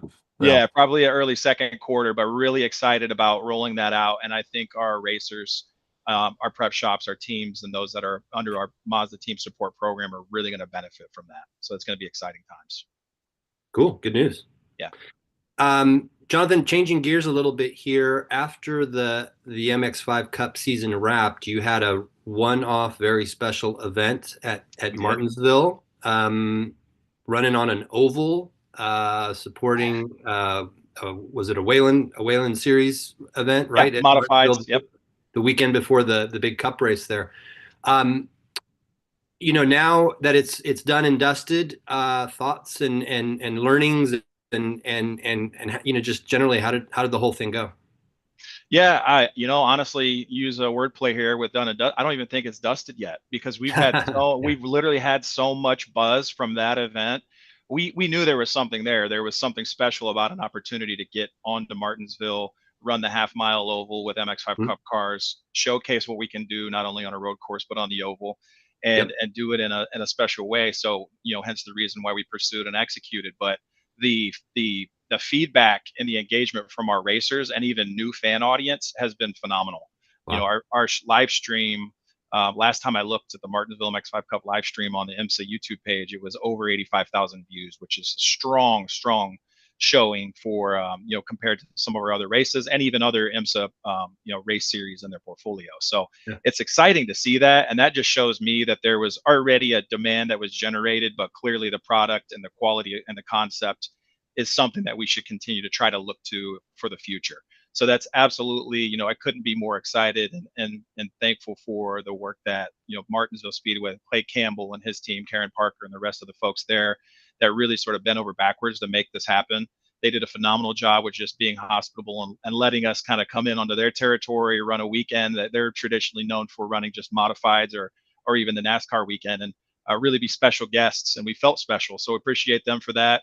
And then IMSA and NASCAR leadership that really sort of stepped in and pledged to support this and not just sort of open up the gates for us to get to Martinsville, but really promote it, support it, provide operations staff, and really get behind it to get us to a point where we're actually executing seamlessly. So all parties involved, I think, are all saying the same thing, that we really need to look at what 25 looks like and make it happen again. Martinsville Speedway seems to be definitely the promoter's choice, if you will. And we would love to go back. And right now, it just kind of depends on timing, getting in front of the season here with us with MX5 Cup Championship, but then really looking at schedule and how that all plays out and getting the group back together in terms of the leadership team and defining what that looks like to continue to improve, because that's what we're always looking for. And from the beginning, as you and I talked about in the early seasons about why Martinsville, obviously the entertainment factor, and there's a value there that showcases our cars and our platform and the diversity of that platform.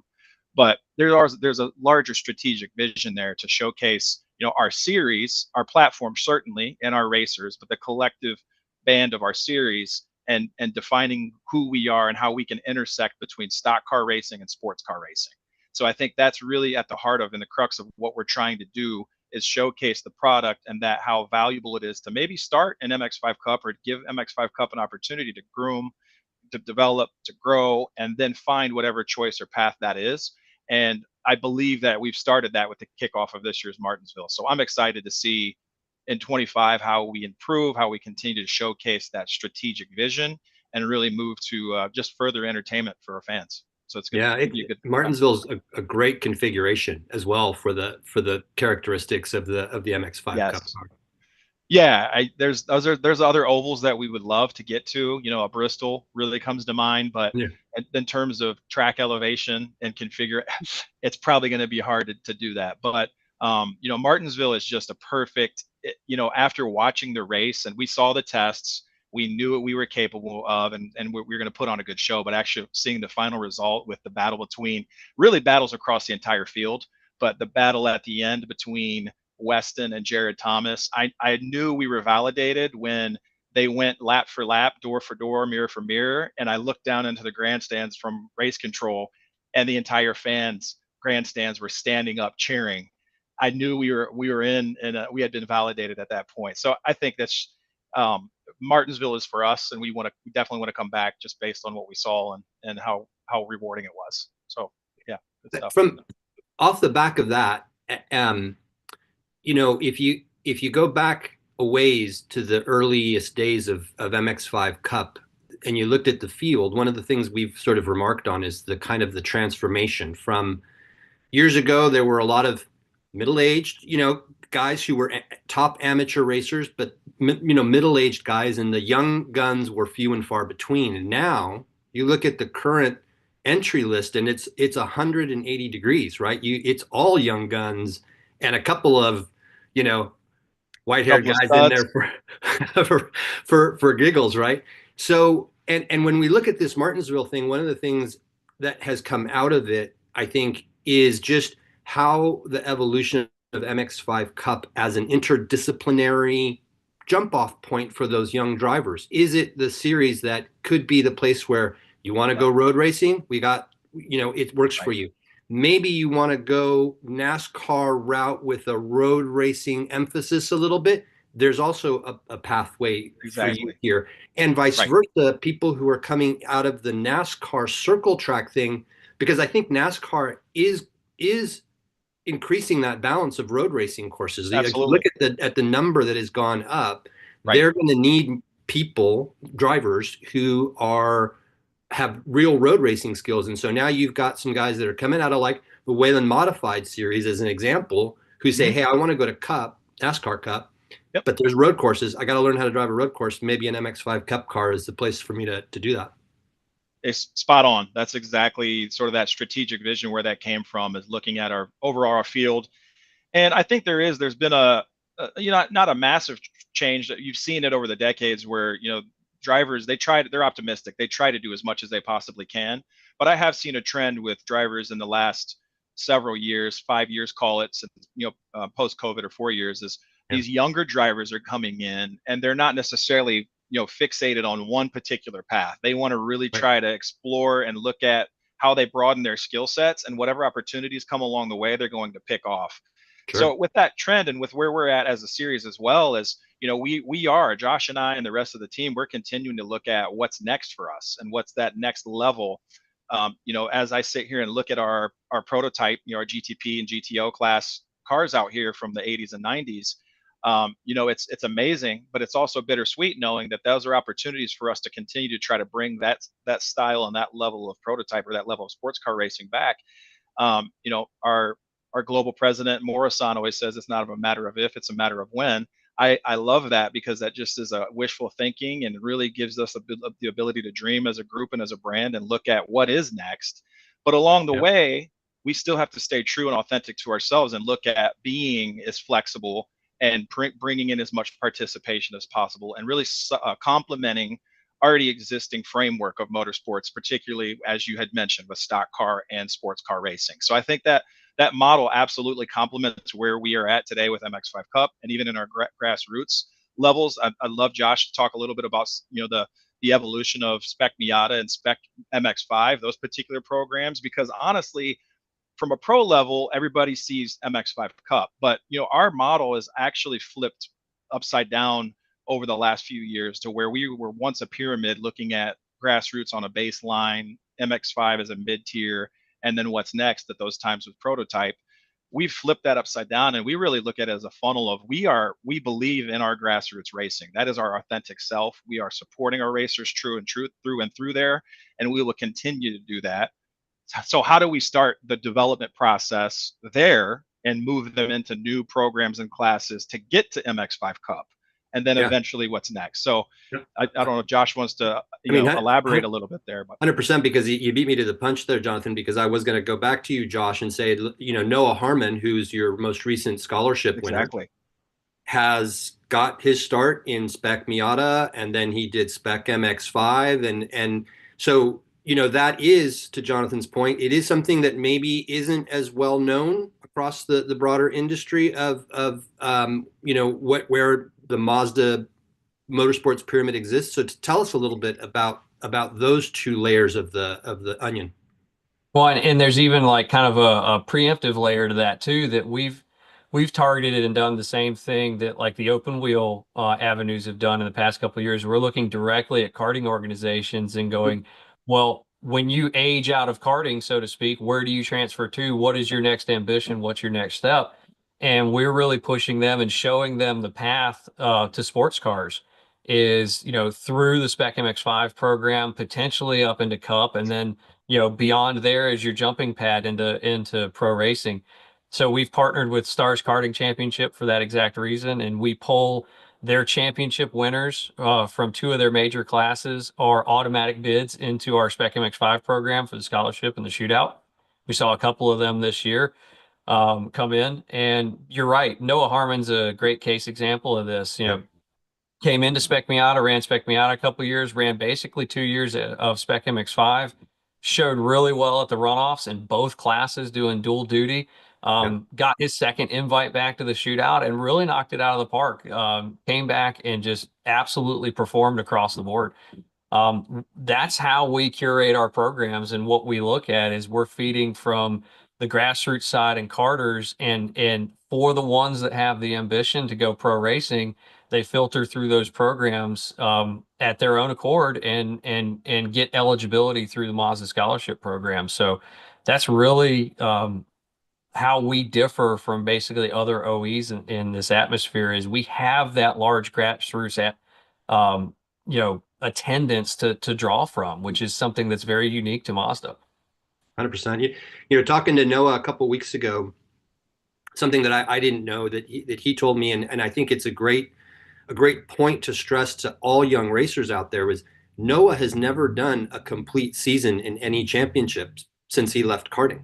So he's only picked and chosen various events that he can do, but it just goes to show you just because you're not running a full season at wherever you're running doesn't mean that you have no opportunity. I mean, he took races and he's racing as much as he can, where and when he can, and then he went to the scholarship and boom, nailed it. And now he's got, for the first time in his life, a full season of racing coming up.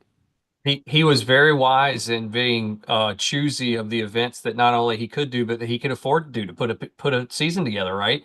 Because as we know, grassroots racers have varying budgets, and he was very selective and chose it wisely. He also took advantage of what he could maximize and tried out the Cup car prior to the shootout, which we encourage people to do as well. So he was very smart about how he not only spent his money, but dedicated his time towards the two car disciplines in the season to make sure he maximized his efforts to be on our radar. And he reached out, and he was very vocal, and he's great to work with. Those are the reasons that he is our scholarship recipient this year, or one of them. Yeah. And to that point also is that just show his unique path is one of many unique paths. And that's where we're always looking at. There's not one carved out, crystallized path for a grassroots racer to the shootout and then on to MX5 Cup. We're looking across the board at those particular examples of how Josh just mentioned, of just having that pursuit and that thoughtfulness to keeping in touch with us, but also doing the right things along the way to succeed in micropods or however you see success, and then moving into those next opportunities. So he's a perfect example of that. Nice. Well, guys, we could keep going forever, but our time has come to an end. Well, appreciate it. Shame, that was a quick one. I appreciate the time. The timekeepers are here. Thank you, Francis and Judy. It's been great to be a part of this. Thank you, Jonathan. Always a pleasure to have you on the program. George, stay with us a few more seconds. We're going to roll a little video from our sponsors, and we'll dive into Formula Drift. EPARTRADE is a digital platform that we've created basically to make life easier in the business community of auto racing. EPARTRADE, there is no e-commerce. It's literally a connection just like at a trade show. So now, any time of the year, a buyer could reach out to a supplier When you see a product that you're interested in, all you need to do is click on request more information, and then from there it is forwarded directly to the buyer or to the supplier. EPARTRADE really eliminates having to travel, closing down your shop. Now you have a place to showcase globally your racing product and technology. One last question for all of our guests. What's your creative drive? I wanted to be a writer from the age of 13. That's all I wanted to do. I heard this name, Clay Ragazzoni, and he drives a Ferrari. And I thought, that is the most badass thing I've ever heard. Part of my creative drive is to promote the advancement of motorsport and the advancement of transportation. Yep.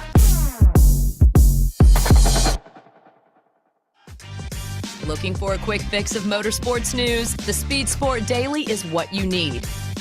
It's a free racing newsletter delivered directly to your email every day. We'll cover the winners and the losers and tell you who's making news off the track. It's NASCAR, NHRA, World of Outlaw, INDYCAR, and so much more. Go to speedsport.com today and get signed up for America's free racing newsletter and get your daily motorsports fix. The Speed Sport Daily. Thank you and welcome back to Race Industry Week 2024, Day 4. Taro Cookie is with us. Good morning, Taro. Good morning. How are you doing? Good, good. So we're going to be talking Formula Drift. So while we wait for Ryan to join us, we're going to roll a short video from Formula Drift to get us all warmed up. Let's go.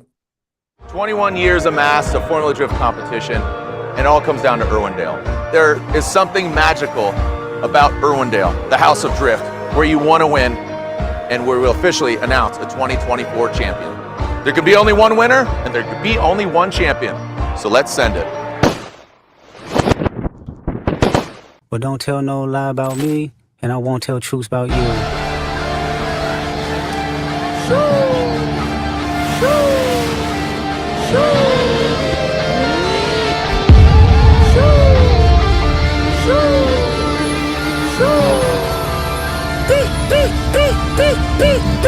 Yeah, I'm out the way, yeah, I'm low, okay. Yeah, the island right here is remote, okay. I ain't thinking about no reaper. I'm reaping what I sow, okay. Psst, I see dead people.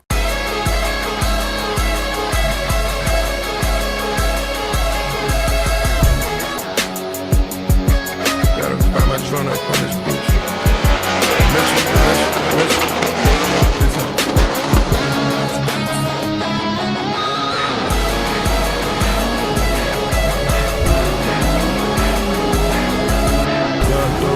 Selling dope, is you like that?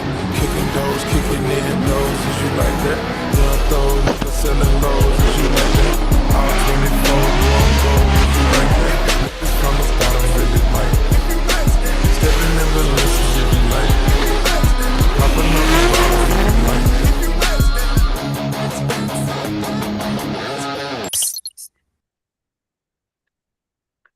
What a great video to introduce Ryan. Good morning, Ryan. Let's go, baby. Yeah. Let's go. Nice to have you on again, Ryan. Yeah, thanks for having me. I appreciate it. All right. Ryan Sage, good to see you, my friend. Good to see you. Are you doing the interviewing? I'm doing the interviewing. Wow. What a pleasure. What a pleasure. Oh, it's my pleasure, Ryan. Yeah, so they called me up and I'm like, hey, I'll take it, man. I love the Otani. It's the wrong jersey, but yes. Well, I have that up there because that's the second best import from Japan. So, and drifting being the first one. By the way, 21 seasons, huh? Yeah, I know. It's feel like I should be growing weary, but you know, when a season starts, you kind of get that pump again. So, it's been a long time though. Yeah. Well, a great sizzle reel, by the way. I mean, if that doesn't get you pumped, I don't know what will. Yeah, that was a really good one. It turned out to be a bit ironic as well, because that was kind of a key promotional piece for us in, you know, kind of tuning up the audience for Irwindale. And when we produced that, we didn't know, you know, with certainty that it was going to be going away. we knew that it was on the horizon. We just didn't know exactly when. And then, subsequently we found out that it was, and we knew about it during the event and all that kind of stuff, but was, told to keep lips quiet. And that turned out to be the last video that we've ever produced there. Yeah, yeah. I mean, Irwindale, I mean, we should just jump right into it. I mean, it's the House of Drift. It's where, you and Jim started your basically drifting, journey with D1 back in the day. And then obviously you guys went on to create Formula Drift. I mean, what are your thoughts on the closure of Irwindale? I mean, we've been talking about it for a very, very long time, but I think it's final this time, no?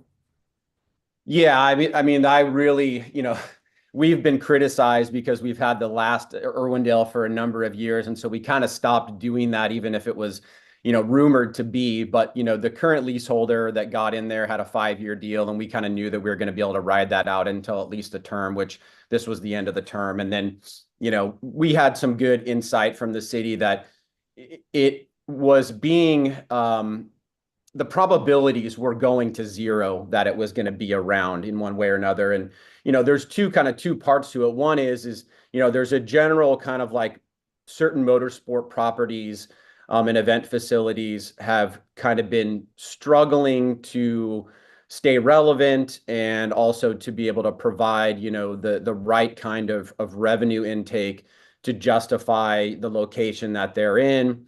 But, in particular in Southern California, that's just much more of an extreme because real estate prices are so high out here, and that's a huge piece of valuable property. So it seemed inevitable that something like that was going to occur. We've kind of seen something similar with California Speedway, but Irwindale has done a really good job in making it more than just a motorsports venue. There's a huge amount of commercialization that goes on there with Hollywood and projects and things like that. And they've been able to they would have been able to run it, indefinitely. But I think, the owners, the current owners are not necessarily like motorsports people. So, they're real estate people and they plan on doing something different with it. And there's certainly an interest for the city of Irwindale there. But I think everybody, no matter on what side you come from, whether you are the purchaser of the property and are holding it now, or you're a leaseholder, or you're us, or you're the city of Irwindale, you're kind of bummed to see that landmark go. Yeah, yeah. I mean, it's really too bad. I mean, I think the internet's been like full of all these speculations of what you guys are going to do. I mean, obviously you don't have to disclose your plans, but what are some of the like crazy ideas that you've heard in regards to your final event next year? Like where should we go for the final event? Well, I mean, I guess I could say, what we've said, and then also what has been kind of maybe derived from that, and then maybe some independent things. I've heard stadium, Anaheim Stadium, downtown Los Angeles. I've heard COTA, I've heard Las Vegas. And, what we've said is basically, we need to find something that has the cachet of Irwindale. And that's going to be really difficult to do while at the same time kind of maintaining the same travel schedule that the teams are used to. If we get to Salt Lake and then all of a sudden, we have to cross country, that's going to not really make teams super excited about that. So the goal was to be on the West Coast. And then the question is what can we do? What can we build? What can we find that can be of Irwindale status? And, then on top of that, the next layer is what venue that we do in that context, build, design, whatever, rent, can sustain for the long term. And I think that's kind of the real question of, the preparations that we went into at least a year ago when we started looking at this. Mm-hmm. So there are a lot of factors, right? So, and I think one of them happens to be, you have to make it easy for the teams it can't be such a high hurdle. I mean, it could be epic location, but if it's on the other coast, it's going to, realistically make it hard for the teams to travel all the way out there. So there's a lot of things to consider here. Yeah, no, for sure. I mean, I think that's one of the things that's generally overlooked. The teams have a very, unique position in that the way that they try to work with us to strategize their budgets to be efficient is to kind of go in the most efficient, circle around the country that we can without a lot of zigzagging. And that makes a big difference, because if you're not talking about, say Formula One budgets where you can throw everybody on commercial planes, and go from, the Middle East to South America back to the Middle East, you've got to be conscientious of that. And so that's always been something that we've tried to do, because it does make a big difference. If you've got to throw an extra 3,000-mile trip in there to a team, you're talking about multi-thousands of dollars plus, all of the things that come along with travel and, moving to a venue. So the goal was to be and, end here on the West Coast, just like we would have with Irwindale, not just for that, but also because, Southern California is basically our home. It's where we have our largest event right now with Long Beach. Irwindale and Long Beach have always been kind of like friendly competitors to each other in a weird kind of event sense. And it's been nice to bookend the series in Southern California. And so the goal is to do something like that. And we think we have something that is pretty cool. And we're definitely going to keep our mouths shut for a while, though. But we're excited to get it out there once it's time. All right. Awesome. Looking forward to that. So in 2024, you guys had, obviously 2025 is going to be a big change for you because of Irwindale, but this year you had some format changes. For 20 years, it was the norm to do a single run qualifying. And then this year you introduced this tandem format. How has that influenced competition dynamics? What are your thoughts on that? Well, I think one of the things that is really important to mention on that topic is, the game kind of changed for us when we decided that part of the pyramid structure was not there. And what I mean by that is, we essentially had drivers that were going from Pro-Am to Pro. And then we created Pro 2, which was kind of a stepping stone. And that turned into Pro Spec, which is a philosophically slightly different series than Pro 2. And obviously you can kind of see it in the name. But what that did is it really constrained our ability to be able to focus on a singular series at any given round. And, we do 4 Pro Spec rounds. So those rounds need to be consistent with what we do at traditional pro only rounds. And what that means is that, you only have so much time in the day, whether it's just a daytime event or whether it's an event that has a sound ordinance at night. And so we had been operating with a modified version of the traditional qualifying for a number of years. You mentioned single run qualifying. That was adapted from the 2 non-consecutive runs that kind of have come out of, traditional drifting and what we've been doing for a long time. And we've been playing with, and kind of tinkering with that concept for some time. And we never really felt that we nailed it. And, what we were seeing and hearing from drivers is that because of the single run, the ability and the need or the want to kind of push at 100% to get that number 1 qualifying spot was attenuated, because it was really, really bad if you fell down. And, we tried, adding points and doing a lot of other things, and we just didn't really feel like it was hitting. So when we got to season 21, we started, kind of talking to the teams along the way in season 19, like everybody hates qualifying, for lack of a better term. And it's very, very long. It can run 3.5, 4 hours, which, for broadcasts and things like that and for numbers is great. But if we're looking for a long-term solution to be able to manage 2 series at the same venue, it's a bit challenging.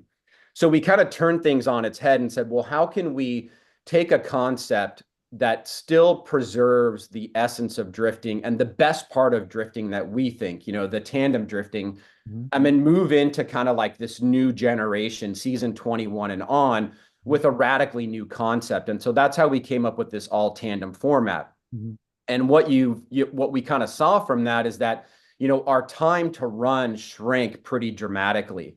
And, almost in some instances too much. We had broadcasts sometimes that were running, an hour and 15 minutes, an hour and a half. And we want to be in that kind of like that 2-hour range, for what we call seating.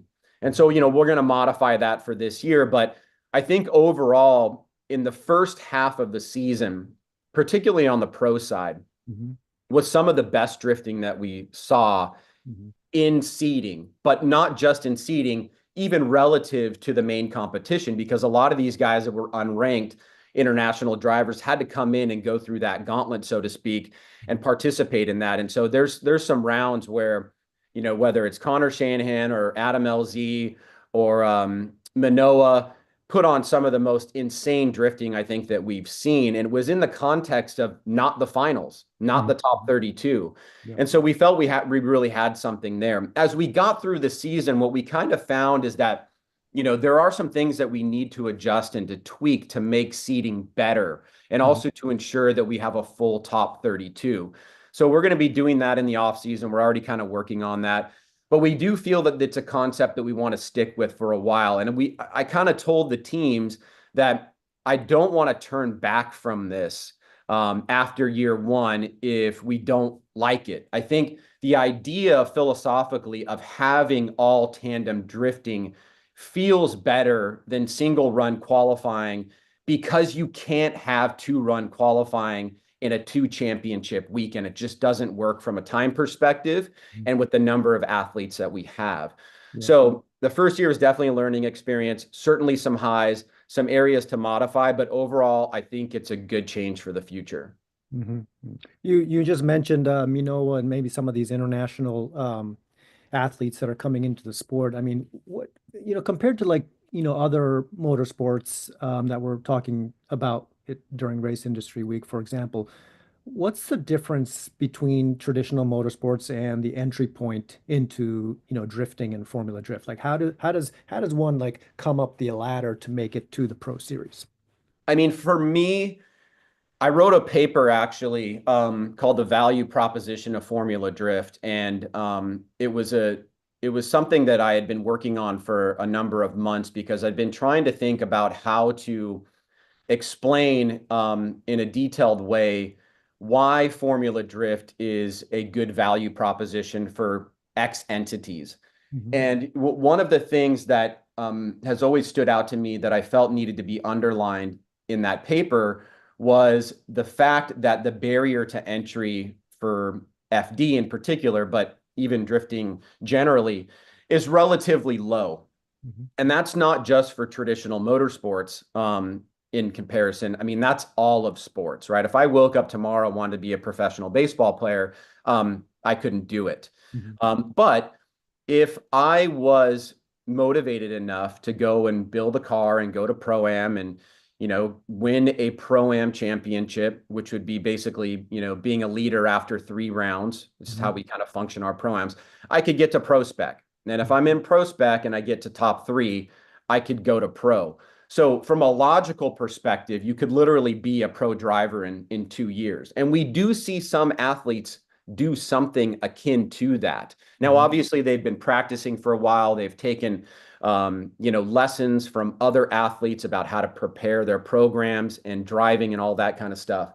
But strictly, if you're just looking at the steps, you're talking about 1 year in Pro-Am, 1 year in Pro Spec, and then you're in Pro if you were to do it in that way. Now, I don't necessarily advocate for that, but it's just, it underlines the way in which drifting is much more accessible to the average competitor than most of traditional sports, not even motorsports, most of traditional sports. So that's something that I've always found has been very appealing, particularly because the average driver that's interested in drifting is not going to be a driver that comes from a high income household. We do have some of those, of course. Many of these athletes are self-funded. They're coming at it from a passion perspective. They see that I can scrape together an initial budget to get going. I can focus on the things that are important, like developing my profile on social media and things like that. And then all of a sudden, I've got a name and I'm talking to sponsors and I'm learning how to build a program. And the way in which you become a professional athlete relative to other sports is quite dramatic.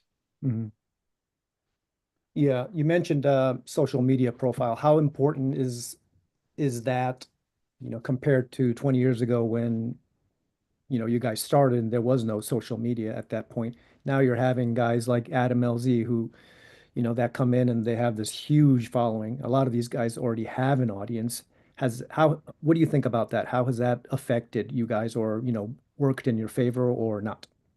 Well, I mean, it's fundamental to the sport. If you go back to 2009 and say when Facebook started kind of blowing up, there's a 1-to-1 correlation with the growth and the explosion of social media and the line that drifting follows as well. So, I can remember a story. We were at Road Atlanta, and I forget the streaming service that we used, but we had a one camera. One of our sound guys said, "Hey, would you mind if I set up a camera and put a stream out?" And at that time, we had no clue what that meant. And he's like, "Hey, check this out. There's 10,000 people watching." And we were like, "What the heck?" And at that moment, I realized that the digitization and the social media aspect of this sport, because it had been very much like an underground kind of cool kid sport. And then when social media came out, it kind of popped in those sectors. And social media has become the major driver for most of the back-end funding mechanisms for not just the series, but also for athletes. Now, there's a lot more to it than that, but that is if we had 5 pillars, that's one of them. Yeah. Ustream or something like that, right? Yeah. I think it was Ustream, actually. Yeah. I'm dating myself totally. That was Daryl, by the way. What's that? That was Daryl. It's Daryl. Yeah. Shout out to Bell One. So you said 5 pillars. So what are the 5 pillars then? I mean, I think, if we're talking about marketing pillars, social media is certainly one of them. But I think if we're talking about general pillars that kind of are emblematic of the sport, you're talking about something. One pillar would be that drifting is very synonymous and speaks to a specific and exclusive demographic that we generally don't see in motorsports. And that I think that motorsports as at large should want to try and access. I mean, there is not really a sport out there, a motorsport out there that can claim that their primary audience is, 16 to 30 and globally based. The other one is that streaming is such a huge aspect of what we do. And while that's in the category of social media, I think it's distinct because the streaming part of things and the derivative content that comes from that is a huge part of what drives the sport on any given weekend, but also as it amplifies after an event. I mean, it's just something that has been synonymous with what we do. And while we do and have had many different television programs, and we currently broadcast live on MAV TV, which is amazing because most television networks would not take a live programming where you could say, we might finish in 2 hours, we might finish in 4 hours, which is one of the reasons for kind of the new format as well. That has just become something that's been so important to the brand. So, and then I think, from that is the fact that all of the stuff that we shoot and all of the access that we give to not just media people, but to athletes is under what's called a shared rights model. So, if I'm Lewis Hamilton and I go into F1, and Liberty is doing, in my opinion, has done a much better job of this than the previous iteration. If I go into the F1 paddock, it's going to be very difficult for me to extract content for my fans. There's a lot of limitations that are there. With Formula Drift, we are the exact inverse. We are saying, look, we are not beholden to a network with a licensing program. And that means that we are not restricted by what we can do with our content. And so therefore, we're going to go to the absolute extreme and say, you can not only film at our event and distribute content, we will give you everything that we shoot as well. And we provide you with all of your competition clips because we want you to go out and create the firestorm of engagement from your competition and what occurs. Mhm. And so, that's probably 4 of the 5 pillars, but that is the media rights part of it is something that doesn't really get spoken about a lot, because the athletes that have grown up in this sport have kind of gotten used to that without knowing what it is per se. But those that understand it, when you look at the relative comparisons to traditional sports and motorsports and things like that, understand its power. I think it has been, if not the main driver, one of the primary drivers of why the sport has become so popular, because we are not shielding ourselves or having to protect a network or a broadcasting company that's paying us a large rights fee. Now, if we ever get to that, if that opportunity ever exists, it's going to be a very dramatic shift and change, because so much of the programs within Formula Drift and the way that drivers are monetizing is based on that fact. Yeah. So, that is something that has become really important in just the overall general development of driver programs, but also the way that Formula Drift works with teams to make sure that the sport is getting as much reach as possible. Yeah, I totally agree with that. I mean, I think that was one of the biggest differences between you and, Japanese Drift Series. When the Japanese Drift Series came, they didn't have TV rights, but they had DVD rights. So they were still restricted in terms of what a driver could shoot or even what the media could shoot. Yeah. But Formula Drift was so open, and that's why, I was able to do things with Dye, without practically, no restrictions. So I totally agree with that. I mean, with the growth of Formula Drift and social media, I mean, 1-to-1, that's a really great point and an interesting one. What's the so everything probably hasn't been. We're starting to run out of time. Lastly, 21 years, what has been like the biggest challenges that you guys have faced so far and had to overcome to get to this point?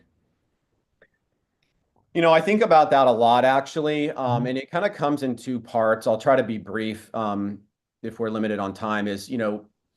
I drifting in general, but Formula Drift, because it's been the primary motorsport in the United States, has always kind of been a redheaded stepchild of motorsports. And in a certain sense, we've kind of stopped trying to correct that, if that makes sense. We have an identity. We lean into that identity, and we're not afraid or embarrassed to do that. And we don't need to be accepted by mainstream motorsports because we're not a point A to point B, racing series. We have a unique identity that we try to promote and lean into, and that's something that I think we need to do. The other thing is, when I came on to this position, it was really challenging to try and understand where we needed to go in the medium term. The short term was understandable. I was taking the pass from Jim and we were getting going. But in the medium term, it was like, where do we want to be in 5 years? And so we had to spend a lot of time thinking about the identity that I just spoke about and how that relates to a multi-year plan. And, I don't need to unpack that for you, but that part in where we go in the future is always challenging, because just the general nature of motorsports and entertainment and the social environment is constantly an evolving state.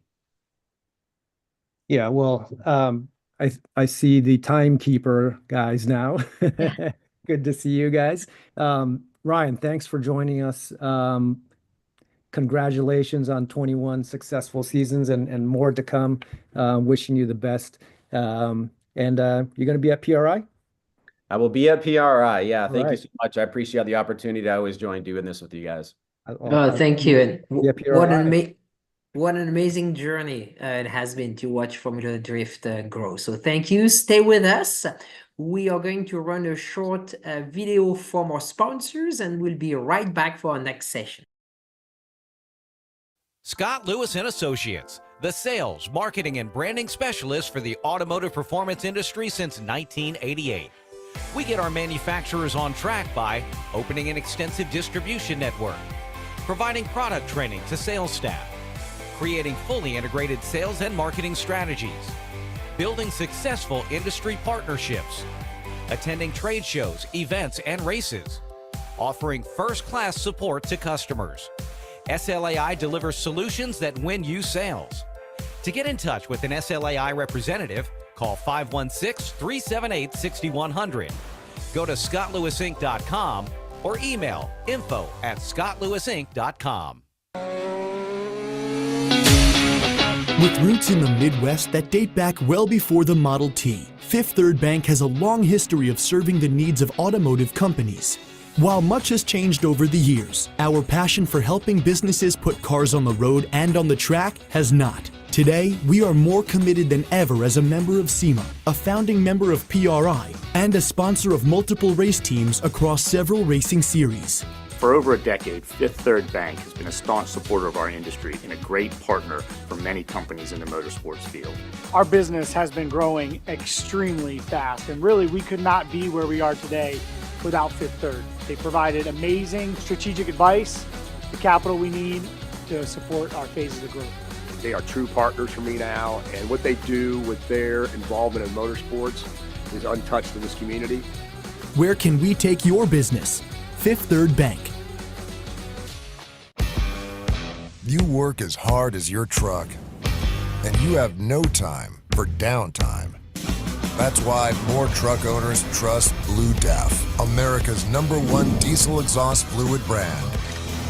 Each batch is guaranteed pure, so you can avoid costly repairs caused by inferior DEF. Demand America's best for your truck with Blue Def and Blue Def Platinum. Put trust in your truck. Thank you and welcome back to the program. Mr. Mike is back with us. We're going to have a little marathon for you, Mike. You're doing 3 sessions back to back, correct? That is correct. I don't know what I was thinking when I volunteered for that, but we'll test our endurance here for the next little while. But you're the perfect host for the next sessions, and so that's part also of the program. We bring the host play a great part of the success of this industry week, and so Brett is joining us, and Mike, we cannot do what you do. We're just market makers. Exactly. I cannot do what you do either. So it's kind of a circle, isn't it? Brett is with us. Welcome back to the program, Brett. Thank you for being with us. Thank you. Good afternoon, everyone. Can you hear Hi, me Brett. okay? Hi, everybody. For those of you who do not know, Brett Root is the president of the IMCA, one of the oldest sanctioning bodies of motorsports in the United States. And it's kind of been a family tradition for Brett.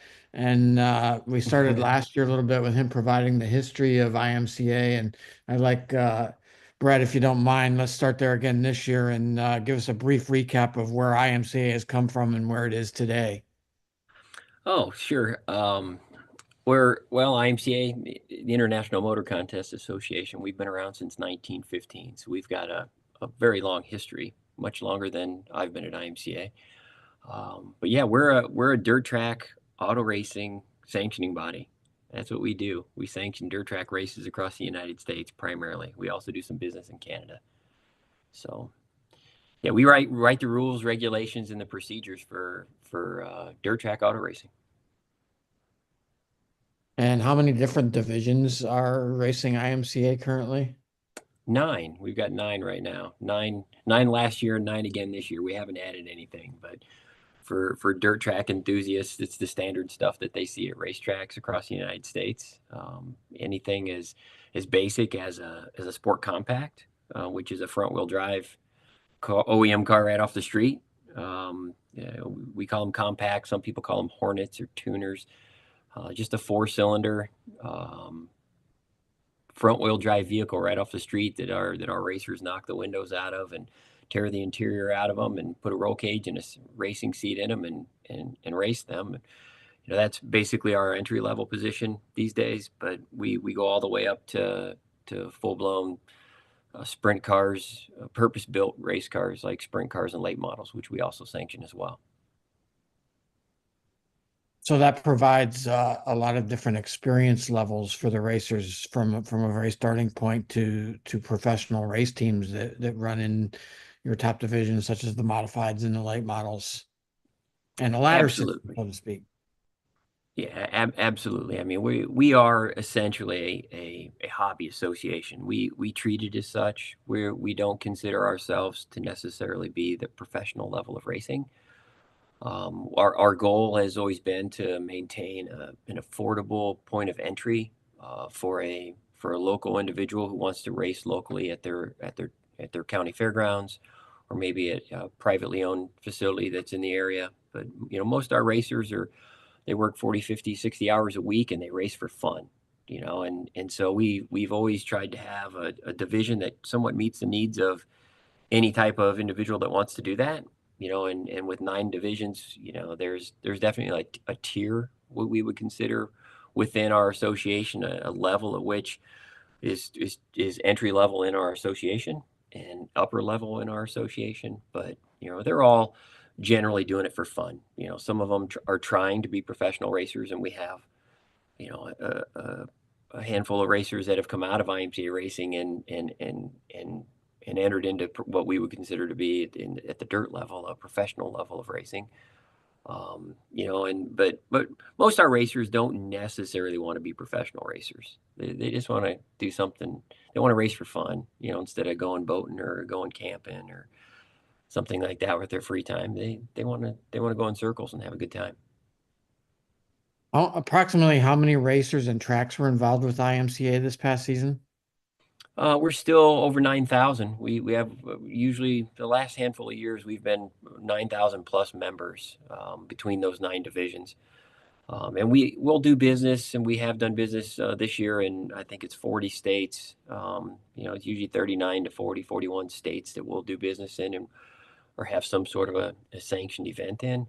And we do that at approximately 250 racetracks.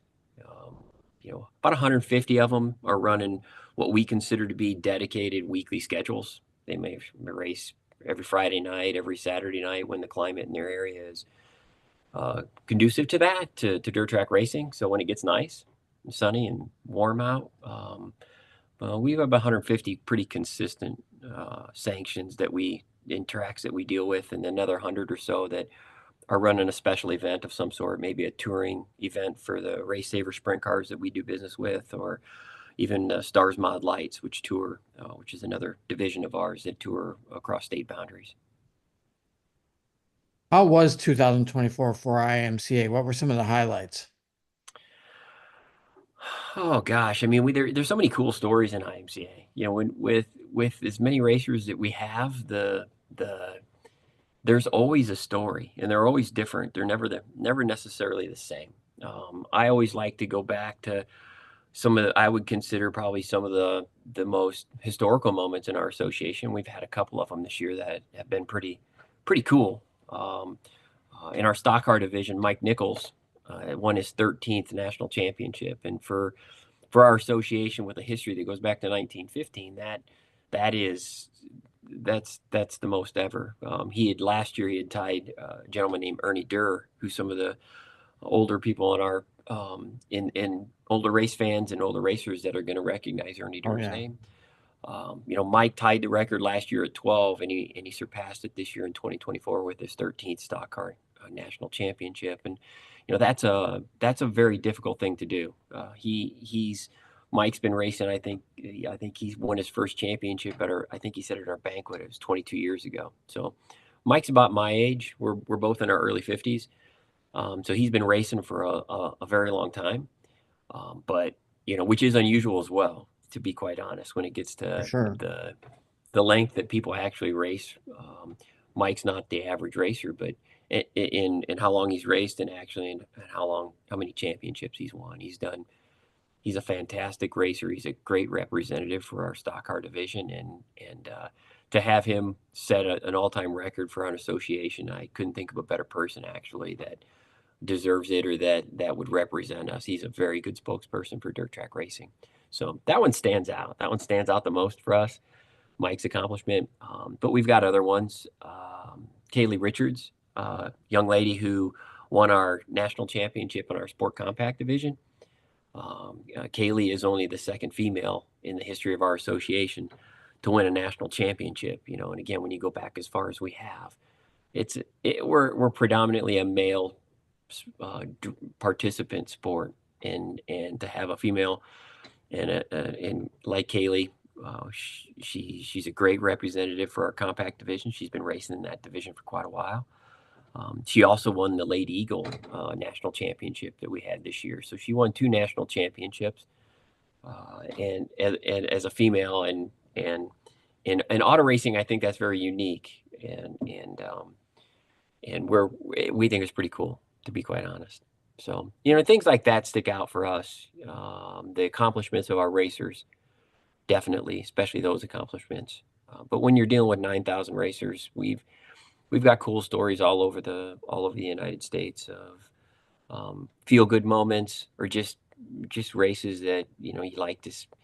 You know, we as an association, we're fans as well. As officials, we're also fans. We almost have to be. And at times we'd like to script our events. You know, I think the engagement that fans want out of auto racing, I think the fact that it's so pure at our level, it's not very scripted. You never know what's going to happen. So the good stories that play out the way that you'd almost like to say, hey, I wish I could have scripted that, wouldn't have been any better for the fans to see and for the racer to experience. We had one of those moments this year with Kelly Shryock winning our stock car Super Nationals event this year. So, I mean, that was one of those moments. I've been attending Super Nationals since 1995, and that was one of those moments that That's a guy who's won a lot of races and a lot of different types of race cars over the years. Yeah, he's kind of stamped his name as a modified guy for many, many years in IMCA ranks and outside IMCA ranks. You know, Kelly is very, very, very well known in dirt track racing in the state of Iowa, especially where he resides, but also just the Midwest, where he's turned so many laps. He's been racing for as long as I can remember. So, he's you know, for many years I called him the bridesmaid of the Super Nationals. He ran second at the modified Super Nationals, I think, more than anybody has ever run second at the event over the history of the modified. And so to see him in a stock car this year, and the way that race played out, it was very, very special. And I think our fans with the noise they made and the cheering that they had, and just the excitement after that event to see him win the stock car portion of it, you know, I think it just says it all. It was a very special moment, to be quite honest. Yeah, a racer who's endeared himself to fans for many, many years, finally winning the one that he's been chasing for a long period of time. Right. Yeah, in our ranks, I mean, you look at look at Dale Earnhardt winning the Daytona 500. You know, look at how special that was for that association and for that race and his fans. You know, I mean, if I was going to compare any win in IMCA to something like that, it would be what we experienced this year at the Super Nationals with Kelly winning the feature there. And the way that race played out, it just played out very, very well. With a local guy, young kids racing. You know, Kelly's older than me, right. You know, and he's racing against kids that could easily be his kids. I mean, he's almost could have grandkids. We're getting so old. I, in fact, am a grandfather. But you look how they play out. You know, he's racing against the young guys, old guy, you know, the veteran against the rookies, or the veterans, the old guy against the young guys. And to have that race play out like it did, it was pretty darn cool. Yeah, a lot of different storylines in that race and the Super Nationals in general, and we'll dive into the Super Nationals a little bit more here in a minute. One of the things that I find intriguing, and I thought about it when you were talking about Mike Nichols a few minutes ago, is that we're used to in a lot of the forms of motorsports, guys get new race cars all the time. And a lot of your top guys in stock cars and sport compacts and other hobby stocks, they run the same race cars for years and years and years. They do. And in fact, some of that's by design as an association. One of the things we pride ourselves on around here is that we don't change rules a lot, you know, and that's very, in some aspects, if you aren't careful, you feel like you get old, you know, like the association itself, the rules, you know, we got a lot of history, but if you don't change the rules much, I think they get kind of stagnant at times. I think the racers feel like we should change stuff at times just to make it cooler, more fun to do or something like that. But keeping the rules consistently the same is very cost effective for our competitors. So, you know, one of the worst things that we can do as an association is change rules every year. We have so many people turning laps in IMCA that you know, we see about 20% every year, and I think I might have said this last year, about 20% of our membership rotates out of IMCA every single season. You know, and a lot of people that are really focused on rules and what we do, they think that's our fault, when in reality it's not. It's just the natural lifestyles that we all have, the things that in life that we're dealt with having children, changing jobs, moving, relocating, you know, all those things that cycle racers out of the association. So when we keep the rules the same, it allows them to sell their cars to other racers that can use them as they are. And it also allows racers that already have that money invested in equipment to keep it without having to spend more and more money every single year. So yeah, they can shelf it easily and bring it back in 2 or 3 years when their life agrees with Right. that lifestyle again. Right. And even within our association, how we have the divisions, you got divisions that complement each other, like the hobby stocks and the stock cars, or the modifieds in our Northern Sport mods, to where those cars can actually cross across divisions as well. So again, it gives them another market, or an outlet to race it, and it gives them an outlet to sell it. I know you're passionate about the rules in IMCA, and that's a lot of the reason for the success of the organization. But what are the challenges to enforcing those rules and keeping the costs down? And rule enforcement is key, and that's tough. You know, we rely heavily on each sanctioned facility to have a competent tech official. We do our best on our end to provide the rules, to provide the manuals, we provide what the penalties are if they find violations of the rules. So we do everything we can on our end to keep it as simple as possible to enforce the rules, by keeping our rules somewhat simple as well, as much as we can. But it is a challenge. You know, we have Dave Brand, who is our national comp director. He answers phone calls daily, 7 days a week, almost all year round, about rules, from our competitors, and also from track operators and from their inspectors.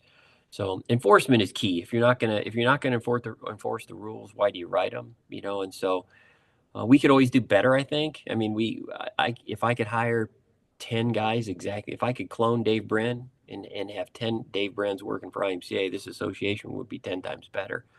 But it's just hard to find people like that. Tech inspection is incredibly thankless. It ranks right up there with promoting. It can be very, very thankless position for people to be put in, because they're the bad guys. They're the guys enforcing the rules. They're the police, you know, and sometimes people don't have a favorable opinion of police, you know, but thankfully, many times people do have favorable opinions of police. You know, if you're getting a speeding ticket going down the highway, you don't much care for the state patrol. Nobody wants to get a ticket. But if somebody's breaking into your house, you kind of want the police.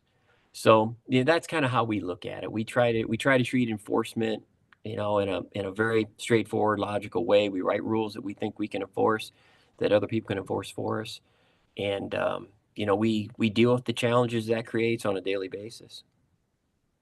And that butts heads of part of the DNA of motorsports, which is riding that gray line. Oh yeah. Yeah, it's like I've been listening to seminars all week, and they've been some really good seminars. I've enjoyed. I've learned a lot this week, but I've heard many people say they're going to PRI, you know, and I'm like, well, we're going to PRI too, booth 3705. But for us, PRI is you know, we're like kind of like the police in the middle of you know, a really cool place where people want to do really cool things, and they come to us and say, hey, you know, have you been down to such and such's booth? Can we use that? Or have you seen this new product over there? And we're like, no, not yet. You know, so at times we're kind of I don't know, the buzzkill of PRI. I feel like that at times, but because there is so much cool stuff there. That is for that is an sure. awesome event. We enjoy going to it, even though at times we feel a little bit like the buzzkill. But at the same time, lots of our promoters are there. We have dozens and dozens of IMCA sponsors that are displaying at that event. And we have lots of our competitors that are walking around. So it's a good place for us to be to kind of meet all of those folks and network and find out what's going on from a manufacturing standpoint or a new product standpoint, but also at the same time get feedback from competitors who are always offering their opinion to us as to whether or not they think we should change a rule or whether it's dumb or whether it's cool. When I think of IMCA racing, I think of pure racing and passion. Explain the passion that you see in the pit area on any night at an IMCA race.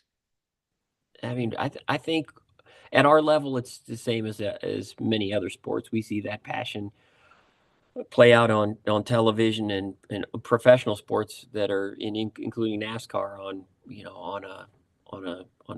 a Sunday where you've got somebody spin somebody out and they want to fist fight in the pits, or there's always something exciting going on. The pure racing itself, I think people watch for that, and I think at the end of the day, our competitors are passionate about racing. They want to race. They want to win. They're competitive. They're competitive by nature. Most of the racers, I think, are competitive by nature. And when you spend the money that you do in order to compete at any level, including IMCA, it's hard not to take it super serious, and it's hard not to get caught up in the competitive nature of any sport, including automobile racing. And I have said before, and I say it every year, racing brings out the absolute best in people. I've spent my entire life and my career in this sport, and I don't think I would change it. If I could, I would not go back and change it. I have met some of the best people ever in this sport, and at the same time, racing can bring out some of the worst of people. I've seen some pretty rotten things play out enforcing rules, and attending events. But the way I look at it is if racers, if they aren't fighting and they aren't mad at somebody for the results, if they aren't disappointed in something that didn't turn out like they wanted it to, they don't care, and so when they don't care, then you got problems. Find something else to do. Yeah. Yep. That's the way I look at it. And we have, again, we had 9,000 racers turn laps in IMCA this year. There's a lot of them that care a lot, apparently. Well, the biggest event on the IMCA calendar is the Super Nationals. Comes right after Labor Day every year, and week long at Boone Speedway in Iowa. And it's just amazing what that has become. Let's talk a little bit about the Super Nationals. How does it continue to grow every year? I think that's a really hard question, but it's an easy question. I think we'd have to really try hard to screw the Super Nationals up now. The Super Nationals has got so much history. It started with one division, our modifieds, and it's evolved into, we've got 7 divisions that race over 8 days, starting on Labor Day weekend every year, usually the end of August to the first weekend in September. We race for 8 straight days at Boone Speedway in Boone, Iowa, and it's hard to put it to words until you attend. And I think that that event creates it's a snapshot of weekly racing for us. When our association has as many tracks and as many racers that we have in it, an event like that it is what provides the opportunity for 1,000 race cars to show up at a dirt track in central Iowa. We've broke the car count record at the Super Nationals for the last 4 years in a row. This year we had 1,038, I think. That's a lot of race cars to try to get into your pit area. That's a lot of race cars to try to get on a racetrack. That's a lot of laps on a racetrack, especially a dirt racetrack. So there are so many moving parts to the Super Nationals that have been looked at and fine-tuned over the last, it was the 42nd annual this year, over the last 40 years to get it to where it's at. And now, we want to continue to fine tune that event every year. I thought it was really interesting. I listened to Steve Phelps at NASCAR Talk, and he made a comment about connectivity and race fans and connectivity. And he said that they had spent $50 million on the connectivity or providing fiber to 12 racetracks on the Cup circuit. That is an unbelievable amount of money. But at the same time, I get it, because we have the same problem at our level at Boone Speedway for the Super Nationals. Nobody wants to come to the Super Nationals and unplug. If you're unplugging on vacation, and that's where most of our fans and our racers come to Super Nationals, it's vacation. If you're unplugging on vacation, you're usually wanting to do that on purpose. And these days, not many people want unplugged. And a lot of people can't be unplugged. You can't go to some place for a week and ignore your job, ignore your family. Most of us have children and kids. Not everybody brings their kids to the Super Nationals. So everybody needs their phone to work, and so we haven't spent 50 million. We haven't even spent 4 million. I was doing the math like, geez, that's over 4 million a track. We haven't spent that kind of money at Boone, but I would say if for Boone to get better, for Super Nationals to get better, the connectivity issue, the logistics of the event, everything just has to get better, and we have worked really, really hard at getting better, 1,000 campers. We have not right at 1,000, but there's usually about 900 campers on the facility. So I was impressed when the gentleman from the promoter of Crandon said they had 2,500 campers at Crandon. I was like, I'm jealous. I'm like, that's awesome. And how they make that work, I have a great deal of respect for anybody running events of that size. Yeah, it's like a small town. It is. Yeah, Boone Speedway's got, I think Boone, the city of Boone's got about 12,000 residents in it. And at Super Nationals, we'll push 25,000 people into our 76-acre facility, for 8 days of racing. So we double the size of the city just with the people that are at the event. People say it's another town when the Super National shows up to Boone. So that creates a lot of really difficult logistical problems. And from our standpoint, that's our focus has been for the Super Nationals the last few years. And we're going to continue to do that. And I think if we do, our car counts will continue to do really well. And I think our fan counts will get better as well. That improved connectivity has also, kind of led to your streaming services. And how has streaming of the Super Nationals increased the exposure of the event? I don't think you can put a dollar amount on it, to be quite honest. I mean, they say a picture's worth 1,000 words, and I think if that's the case, a stream's worth way more than that, because the stream for us tells the story. It tells the story really, really well. And so we've invested a great deal of time and money in IMCA TV and getting better and better at streaming our event. We've got one of the best streaming platforms at Rivet. And we definitely have some of the best, the most talented people working behind the scenes to stream our Super Nationals event.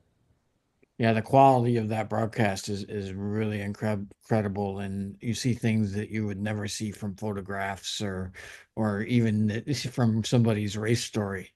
It's really special. Yeah, we hire FPV drone flyers. We have a team. I think there's 3 of them of guys that come out and just fly drones, and they're very, very talented, and that has been extremely popular in our stream as well. So. Yeah, anytime you can kind of improve your product or try to improve what people get to see, I think you get good results from it, and we're constantly doing that with the Super Nationals. As we wrap it up, anything new or unexpected we should look for in the coming year? No, I mean, we've made some announcements on some rules. I'm sure we'll deal with that a little bit at PRI. We've added an OEM replacement metric frame in essentially 3 of our divisions. I got to thank Speedway Motors for what they've done at designing a replacement frame that we need in our market. And I think that's something that obviously in many other industries or automotive aspects of other industries is going to be useful as well. But big rule changes like that, or big rule announcements, we've made most of those. We've added a composite Camaro body from 5-star. We've done both of those, and those are 2-year projects in the making, each one of them. So we can't thank 5-star, can't thank Speedway enough for the engineers and the time and the effort and the money that they've invested in those projects, because it gives our association a better direction in the future. Well, thank you very much, Brett. Sorry to interrupt, but I have to keep the clock, an eye on the clock, and we are going to take a little break to run a commercials from our sponsors, and we will be right back with you. Again, thank you very much, Brett, and we'll see you next week. Thank you. EPARTRADE is a digital platform that we've created basically to make life easier in the business community of auto racing. EPARTRADE, there is no e-commerce. It's literally a connection just like at a trade show. So now, any time of the year, a buyer could reach out to a supplier. When you see a product that you're interested in, all you need to do is click on request more information, and then from there, it is forwarded directly to the buyer or to the supplier. EPARTRADE really eliminates having to travel, closing down your shop. Now you have a place to showcase globally your racing product and technology.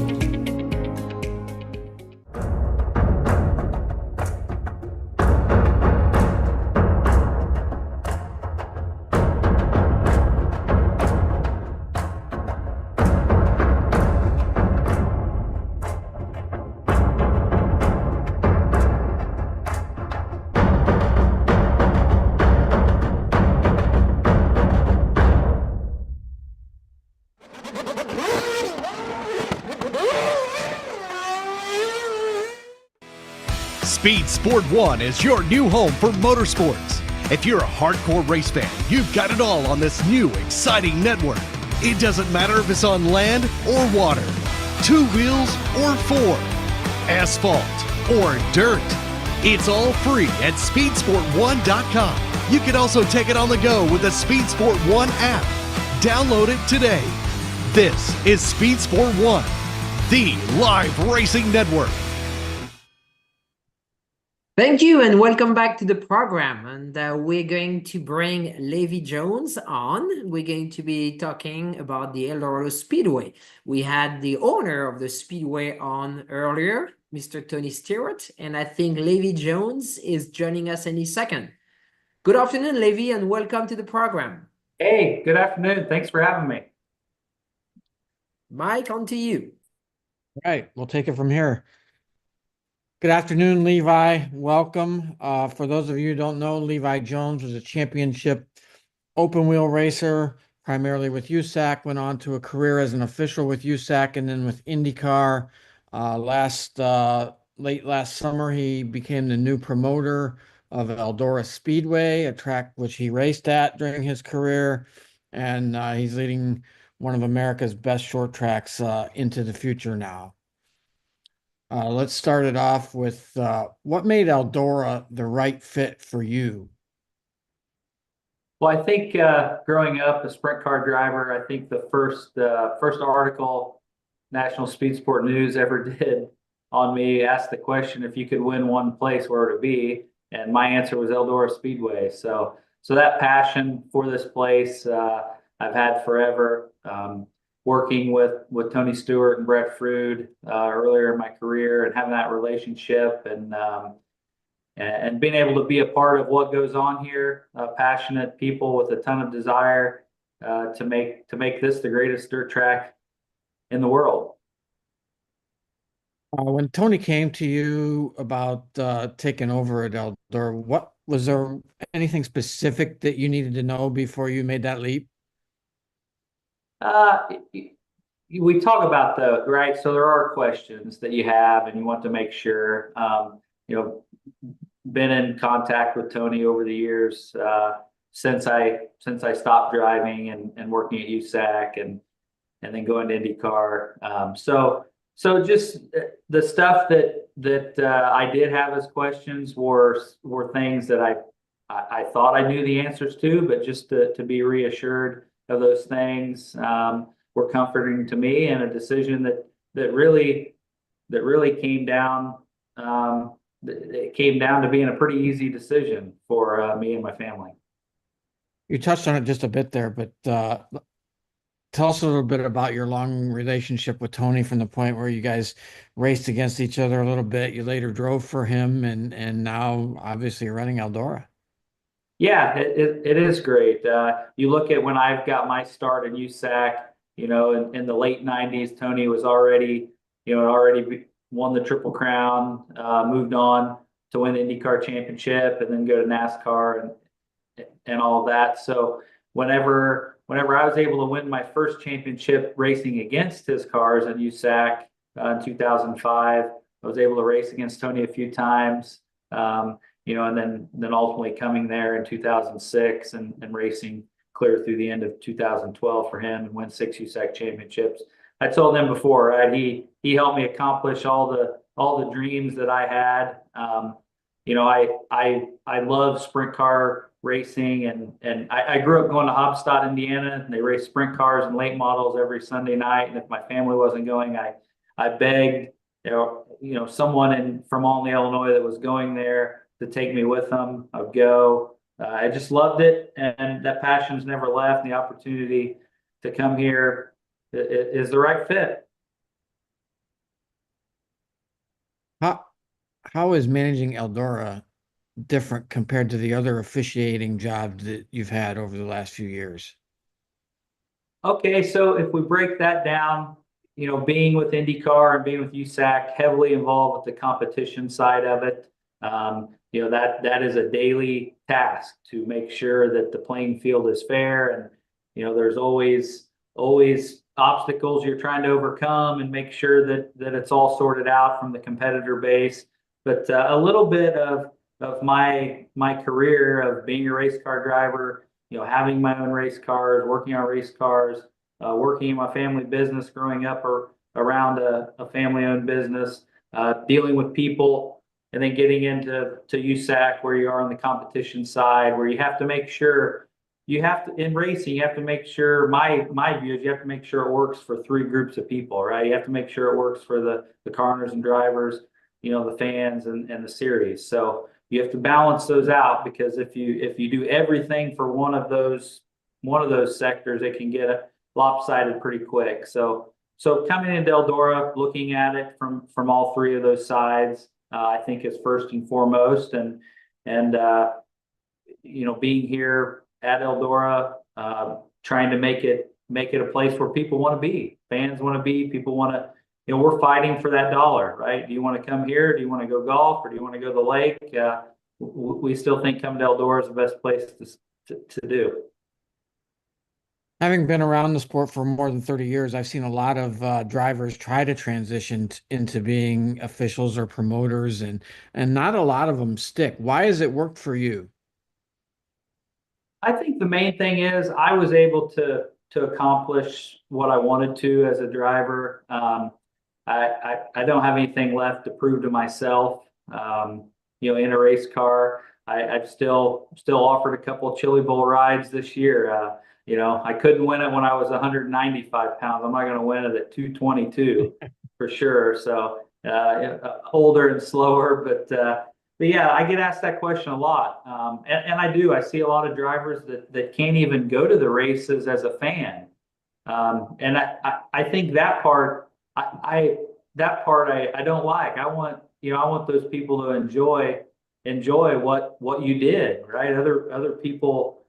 Other people enjoy watching you race. As time marches on, there's the next driver, the next group of drivers. They're fun to watch. I was a fan first and foremost. So even though I'm not in the driver's seat, I still think it's the best thing to do. Eldora is arguably the best known dirt track in the world. How do you continue to elevate a racetrack with a reputation like that? It is. That's a challenge in itself. I've told people coming into Eldora, they have very successful events. It's not like I'm coming in here and need to put Levi Jones's stamp on this place, right? Earl and his family built this place. Tony took it over. We've all seen how it's evolved here at Eldora. So so just to make sure that we stay on that trajectory, I come in here with a view of, leading people. We have our biggest event here. We have 230 people working that for a big event. We have 7 or 8 full-time people. So making sure first and foremost that I'm helping lead people, make sure they have what they need, make sure we can accomplish what we need to, so the end user, the customer, has an enjoyable experience and can't wait to come back here. What makes an Eldora fan different than other race fans? The passion they have for this place. I mean, that, the Eldora logo, it doesn't matter if you're on vacation on the beach or snowmobiling in Michigan or snow skiing, in Colorado. When people see that Eldora logo, they know what it is. It's pretty wild. So, when you think about Eldora, I think the difference here, the thing I can use is when my youngest son, when they were coming over here first time, he hasn't been to Eldora in quite a few years. My other son tries to come all the time, like I did, hitching a ride and getting over here. But he asked, when do the fields end? Well, as you're approaching Eldora, there's farm after farm after farm. But when you approach Eldora, I still get that feeling like I did the first time I came here. You're approaching this facility where you don't necessarily see the track way up there. It's not like, the track, you're coming in and flat farming, and you walk down into this facility. And when you see that, it's amazing. So that excitement and that fire that Eldora instills in the fans here, it creates that from your first step into the facility. And then obviously when cars race around here, it's unbelievable. Yeah, rolling in there, it's really an analogy, a lot like Field of Dreams. You're just rolling through cornfields, and then all of a sudden, there it is. You've been there since September. Is there any one thing that has surprised you about the way Eldora operates? No, not a lot of surprises. I think that's the comfort in coming here. I mean, really, when you think about my transition from USAC to INDYCAR, there were a lot of stuff that I just didn't know how it worked, right? So the unknown is a little bit surprising, but just I always use the analogy of kind of being in triple threat position. You gotta be down and ready. You can have a plan where you're going to work on today, but a lot of times that trajectory gets changed. So you got to be ready. You got to be nimble and be able to make things happen. And Eldora is no different. Just working with the sanctioning bodies. I had a relationship with most of them before, working on the schedule. I know how tough that is to put a schedule together. Everybody wants it sooner and sooner and sooner. So that part, just working on that right now, I feel like we're in a good spot. Our plans for upgrades and not just everything on being prepared to have Eldora Speedway ready for next year. So no big surprises, just diving into stuff here at the track, whether that's the way we've always done it. Well, is that the best way to do it? Is that the best for the end user, or can we make it better? Or do we need to look at different ways of accomplishing something to make the most sense of it? Because it is a business, right? I mean, it is fun. We love to do it, but we don't do it for fun and practice. It's still a business. You mentioned the schedule. Obviously, all the standards will be back, but is there anything new coming to the schedule this year? We're pretty excited about our schedule. Like you said, we have the long-standing races. We have some exciting news to share probably early this coming week on Monday as people lead into the PRI show. I think there'll be some excitement around the Eldora schedule. I have it here, but I don't know if you can zoom in fast enough to see it. Why don't you just get up and hold it up against the computer there? I could. I saw Tony leaked a couple of his things for the race team yesterday, so I'll hold off. I don't want Jonathan and Bryce and Blake and the gang here to be mad at me. All right, understood. You have a long history in open wheel racing, obviously. Has there been any learning curve or anything when dealing with the huge late model events on the Eldora schedule? I did run one late model race here at Eldora. So what's funny, growing up in Olney, Illinois, I really, the only reason we got a sprint car over a late model when I was a teenager was really because we didn't have room to fit the late model in the garage. And so we ended up with a sprint car. It's just funny how life happens like that. But my wife is a huge late model person. Her dad raced late models.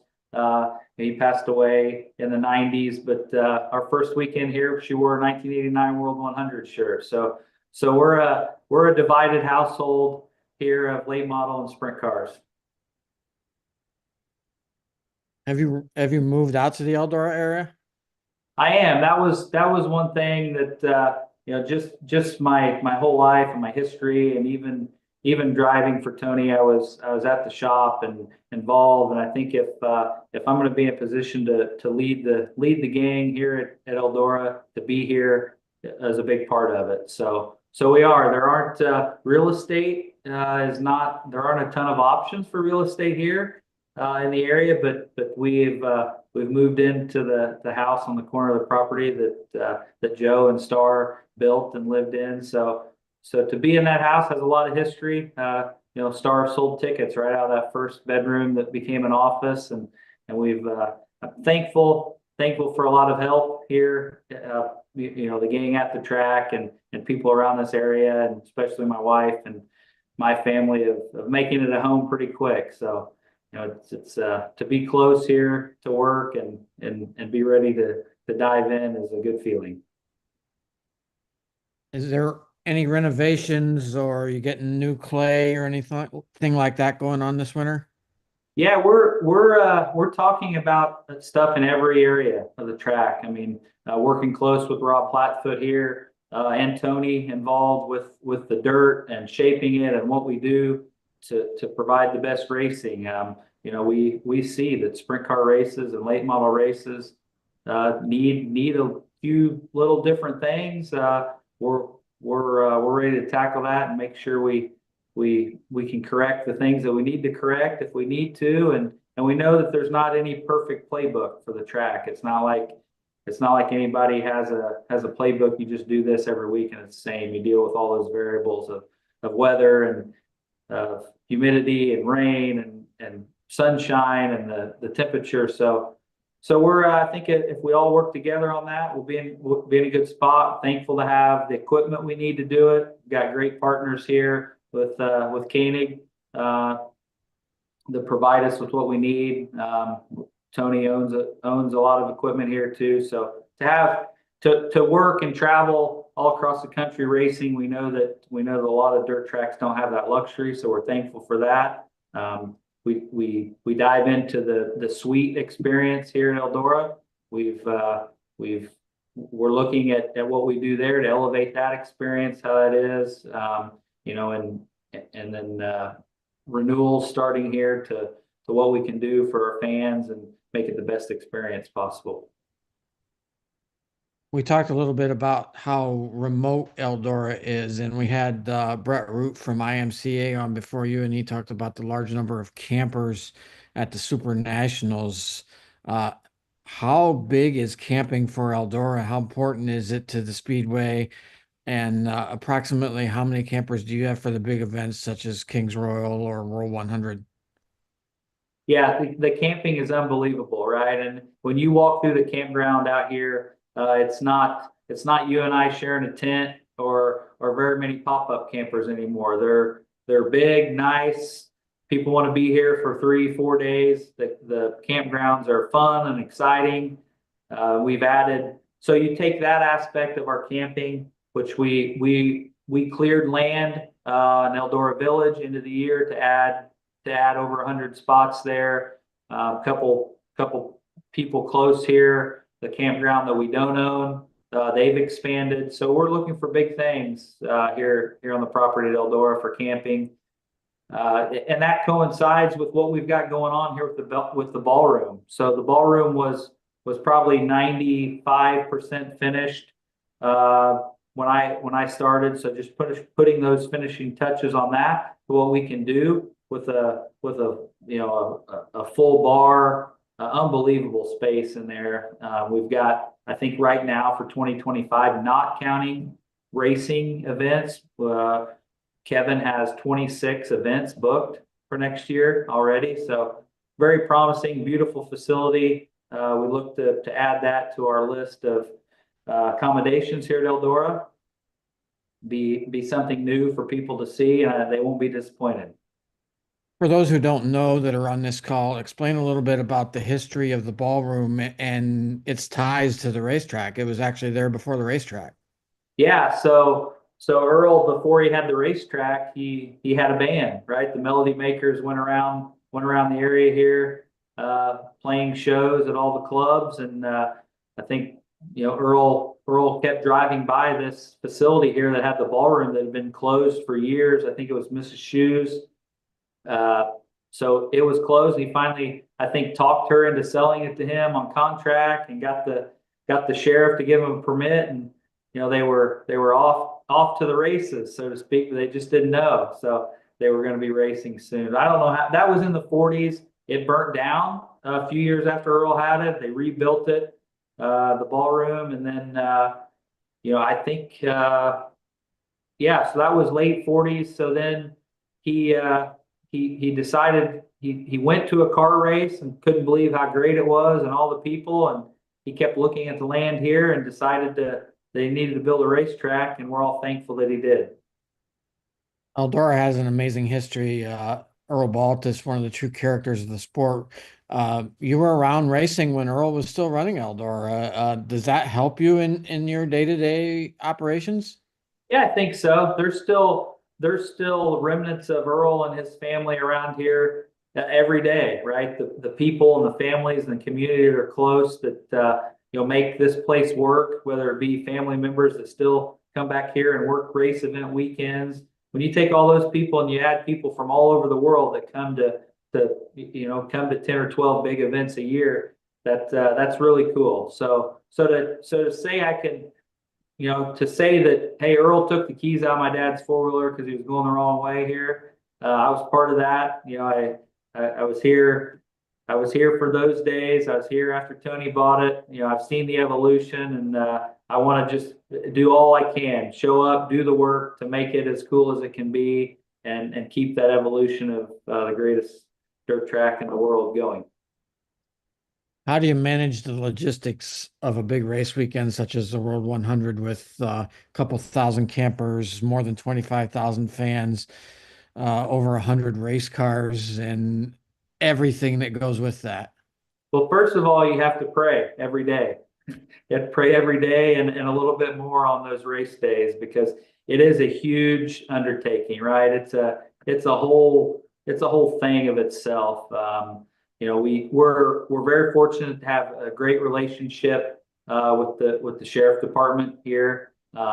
They staff our events incredible. We're thankful for that, because we all know race fans can get a little rowdy. We want them to get rowdy, just not over that point. But when it's a full World 100 weekend here, there were 100 cars parked in what is now my yard there at the house.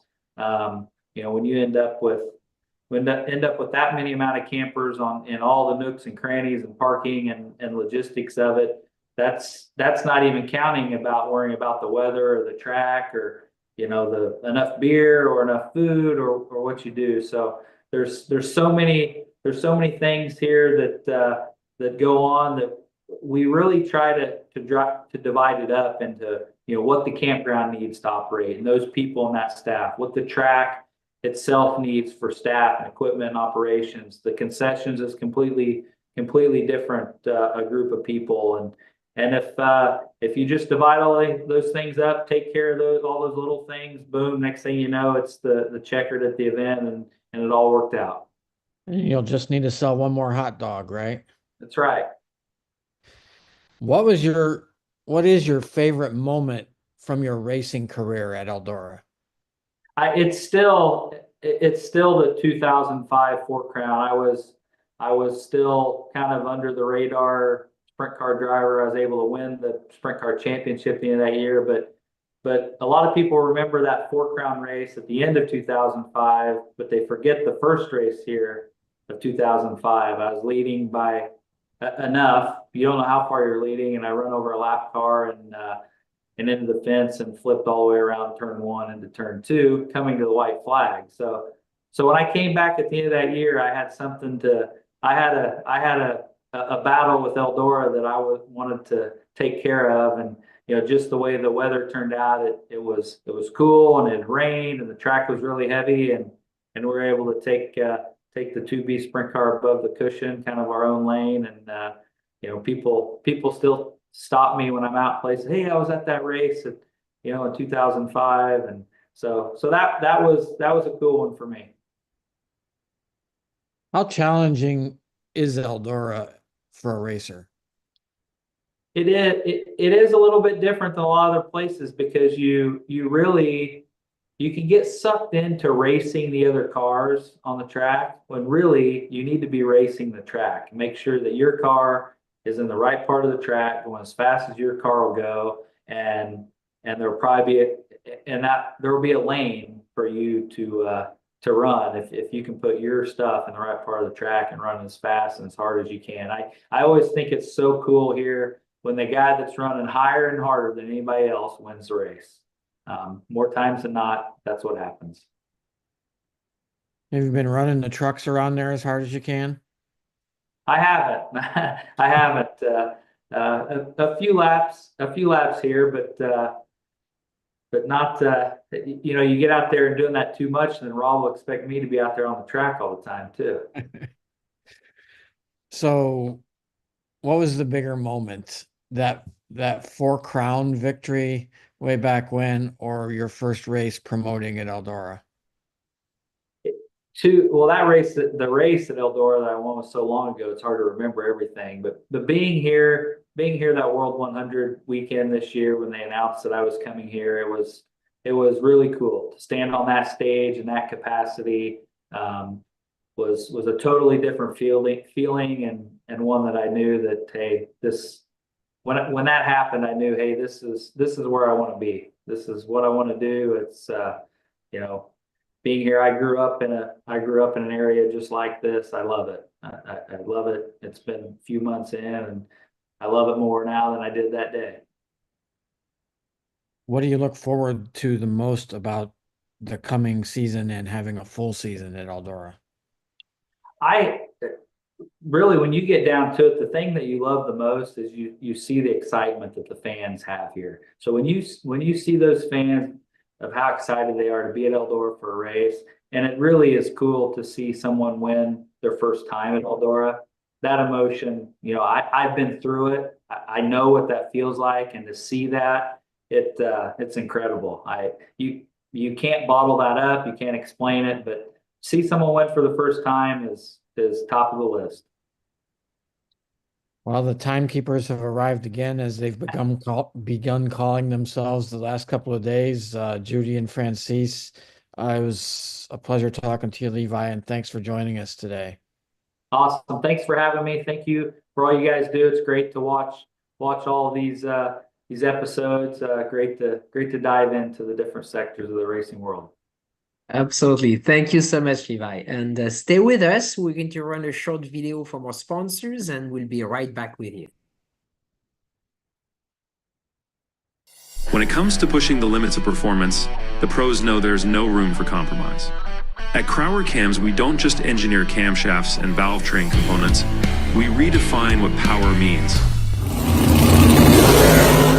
Since 1955, Crowder Cams has been the name trusted by racers, engine builders, and gearheads around the globe.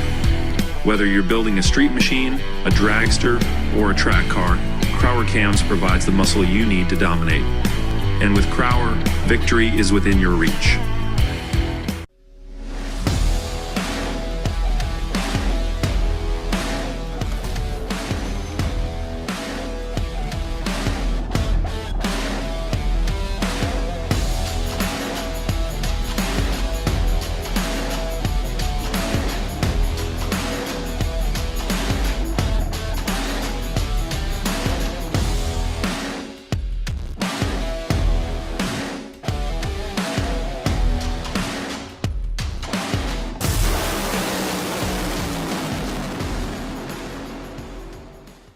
For over 25 years, Wisconsin-based C-Tech Manufacturing has been engineering and manufacturing the toughest, most accessible aluminum tool drawers, cabinets, carts, and tactical storage solutions for America's hardest working professionals. Whatever you need to store and however you need to store it, put your trust in C-Tech Manufacturing. We build it better. Visit our new website at ctechmanufacturing.com or give us a call at 715-355-8842. If you're watching this video, you might be wondering, what is WPC? WPC is a surface treatment designed to reduce friction and increase the strength of metal parts. As much as it might seem like a coating, WPC is actually a surface treatment. Think of it like shot painting, but the media is much finer, like talc. So what you're left with is a super hard, smooth surface that actually has some proprietary dry lubricants embedded within it. For more information, visit WPCtreatment.com. Thank you for being with us today. This is day 4, our last day, and we're on our last stretch. This exactly right, Mr. Kirchner? Yeah, we're in the stretch drive now and heading off the dirt back onto the asphalt. Yes, we have a series of racetrack operators back to back, and we're going to be talking with Thunderhill and very unique facilities. And did you enjoy your last 2 sessions, Mike, as much as we did? I certainly did. A couple of interesting guys who know a lot about dirt track racing. Levi Jones was one heck of a racer, and now he's going to do great things leading Eldora into the future. Yeah, He seems absolutely. perfect for that racetrack. He really does. Yeah, he certainly has the right personality. Yeah. And so I'm getting a signal from our producer. We should have our next guest on any second. David is joining us, and we're going to travel back to California. David, can you hear us? I think he's joining us any second. There he you is. are. You are on mute. So we need to have you. Thank you. There you go. Yes, Welcome. Thank you so much. Glad to be with you. This program over the last 4 days has been like a PhD in motorsports. So I appreciate what you've done all of the years, and particularly this year. Thank you for having me on. And thanks to Ralph Shaheen for enlightening me with the opportunity. It certainly has been all forms of motorsports, a little bit about everything. And that leads us to now we're going to go to Thunderhill Raceway in California, David Vodden. And David, you have a lot of interesting information to share with us about Thunderhill and how it was built and its current place in the California racing landscape. But why did Thunderhill come to being in the first place? Well, it's a very good story, Mike, because we just listened to the folks, the drift folks that are using Irwindale, which is closing. And everybody that's been involved in our industry and in this particular program over the last several days has experienced the loss of a venue. Some of us have lost several venues. And what happened was Riverside was closing, and it closed over a series of years. Laguna Seca, the federal government gave Laguna Seca to the county of Monterey. And so for all of us road racers, that was a bit of a red flag. We didn't know what to expect.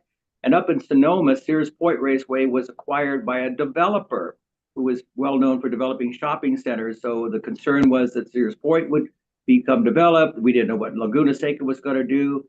So 7 members of the San Francisco region of the Sports Car Club of America, all volunteers, all road racers and mostly drivers, decided they were going to build their own track in California.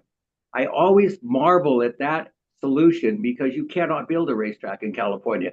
Now, that's not quite true, but it's very hard in this state.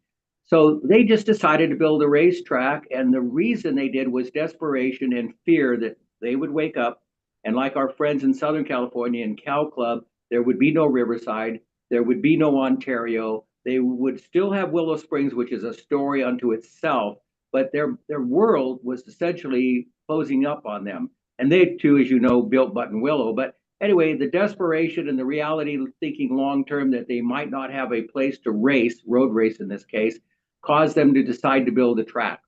The good news was they had no idea how to do it.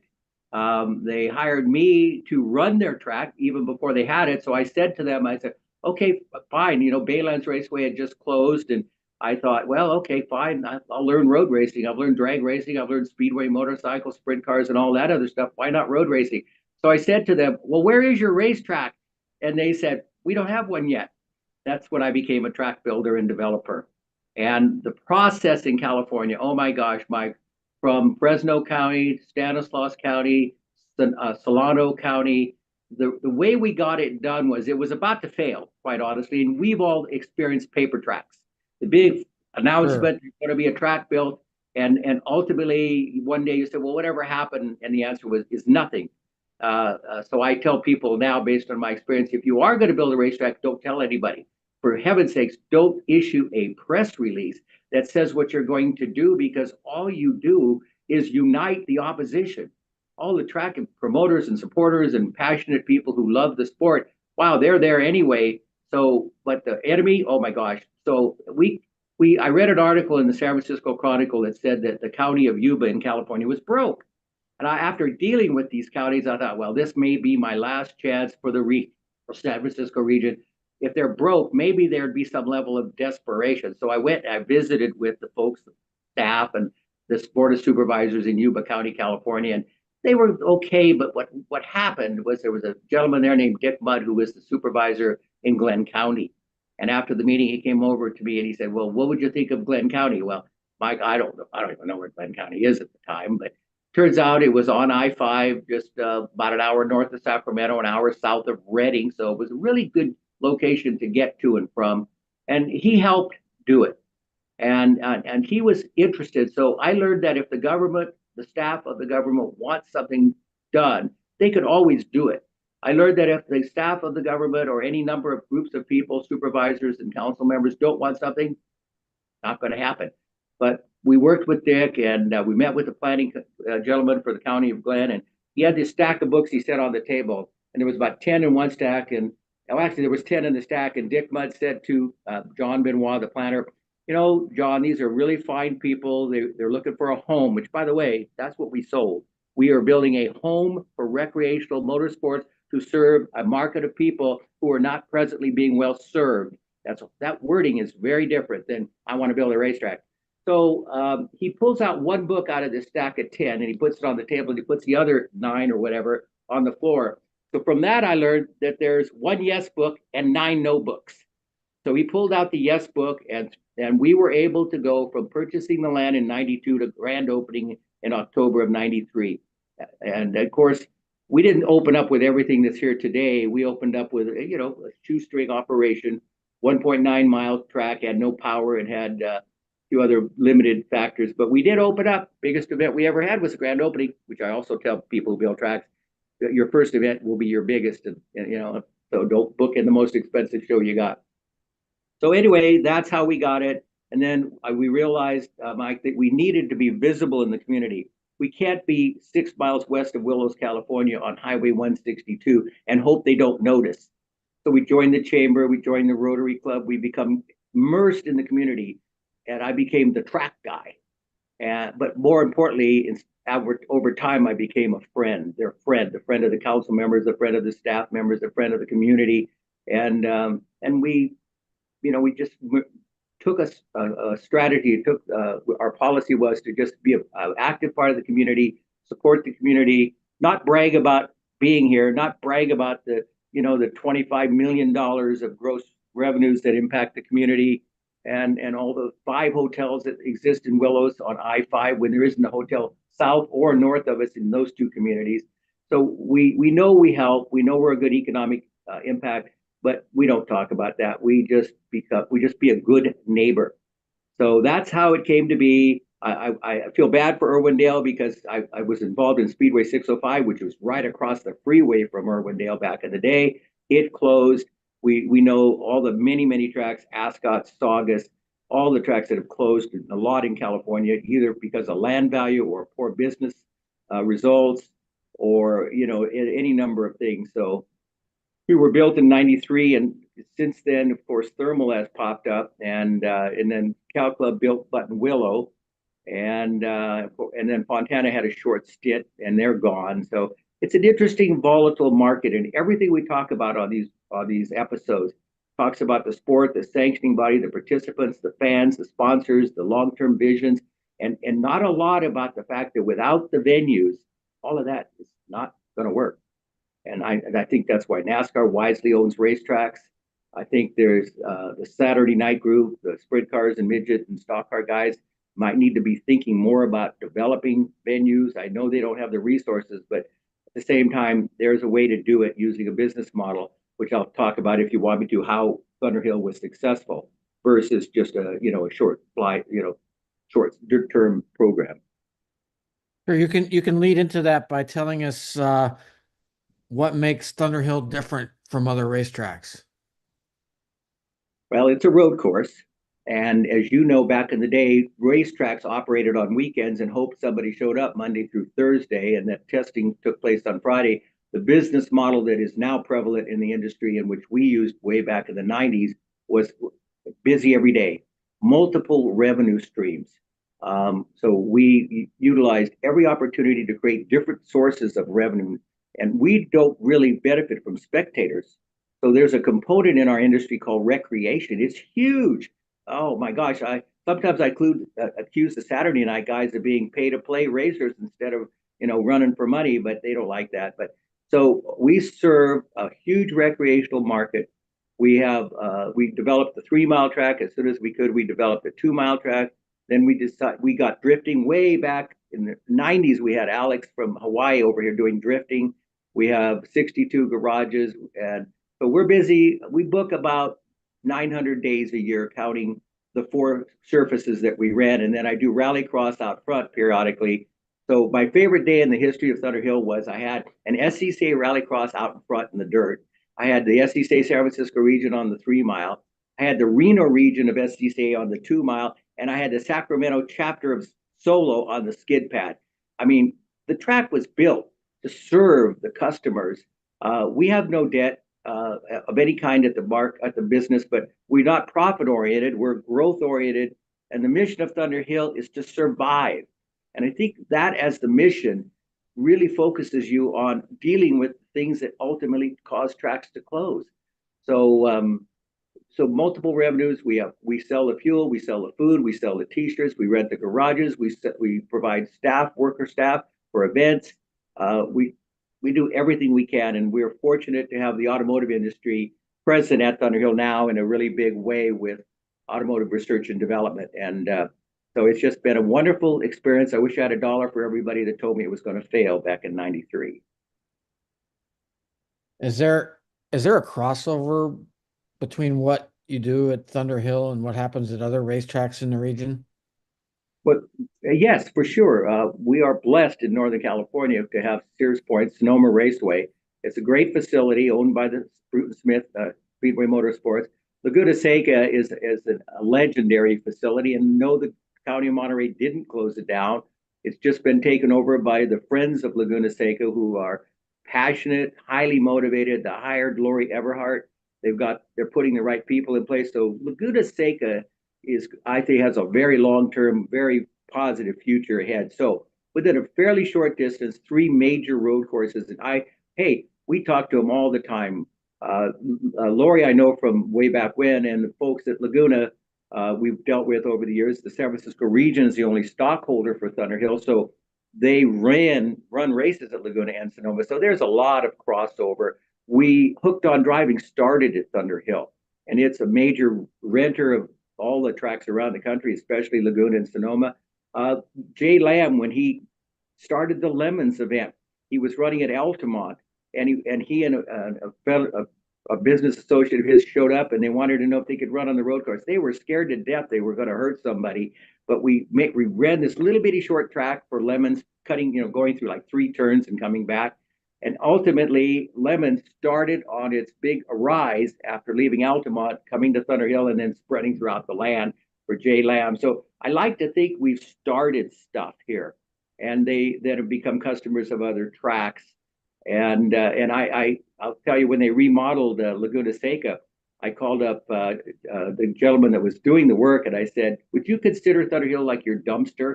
And he laughed and he said, "What do you mean?" I said, "Well, when you take something down or throw something away, can I have it?" And he said, "Sure." So he gave me 3 bridges.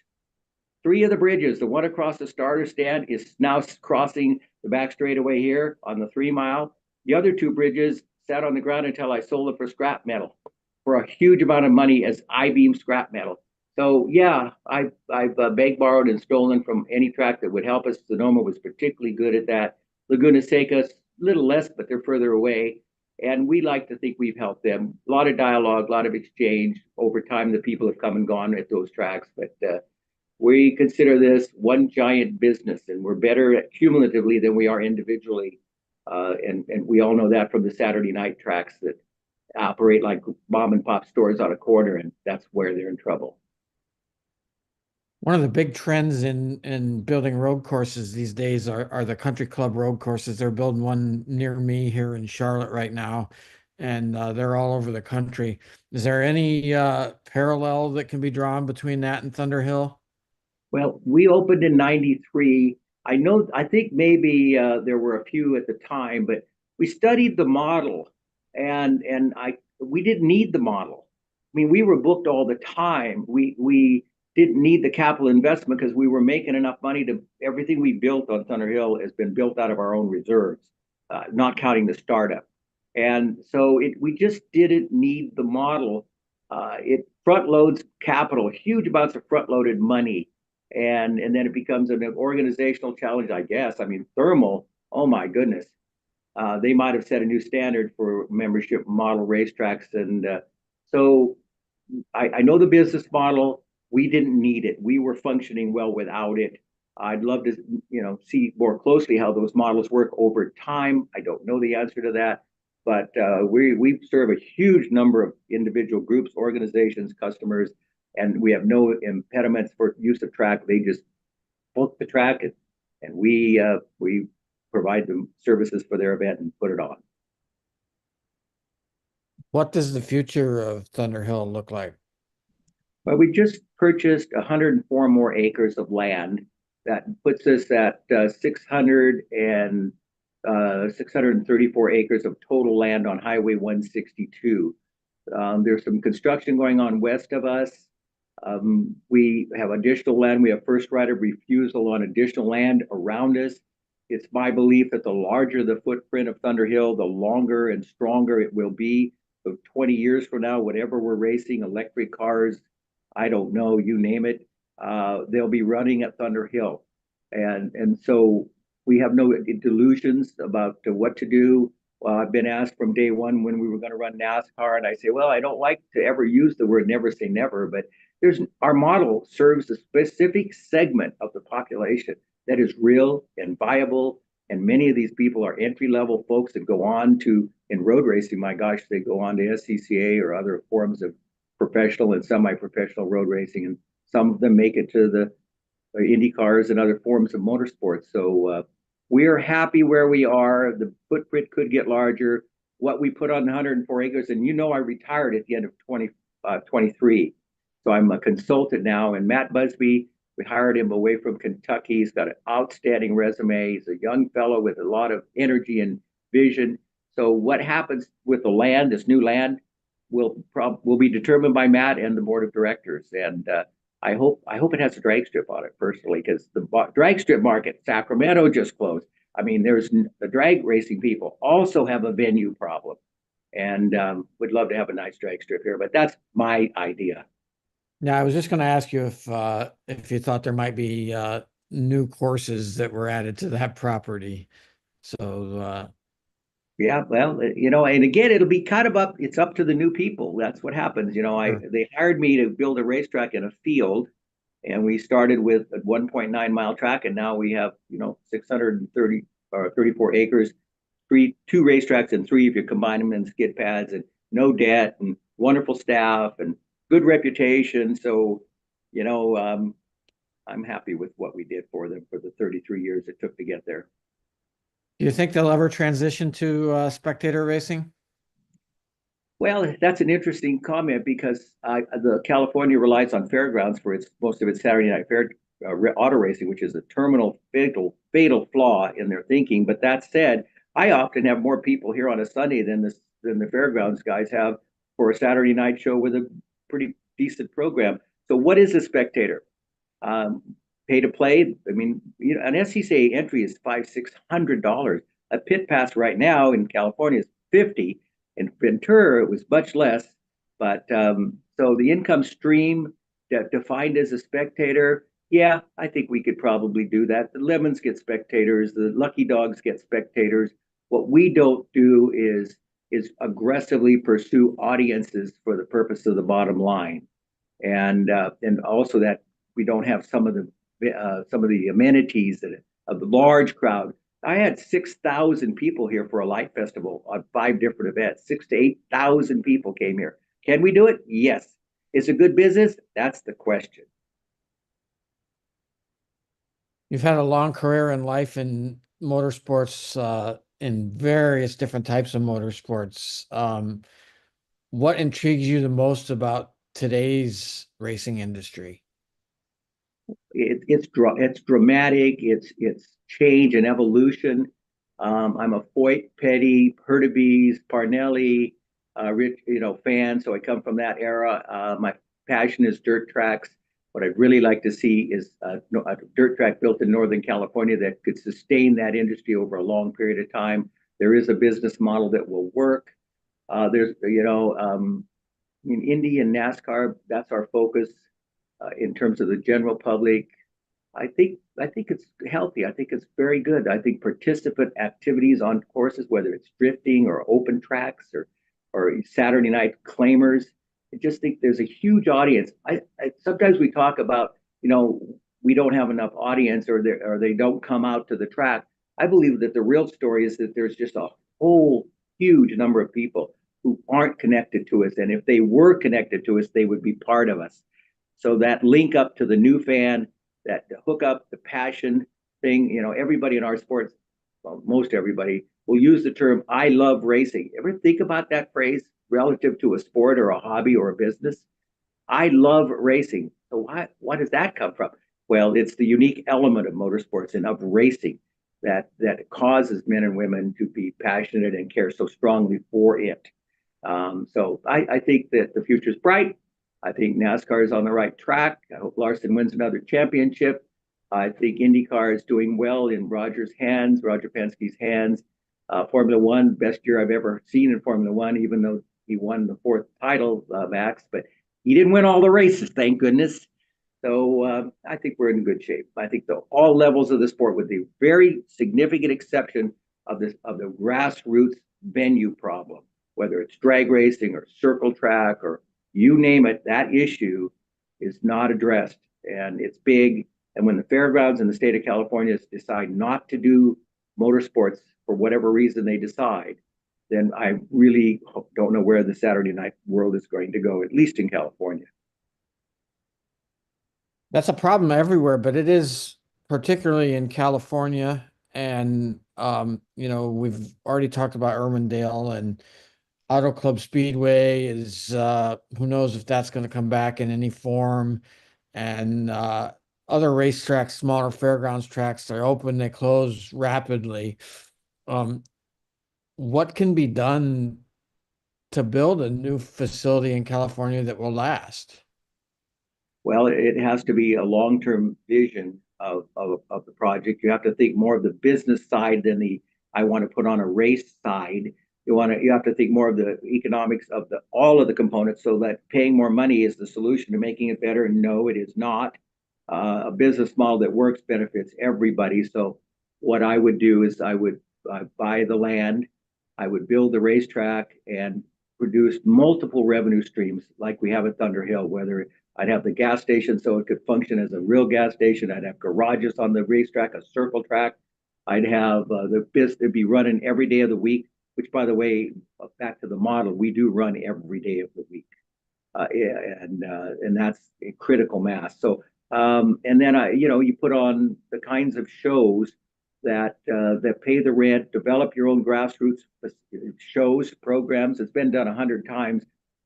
So it could be done. It just would take a lot of revenue streams, a lot of long-term thinking. And then I'd sell the land. I'd have a plan to sell the land 5, 10 years down the road, whatever it was, because that would be the ROI for the startup. And then I'd already own the other site wherever we're going to move it. And if it was so good, I'd just run 2 tracks. And I'd create a model that could be replicated in other marketplaces. So we just say, here's how you do it. You need some startup money, but this actually pays the rent, hires and pays people the right amount of income so they can live and do the job, and you get the best folks. So it's doable. It probably will get done. I just hope it's not done in desperation, in a sort of a panic mode when mistakes would be made. So it's possible. What are you most proud of about building and helping operate Thunderhill for so long? Well, I think the most significant thing for me, Mike, is to look out over the track and see it all. I mean, the 60 garages, the 2 tracks with the connectors and the skid pads, and there's an elevated area up here where our water tank is. You can go up there and look out over this 634 acres and go, wow, how did that happen? So I think just the reality that Thunderhill exists, that it has a good reputation, that it is situated to be here for a long, long time under Matt's direction and under the board's, with the board's help from the San Francisco. No, that's not true. The Thunderhill board of directors. People think the region runs the track. The Thunderhill is a for-profit corporation with a separate board of directors and always has been. The San Francisco region is the stockholder. And by the way, people, it's not the SCCA in Topeka. It's one of the many, many regions that make up the SCCA that happens to own the track. Like Cal Club is a partial owner of Button Willow, so that's taking your fate into your hands. So I'd say looking out over the place, knowing its reputation, occasionally at the PRI show, somebody will go, hey, and pat you on the back. That's always warm and fuzzy. So it's all here and it's pretty successful. I'm very proud of that, and that's the height. My all-time favorite thing in motorsports is driving a sprint car. Tell us about that. Wow. Really? Okay, so I've been in the sport forever, and I was at Ascot, grew up at Ascot and Gardena and all those tracks in Southern California, and watched the sprint car guys race and CRA. I was CRA president for a while. And I just didn't know about racing. So at age 38, after dabbling, I got a ride in a sprint car, and I had a normal bell curve. I was terrible in the beginning. I won races in the middle, and then towards the end of my bell curve, people started to like me, and I knew that was a bad sign, because if they liked me, it means I wasn't enough of a threat to them. So, but it was just thrilling to steer with your right foot, to look out the side of the car going that direction, and to race in the close quarters, to start a 22 car sprint car main in position number 12 with 22 tear-offs and crappy lighting. And figuring out how to get through the first turn. All good stuff. Interesting stories, David. Thank you for your contribution to motorsports over the years, and I hope you enjoy retirement. I will probably not really retire, but thank you, Mike, for all you've done and all the speed sport years we go back together. So look forward to it. And thank you so much for letting me be a part of this. It's an honor. Thank you, David. It's been a joy to listen to your story and learn more about Thunderhill. And you've said a couple words. We are some of the original PRI people that worked side by side with Steve Lewis. We launched the B2B racing platform. We host the technical webinars. And then the cherry on top is this special week that we co-produce with our friends at Racer and Speed Sport. So it's just been a delight to hear from you. Well, thank you. And, we inducted Steve Lewis into the Motorsports Hall of Fame here in the West. And wow, what an honor to be around him and to see what he did and to see the support he got from all of you. So we're all lucky. I was there too. I was there. It was fun to see Steve. It was well deserved. Yes, most assuredly. So thank you so much. Thank you. Thank you, David. Thank you, Mike. And we're going to run a short video from our sponsors, and we will be right back with you. And we're going to still be talking racetrack with Laurie from Laguna Seca.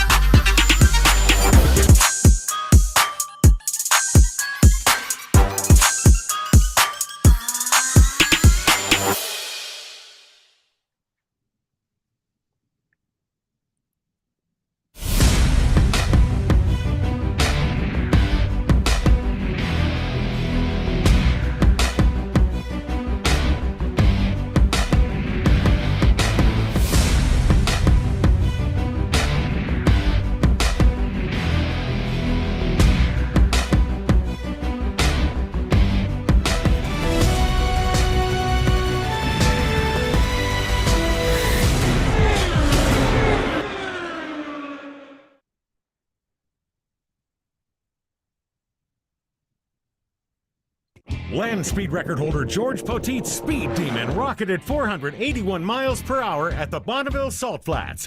You don't go that fast without ARP fasteners. There is no way that we could go the speed that we've gone, the number of times we've gone, with a lesser quality bolt than ARP supplies to us. And we absolutely wouldn't be where we were today if it weren't for ARP. When failure is not an option, it's ARP-bolts.com. We're Performance Plus Global Logistics. Our team of dedicated performance industry and logistics experts get valuable cars and components to the track on time in top condition. We provide expedited logistics solutions for the performance industry using direct routes instead of deferred options, and communicate all necessary information to the appropriate resources to meet regulations and ensure a smooth transit and secure delivery, both domestically and internationally. And we exceed customer expectations by providing best-in-class service with an efficient and cost-effective system in place. Contact us today to book your next shipment. Mr. Tamayo, welcome back. Thank you.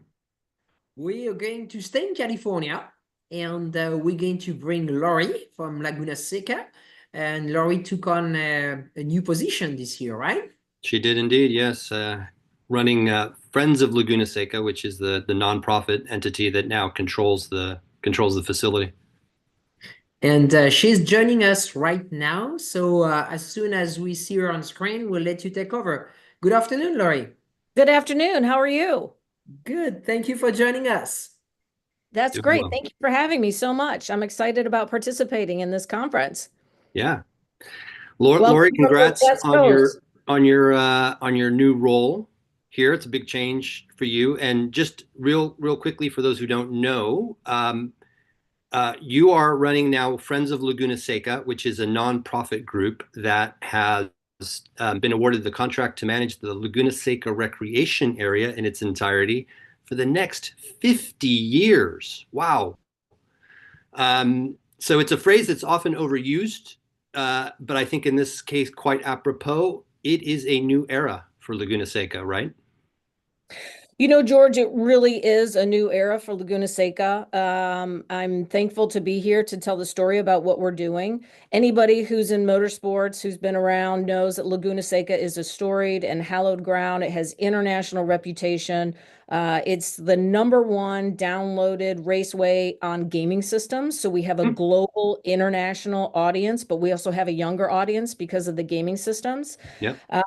So this is a unique opportunity to really do Laguna Seca 2.0. You know, the track was built in 1957. It was built after the Pebble Beach road races, what happened in Pebble Beach from 1950 to 1956. There were some dangerous conditions and the neighbors complained. And back in 1957, 1956, a group of local business people, and they were men, they got together and they said, hey, we want to race our cars. Where can we go do it? And so Laguna Seca is built on Fort Ord, which is an old Army base. So they got this piece of underused property. They raised local money and they built a racetrack here. And actually, I've been to a lot of racetracks. George, you've been to a lot of racetracks. We've been around. Laguna Seca is beautiful. The 100%. views are beautiful. The elevation is gorgeous. I mean, it's like no other place on earth.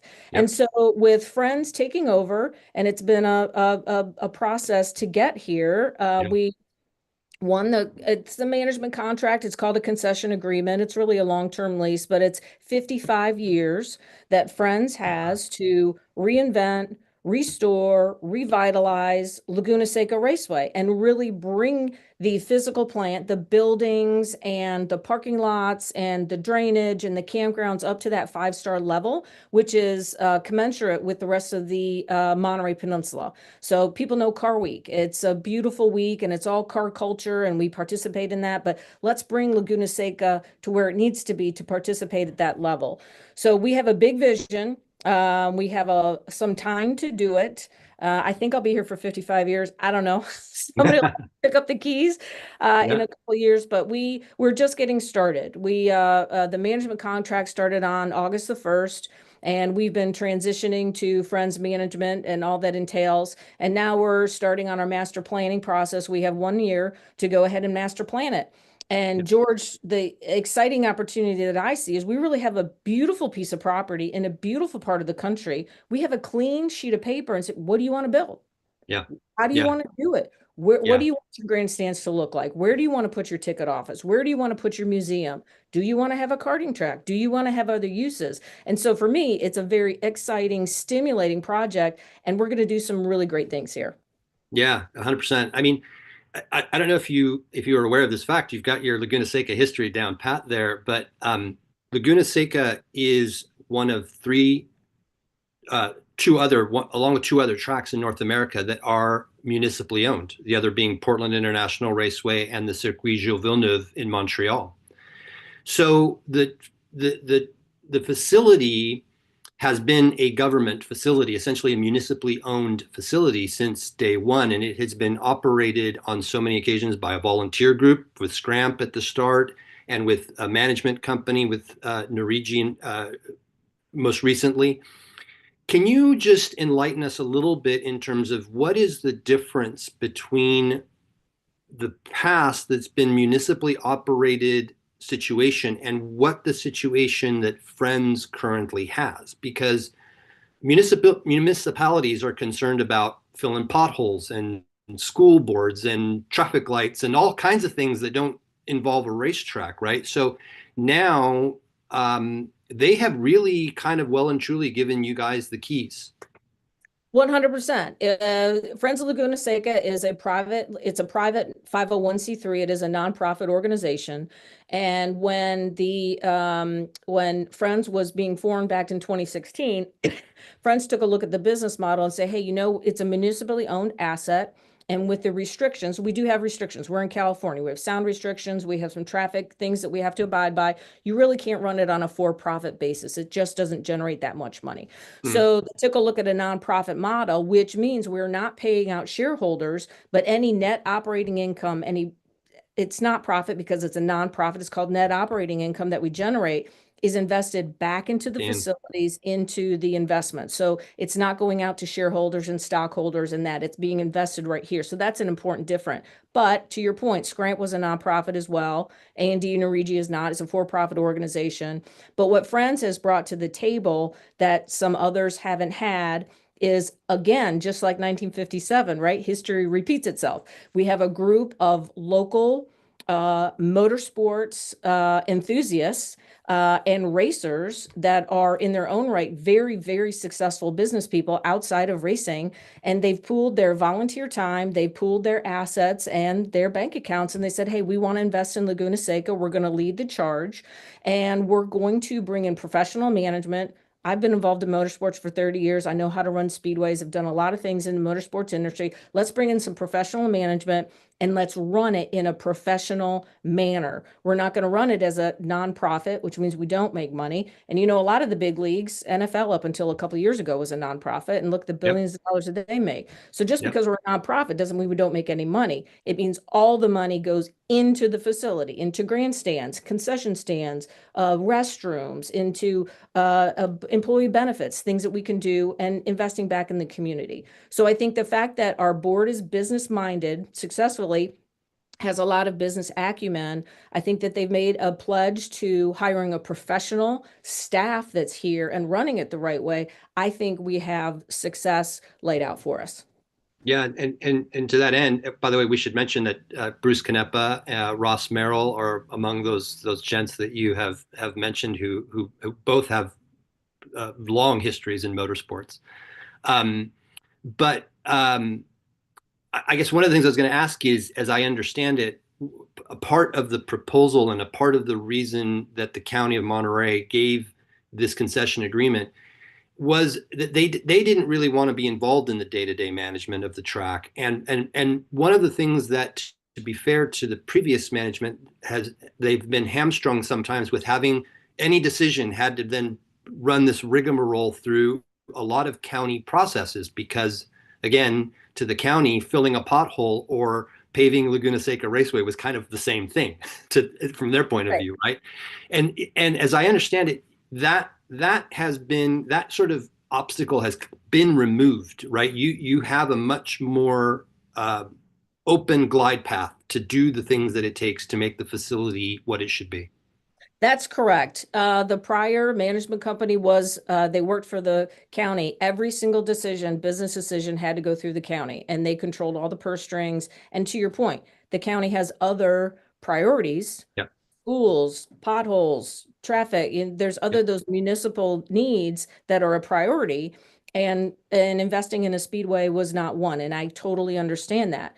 There's also a different and a mindset between making government decisions, which is 100% risk averse, right? Governments they don't take risks. Where we are a private entity taking reasonable business risk, we want to be good stewards of the speedway. We want to be good stewards and prudent with the money that we've raised and the money that we're generating and make good business decisions. But we have the freedom, and we're a very small company. We have the freedom to make those decisions quickly, take some reasonable mitigated business risk, and operate it in a more profitable. So the way we think about managing it is different. And it's not that anybody didn't, it's just a different way to look at it. Yeah, totally. You've mentioned some of the things just at a kind of high level that you envision being part of the revitalization of the facility and mostly infrastructure things. But I wonder if I could ask you on a more kind of broad philosophical level, when you have a facility like this, so much of the landscape across sports, not just motorsport, but any sport, is really about, at the physical thing, it's about the experience. So I think that if you want to just watch the competition, and this is, I believe, 100% true in auto racing, road racing in particular, the best way to watch it is on TV. But the reality is that you go to the events because there's something that TV can't offer you, which is the being there, the experience, the whole 360 degrees view that you have when you are at a track or at any sporting event facility.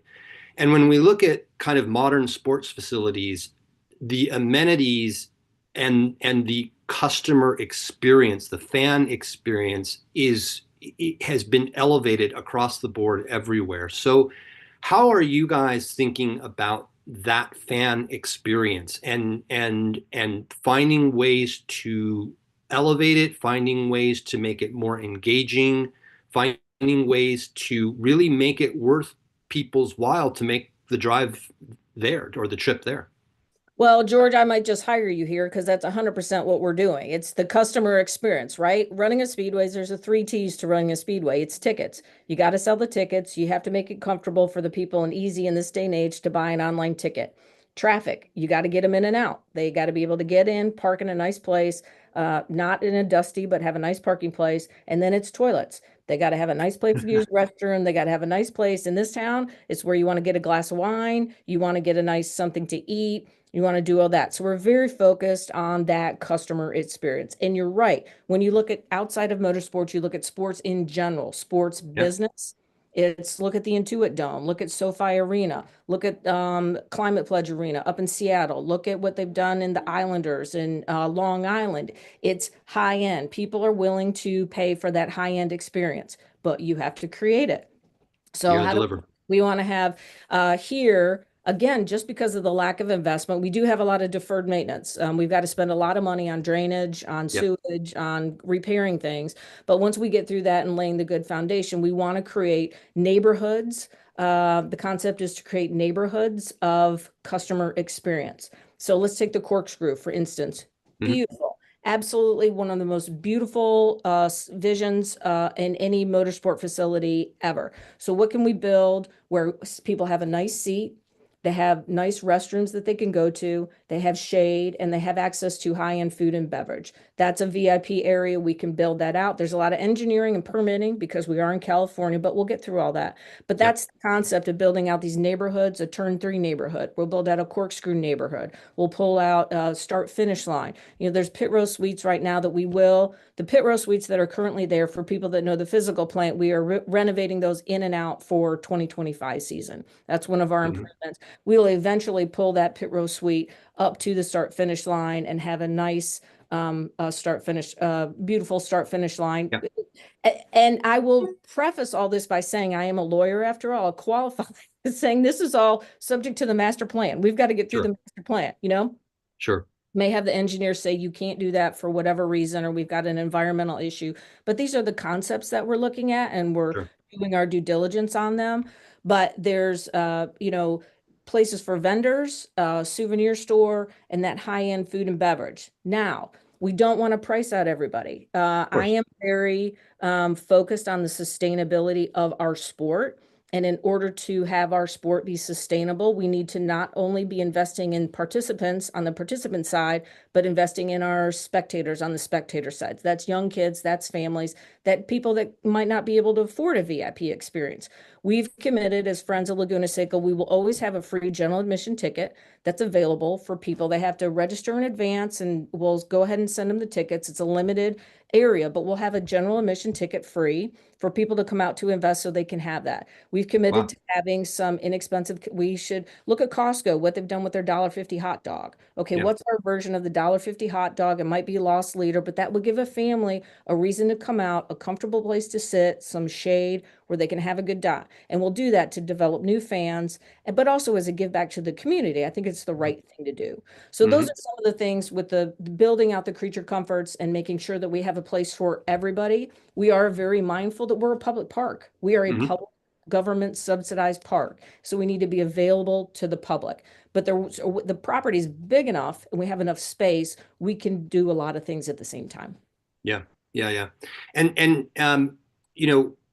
you mentioned some of the deferred maintenance and some of the things that still need to take place. We should also give credit where credit's due. I mean, the track was resurfaced fully within the last 12 months. The new start finish straight, the bridge complex, which was badly in need of being redone, was completed last year. So there have been improvements along the way, but it sounds like there's still considerable road to go. Do you have any sense of a timeline of when fans show up? Then next time, when are they going to start to notice the little improvements here and there? They'll start noticing improvements in 2025, and I do want to give credit where credit is due. So A&D Norigi, the prior management company, did successfully pave the racing service to much acclaim. The racers really like it, and it's got a lot of good accolades. And then that pedestrian bridge was very well needed, and it's a beautiful new bridge. And so that was some heavy lifting that was done on their part to get that done, and that's a benefit to the organization. So sorry, George, I forgot your question. Well, just kind of give us maybe a top level timeline of when we might start to see some more improvements. I know there's a master plan and there's a lot to be done here, but maybe a little bit of a preview. We will see some improvements in 2025, and we will be spending a lot of money on paving and some drainage issues, but we will have the new pit row suites will be refurbished in and out, and we will have a new turn 3 hospitality area. So those will be things that people will see in 2025. Wow. Starting in 2026, once we have our master plan, which will be completed August of 2025, that's when we'll start seeing the bigger improvements. 2020, so it's going to be 2026, 27 before some of those major things. And George, part of the reason is we don't want to build something in 25 that we have to tear down. That's not going to be consistent with the master plan. We want to be very strategic and very thoughtful about how we're building it out, and plan to have improvements every year that people come out here. Yeah. I mean, you mentioned the track's been around since 1957. And I think that sometimes when people hear improvements to a place that has so much heritage, that means so much to a lot of people, and they hear changes and they're like, no, it's my beloved place, don't change it. So how do you guys look at it and say, hey, we got to bring this track and this facility as a whole into the modern era, but how do we do it without losing the essence of what it has been for more than 60 years? 100%. And our board is very focused because our board is local. I'm local now. I'm here. So how do we capture what is the essence of Laguna? Because it has its funky vibe and it's super cool here and it's like kind of laid back. So we're not going to build a Charlotte or a Daytona or an Indy. That won't fit here. But what is inherent in the branding of Laguna Seca that makes sense? And what we've done with the finishes on the pit row suites, when people come here, it's very It's a little more outdoorsy. It's some wood and some softer finishes that, you look around here, it's brown. There's a lot of wood. There's some trees. We're getting some green grass over in the parking lot. So I was happy to see some green grass. But that look and feel and what is the essence of Laguna Seca, we'll capture it. This has been successfully done at Fenway Park. Look what they did at Speedway Motorsports at North Wilkesboro with capturing that historic essence. We'll do that here. And again, we're committed to doing it. We're even talking about trophies and things that we do. What can we do that's uniquely Laguna Seca? You can look at the corkscrew in any medium with any type of car, and that's the corkscrew at Laguna Seca, right? Yeah. There is our old logo that has a tree and has some mountains in it that's very Laguna. It's not even Pebble Beach, it's Laguna Seca. How do we take those assets that are here, that are consistent with our historical branding, and repurpose them for the future? I'm a history buff. I'm a history geek. So I'm all about preserving that history and making sure we stay Laguna Seca and we don't become something that we're not. That wouldn't be true to our branding, and I don't think it would work. Yeah. Yeah. And along with that is sort of figuring out, you talk about sustainability for the facility is I imagine a big challenge is you're thinking about these things now, but you've got a 55-year agreement. So how do you future-proof some of these things as well going down the road? I think has got to be a big part of the conversation. It is. We would be doing a disservice to the community and to the whole motorsports community if we built something that had a 10-year lifespan or a 25-year lifespan. It just doesn't work. The benefit of having that 55-year agreement, and we're not a public company, so we don't have to make quarterly reports. We have time to do it right, and we have time to make sure what we're putting together is sustainable. Yeah. Yeah. You mentioned it a little bit, but for those who may not be familiar with your background, you are an attorney. You spent quite a long time at Speedway Motorsports based in Charlotte, I believe, in North Carolina, right? Yes. And been around the NASCAR community quite a lot. And obviously, like Charlotte Motor Speedway is one of those places that has become a very modern sports and entertainment facility in its own right? What are some of the lessons that you maybe are carrying forward from some of those places that you're bringing to Laguna Seca? There's a lot of lessons. I think that because of my legal background, I sit in a very different position with regarding motorsports liability and what that looks like. And we are an inherently dangerous business, but we need to do it the right way. And so I have a lot of experience that I can bring on that operational side and that liability side.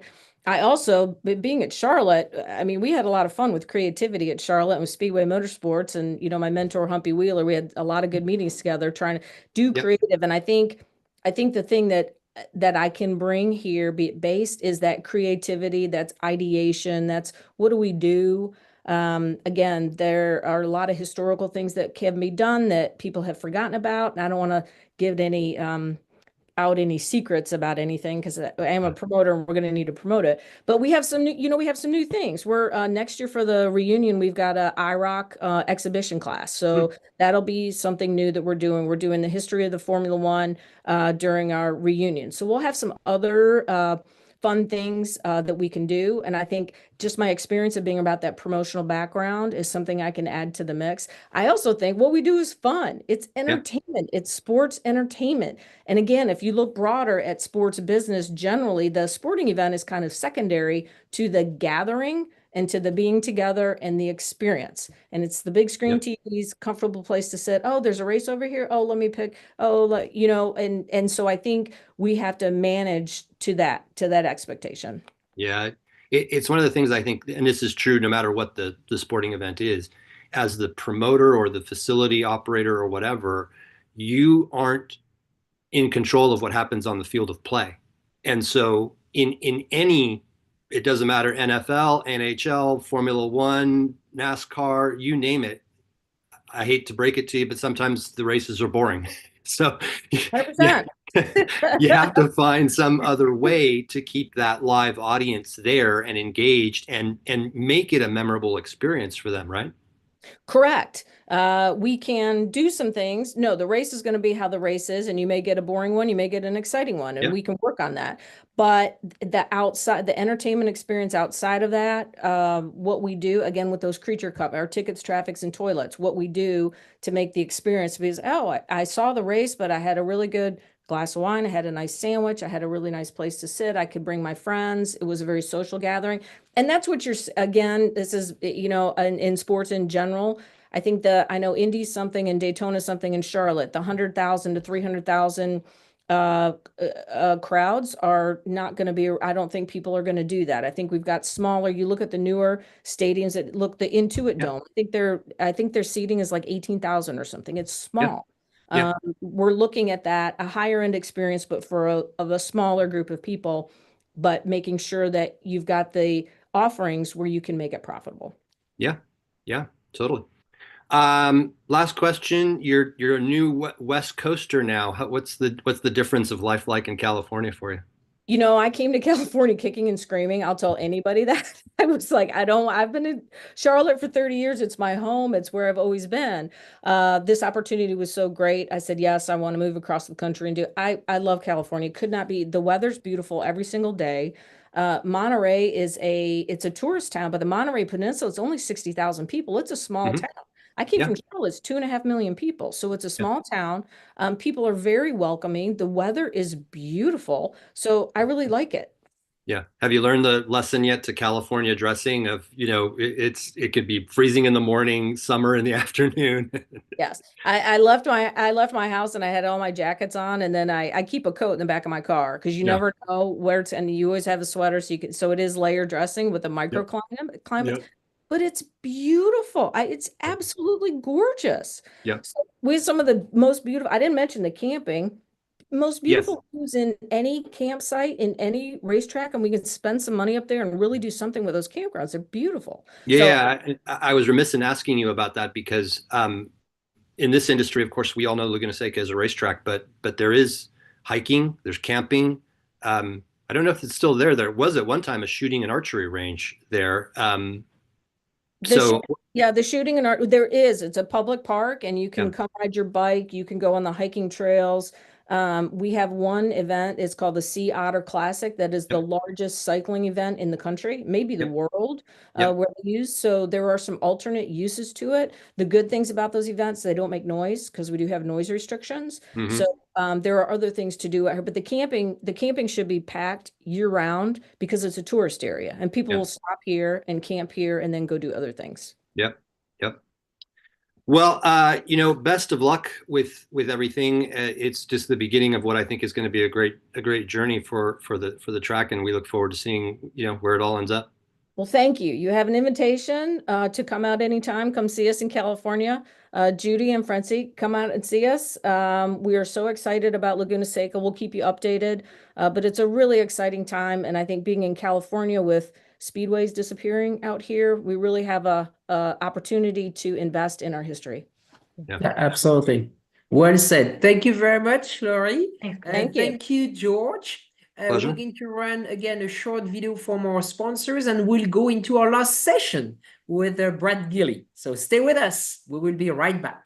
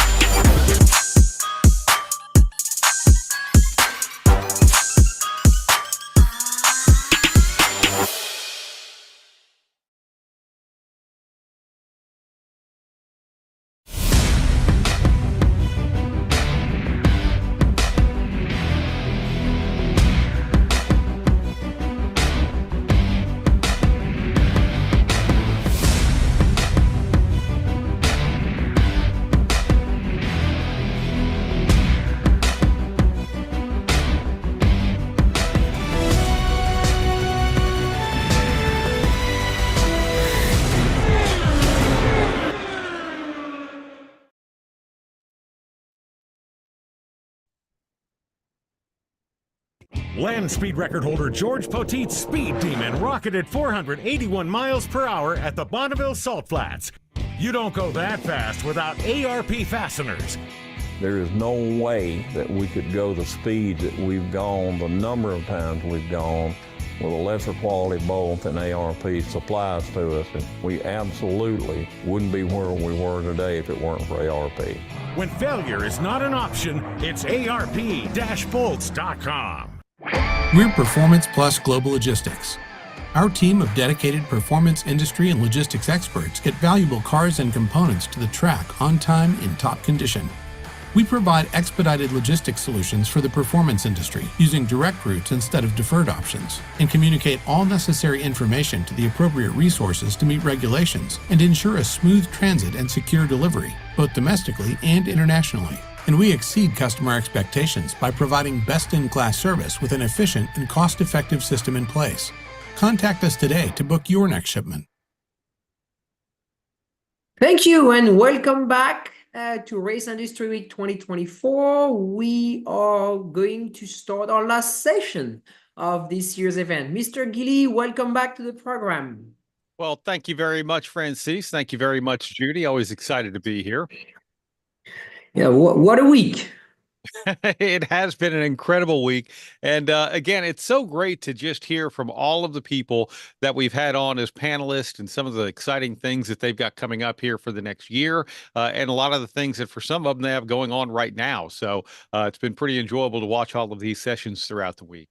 And absolutely. I really like that we just cover so many aspects of racing. We have so many colorful people on, people that have decades of experience with us. So I just feel very humbled that they've joined us. Wait until what's coming up next. So to introduce our next speakers, we have a special video. So let's share the video, and then we're going to bring Chuck online with us. But I can assure you that a lot of people are asking questions. A lot of guys over there, a lot of the mechanics, a lot of the team managers. These people are very intrigued, and in general, people are paying more attention to the sport. We know how good he is here. Bring him on. Here comes Aaron, final corner, onto the front straightaway. Ducati sliding sideways, and Aaron will take victory by 0.3 of a second.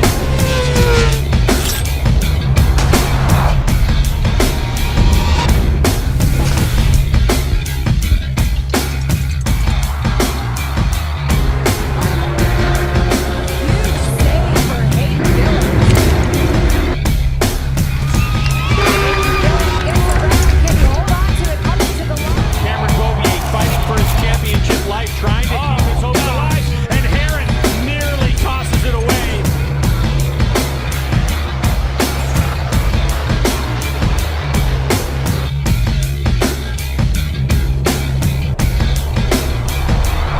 We've got confirmation. Oh! Tight racing is the hallmark of Moto America. Cameron Bobier has got this one. It's to the final corner. Here comes Kelly. He's deep on the brakes, trying to find position. Can he get it turned? They're going to squirt off the final corner. The drag race to the checkered flag. It's going straight away. Here we go to the line, the final race of the class, and it's going to be Chapin who takes the victory over Ella Dreyer in second place, ahead of Avery Dreyer and Eli Block. Oh, man, what an amazing, amazing amount of highlights from Moto America in the season. And we are joined by Chuck Axlin, the Chief Operating Officer of Moto America. And I'm going to be honest with you, Chuck, I don't know how your team was able to pack that many highlights into that time frame, because I have a feeling we probably could have been watching about 2 or 3 hours worth of highlights and still been excited. No, certainly it's a small snippet, Brad, of what we do over our events. And, you know, every time I see that one clip of the rider kind of trying to ride the wall at Daytona, and that guy ended up actually on the podium after that incident. So it's all pretty amazing stuff. Yeah, that is pretty amazing. If you would, and we're going to dive deep into everything that Moto America has going on and where you've been and where you are going. Give us just a quick overview of the sanctioning body, if you would. Well, we took over the series in 2015. We just celebrated our 10th season, and actually we did a deal by taking over the commercial rights to what used to be the AMA Superbike Series from DMG, which was Jim France's company that also owns Flat Track. The sanctioning rights are back at AMA Racing in Ohio, and we're also FIM North America Sanction Series. So yeah, from 10 years ago, I think our first race, we had about 75 riders, and we've grown that to, we get between 180 and 200 entries per round. We have 9 total classes, everything from our premier superbike class to the baggers, as you've seen, to mini bike programs and so forth. So it's been quite a journey. Yeah, I'm a big fan of the King of the Baggers, by the way, and we'll get to that here in just a minute. But it's just so cool to see them. Well, let's talk about a lot of the things that you've done over the past decade, and as the chief operating officer, pretty instrumental in actually shaping the series. Can you share a little bit about your background and what got you here, and what your day-to-day responsibilities are? Yeah, no, for sure. I probably like a lot of your guests, I was kind of born into to racing. My father was a racer, and he was actually the first sponsor of Kenny Roberts when Kenny Roberts was about 15 years old. So Kenny's been a part of our family ever since. I actually did a lot of racing in Northern California, everything from flat track to motocross, and did some road racing. Once I stopped road racing myself, I got involved with managing Kenny's team, first stateside, and then went over to Europe and ran what was in the Marlboro Yamaha team, helped Kenny with that. And we won world championships with Wayne Rainey, John Kaczynski, and we were Yamaha's #1 factory team in what is now MotoGP. We left the Yamaha factory in 1996 and basically developed our own motorcycle, became a constructor in our own right. We set up a shop in Banbury, Oxfordshire, right in the middle of Formula One country. So I moved my family over there. My kids were raised in England, for at least 12 years, which I didn't know if that was going to be a good move or a bad move. I figured they'd either like it or hate me for it at the end of the day. And turns out they got friends all over the world from that experience. So that's pretty cool. So Kenny's team stopped in 2008. I came back to Northern California, where I'm from. Went to work for a management company, International Racers, managing motorcycle riders. I still manage one. His name's Jonathan Ray, he's the world superbike champion. During that period, I also got a call from Tavo Hellman to, see if he could use some of my expertise to come out to Circuit of the Americas. And turned out I was the 4th person hired there. When I drove out to Dakota the first time, it was a field, basically. So as part of that experience of developing the circuit, and I was a vice president of motorsport operations for the first 3 years. And then I got a call from my good friend, Wayne Rainey, and he said he met 2 guys, Richard Varner and Terry Cargus, and their question was, where's the next generation of motorcycle road racing U.S. world champions going to come from? And one thing led to another, and here we are with Moto America. It's really cool. It's pretty amazing. And you mentioned Moto America taking over American road racing back in 2015. And honestly, at the time, Chuck, the sport was kind of struggling. So, once you actually got in the door and got this up and running, what were the immediate priorities for you in being able to revitalize the series? And what did you do to set the foundation for the impressive growth that we've seen over the last 10 years? Yeah, I remember, I think it was September 5th when we actually announced that we're taking over the series, and the first race was in March, and we had basically no staff, no schedule, no sponsors, no nothing. So obviously we, set things in motion, got on the phone, got a schedule going, started hiring staff. For us, the critical point was to try and align the rules with what the World Championship was doing, in Superbike. During the earlier periods in time, you used to have the Honda factory teams, Yamaha factory teams, they would have different rules here in the United States versus what they had in Japan and versus what they had to do in the World Superbike Championship. So we thought it would be a positive thing to align those rules so that one, once our American riders, got the opportunity to go over the World Superbike, they were familiar with the electronics, with the equipment and so forth, and make that transition easier. And at the same time, hopefully we would funnel down technology from the World Superbike Championship and, parts and equipment to our series here. So that was really the first thing, and trying to align those rules, and not only the technical rules, but the sporting rules as well. So if our kids got a chance to go over there, they knew the the procedures of how start procedure, what all the lights meant, and flagging rules and all that. So we just try to make the transition for them as easy as possible for that in that manner. Boy, you make it sound easy. No schedule, no sponsors, rules, all of that stuff. That was a lot of ground to cover in a very short amount of time. Yeah, I remember, because I think my first call was from Dunlop, who's our official tire sponsor, and they said, "Hey, what are we doing about Daytona?" Because at that time, DMG had announced that they at Daytona in March they were going to go to back to 1,000cc super bikes, and it was like, so we got this call, and they were going to have a test in October, and we didn't even have our feet on the ground yet. So that was the first thing, and at that time we decided to kind of bow out of the Daytona 200, and they went a different direction, but. We've got back together with them. We've run the Daytona 200 for, I guess, this 2025 will be our fourth iteration of it, and it's all working out pretty good. So we're happy to be back at the 200, and yeah, definitely a lot of challenges. We had a lot to do in a very short amount of time, but we put together a pretty good staff and accomplished a lot. Yeah, I would say so. And really a lot's happened over the last 10 years. Let's talk about getting out there and getting to the fans and getting to the people. First, the introduction of Moto America Live Plus, also your focus on digital marketing, those have clearly been game changers in what you've been able to do. Can you tell us about the role of digital accessibility, if you will, in making the sport more appealing, I guess, to a broader audience? Yeah, and I think really the key to that was, I think 6 years ago, we decided to take on the production of all our racing ourselves. So, and with that, we, obtained all the rights to our content, and that's really helped us. One helped broaden the awareness of Moto America, because we're able to place, different classes and different broadcast locations. We have agreements with Fox Sports, MAV TV, ESPN Latin America, who broadcast in the Spanish language.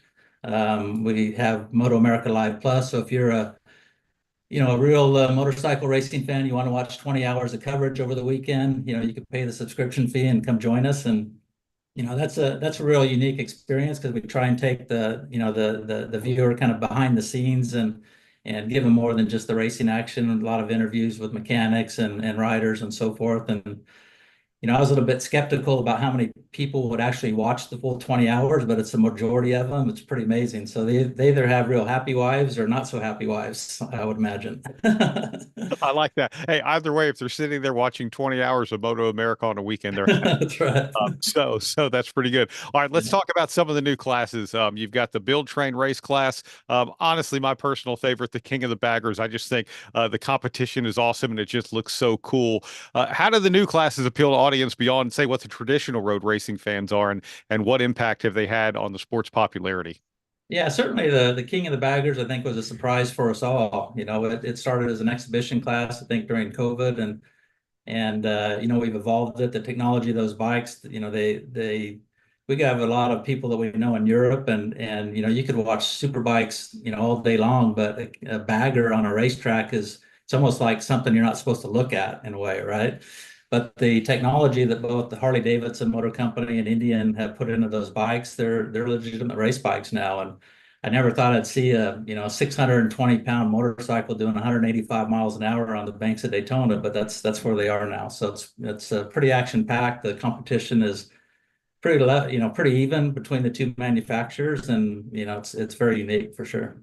Yeah, what inspired the creation of that? I mean, I know you mentioned something that kind of came out of COVID, but typically people don't think of motorcycles, going 3 wide across the start-finish line on the banking of Daytona.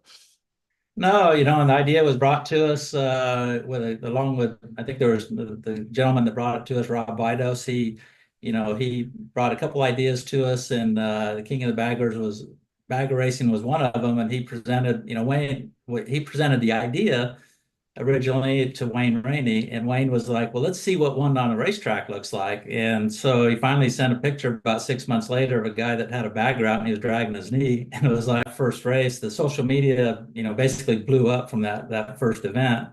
And, we had a lot of interest from Harley and Indian and other sponsors to get involved and expand it. And so I think the next year we did 3 events, and, now I think it's a 7 race schedule going into 25. Yeah, and I mean, look, part of the schedule, you guys raced, same weekend as MotoGP at Circuit of the Americas, putting big baggers in front of that audience. How was that reaction?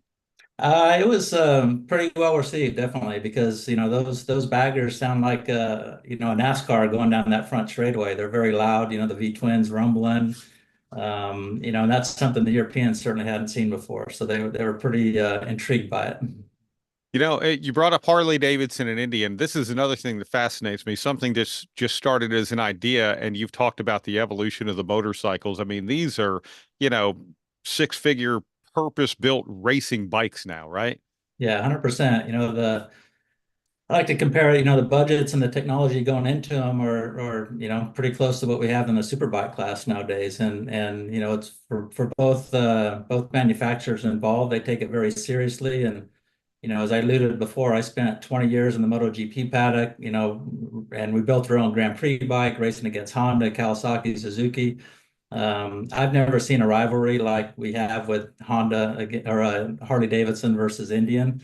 It gives us challenges because the passion there with both companies is second to none, and neither one wants to lose. So it's pretty amazing the effort that both have put forth for the class. Yeah, what a great way to bring in some more manufacturers as well. Speaking of bringing in new things and new people, the Build Train Race initiative, that one has actually opened doors for women racers. So how does Moto America ensure that you guys continue to promote inclusivity and diversity and really what's been a traditionally male-dominated sport? Well, there's a couple different avenues actually, Brad. The Build Train Race is a unique program that Royal Enfield brought to us, and basically what they do is they accept video applications up to a certain period of time from the applications, and it's all new riders basically. They pick 12 young ladies out of the, I think this year they had over 150 applications for the 12 spots. Then they take them to their facility in Texas, and they give them each one a motorcycle, and they have to build the motorcycle themselves. They all add their unique touches to it. Freddie Spencer oversees the riding and coaching part of the program. He takes them out, gives them a couple track days, and makes sure they're safe and know all the rules of the road on the racetrack, and then they go racing with us. But other than that, we've had quite an influx of young ladies come up through traditional type of racing, from our mini cup to our junior cup class. And Kayla Liakoff is now running for Graham Rahal, who started a team last year in the super sport class. We have Ella Dreyer, who has been on the podium in our junior cup class. And I think there's quite an influx of young ladies just coming up through the traditional ways, racing against the boys. Yeah, I think that's a really neat thing. We do have a question from the chat, but before we get to that, because it's sort of a different version of what I want to ask you first. The Talent Cup, something that Moto America recently released, kind of a pathway now for American riders to get on the global stage of MotoGP. Can you explain what the Talent Cup is, how it works, and why you feel it's a crucial step in developing homegrown talent for international competition? Well, back to where we started, the question was, how are we going to get Americans back in the World Championship? And, it evolved into us, taking over the AMA Superbike Series, creating Moto America, which is basically a production-based series, production motorcycle-based series. Our Junior Cup was kind of our entry-level category. It's for 14 to 28-year-olds. The problem with our regulations and that type of machines to the Grand Prix level is Dorna doesn't recognize a production road-based bike as a path to MotoGP. It doesn't qualify for kind of their criteria. So, it took us 10 years, but we come up with a solution with Kramer Motorcycles. So they're building us a proper production-based race bike it's powered by a 350 KTM engine. The top 5 competitors are at the end of the season will get invited to try out for the Red Bull Rookies in Europe. And if they do well enough in the rookies tryout, obviously they'll be racing the Red Bull Rookies in the following season. So that kind of helps us from our our mini cup category, which is what we're trying to do on our youth mini bike program. Then we created a second step, which will be the Talent Cup, and then Talent Cup Red Bull Rookies, and from Red Bull Rookies, hopefully they're on their way. So the debut of the Talent Cup series next year will be in front of the world at the MotoGP race at COTA. So young kids are going to have a lot of pressure on them. It's going to be a fun class, a lot of interest in it, a lot of surprising team owners and representation. Kenny Roberts, my old boss, announced that he's going to have a program in it. So it's going to be, I don't know if it's going to be fun or not fun, or, you know, it's going to be a different experience having him back in the paddock. But, you know, he's always enjoyed bringing up young riders, and it's welcome that he's back, you know, involved with us. That is a really, really cool thing that you guys are doing. On the flip side, we just talked about maybe taking riders from the U.S. and sending them international. Here's a question from the chat. It says, fastest Isle of Man rider, Peter Hickman, came for the 200 this year. I know Lee Johnson had plans in place before his testing injury. So do you have anything in place to encourage TT riders? And how do you see that raising Moto America's profile in the UK and also helping TT riders break into the US? Yeah, it's not so much TT riders specifically, but we do have a lot of interest from European riders now, and British riders, and, you know, like the gentleman mentioned, Peter Hickman, and a contingent of guys that do I guess it's the proper road racing on road circuits over in the UK. It kind of starts with them wanting to come over and do the Daytona 200 actually, and you know, the way that the rules have evolved. You know, the type of machines are basically the next generation super sport rules, which are similar to what they do run in the UK. So that transition now is very easy for them to bring a bike over and compete. And I think it gives them a taste of what, you know, racing here in America is. And obviously with our content, they see a lot of our social media footage and broadcast stuff overseas. So we don't really have a specific program in place to get them over, but we do get a lot more and more interest every year from the Europeans wanting to come over and race against our guys. Yeah, that's really cool. And what we were talking about earlier too, with Moto America Live Plus and different things like that, where you could literally watch it worldwide. Let's get back to what we were talking about just a minute ago, the initiatives like Mini Cup, the Talent Cup. You guys are really investing in the next generation of riders. So how important is it for you to have a youth-focused development system? And then how do you see it shaping the future of the series? No, it's very important to us. And, you know, again, where all this started was, how do we create, you know, the next American world champion?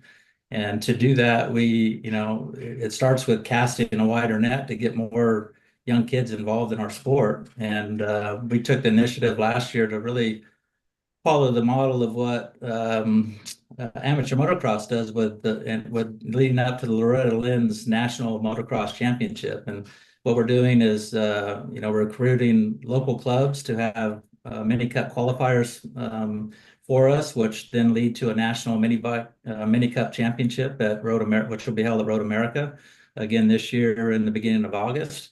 And then the steps are in place that, you know, if you do well, there's incentive, you know, in the top classes in our mini cup championship to then progress to the Talent Cup, and then, you know, then you're on your way, hopefully. That's really neat. Chuck, if you would, I know we've talked about some of the different classes, and when we watched the video at the beginning, several different types of motorcycles. It's not just sport bikes, it's not just baggers and things like that. Could you go over what the classes are that you're racing in Moto America, maybe what might separate even some of the similar ones? Well, there's a lot of them. There's nine classes if you count the mini cup. Actually, within the mini cup, there's 5 classes just within that. But again, our entry level for the upper tier is our Talent Cup class, and that's a production race bike, which is geared more towards like a Moto3 bike that's run in the World Championships. The age groups for that is 14 to 21. If you decide to not go the European direction and want to stay, climb the ranks in Moto America, then we have a twin cylinder class, which you could start racing there from 15 years old. Then you move up to super sport class, which is, it used to be primarily 600cc motorcycles, but now it's evolved with a different set of rules. And you got, 949 Ducatis and Triumphs 765s, and the new Yamaha R9 will be participating this year. That's you got to be 16 years old to have a license for that. You could take your first step into 1000cc racing in the stock 1000 class with once you're 17, and then gain a little bit of experience and bump up to superbike at 18 years old. So superbike class is our premier division. It's again, it's a battle with the manufacturers. This year we had Ducati won with Josh Herron. It's the first time they won the championship in 30 years, which was a pretty cool thing to see. But there was a lot of competition this year from Yamaha and BMW, Suzuki. The level of competition since we took over has risen to kind of new heights. This year was more competitive than ever. We had, I think it was 7 different winners in Superbike and 11 different riders on the podium throughout the season, which is pretty incredible. Yeah, that really is. That really is. Well, we started talking about 10 years ago. Again, no schedule, no rules, no anything. Yeah. Here we are 10 years later, so let's look ahead, to where we're going with all of this. So, what do you look toward the next decade, continuing the growth, all of those things? Well, we want to continue to build our show. We take a lot of energy into promoting and putting on a good show at the races for the fans. The racing, as you saw in the clip, is very exciting. There's a lot more to offer there at the races. We have a lot of stuff to do, kids carnivals and stunt shows and a lot of just family-oriented entertainment. Our paddock is open, so it's very accessible. So we're continuing to drive awareness about what our events are, get more people to come out and experience them. Our social media does a lot to enhance that, really, and we try and to promote the events through our social media, and really our team has done an incredible job. I saw a stat today that out of all the U.S.-based motorsports, we have the second highest social media following in total behind NASCAR. So that's pretty impressive for our guys' achievement. And again, it all goes back to building awareness about Moto America and building the riders and giving them some opportunity. Yeah, that's really cool. Another quick question here, talking about Moto America is really in a sweet spot of highly professional teams, on-track product presentation, while remaining totally fan accessible. Do you have a plan for maintaining the almost grassroots racing paddock feel in your growth plan? Yeah, no, well, it's not so much a plan, but it's it's just part of what we are. So, we enjoy the access that our riders have, and our fans are very friendly. They're happy to talk, and yeah, so we just continue to move the direction we are, and we continue to see enhanced attendance, year on year, and we're not going backwards, we're going forward, which is a good thing, and yeah, we just keep moving forward. Oh, by the way, another comment, Mike on the mic is always a fun interlude to all of the events. So, again, that goes to the fan experience, right? Well, he's part of our Live Plus program. So if you want to really get the Mike on the mic experience, you need to subscribe. That is so cool. Look, for me, being Texas-based, I truly hope that my schedule in 2025 allows me to be home to make just a short drive from DFW down to Austin to see what you guys have at COTA this upcoming season, because having been able to experience it on a stream or on a broadcast, I've not had the opportunity yet to see you guys live, Chuck, and I really can't wait. I'm pretty thrilled about what y'all are doing. Well, come on out and we'll put you on the back of a Suzuki Superbike 2-seat bike. We'll take you for a lap. That would be fun. That would be way better than me being in the only seat on. There you go. No, it's really cool, but it truly is impressive. Again, Moto America, the growth that you guys have shown is just astounding, and it's not just growth from taking what you do and making it better and better. You're actually expanding upon it. You're adding things to it. You're bringing in the next audience, the next set of competitors, and all of that. It's truly incredible how whole everything is right now with Moto America. Well, from myself, Wayne Rainey, and our, partners, Richard Varner and Terry Cargus, we're very passionate about this. It's a 7-day, 24-hour day job. It's not really a job, it's just our way of life. So, I think that's what, brings out, in anything that you do, any event, any anything that you're involved in, if you got that passion, it'll drive to succeed. So we'll keep at it and keep the growth there, and hopefully one day we'll achieve our goal and get another American world champion out there. That would be great. Chuck, thank you so much for being a part of Race Industry Week. I appreciate having me on, and it's the first time I think Moto America has had an opportunity to be a part of this, and we really appreciate you inviting us along. Absolutely. You're very welcome. You belong on this panel. So thank you so much. Great job. Thanks, well, guys. This concludes our week, and we're going to bring our friend at Racer at Speed Sport to do our yearly little wrap up. And so while we wait for Paul and for Mike, Brad, what another great session. I mean, you love motorcycle. We covered 3 motorcycle sessions this year.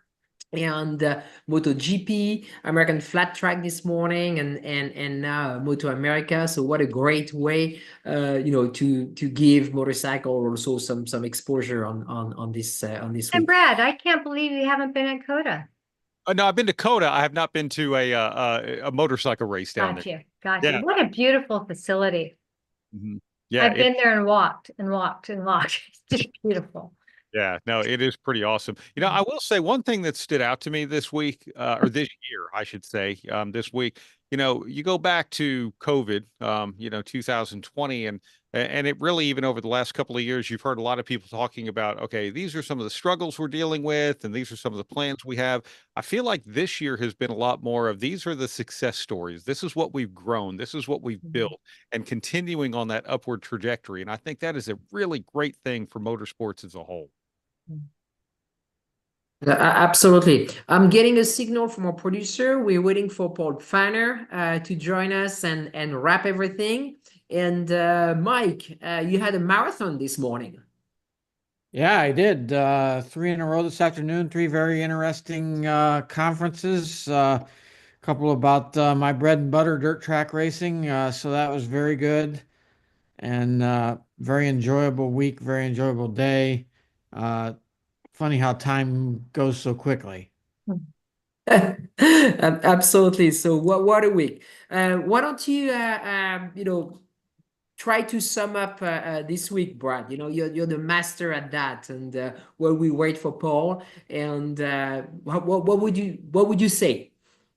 I would say we covered everything, number one. I would also say that we brought a lot of different people together. And if you just stayed tuned in, and I've had it on pretty much all day, most every day, even though I might have been doing other work things, it's really neat to look up and, today, starting with Chip Ganassi, but then having INDYCAR on and IMCA and like some dirt racing and different things like that, to the motorcycles and first time people on Race Industry Week. We've seen a lot of that too.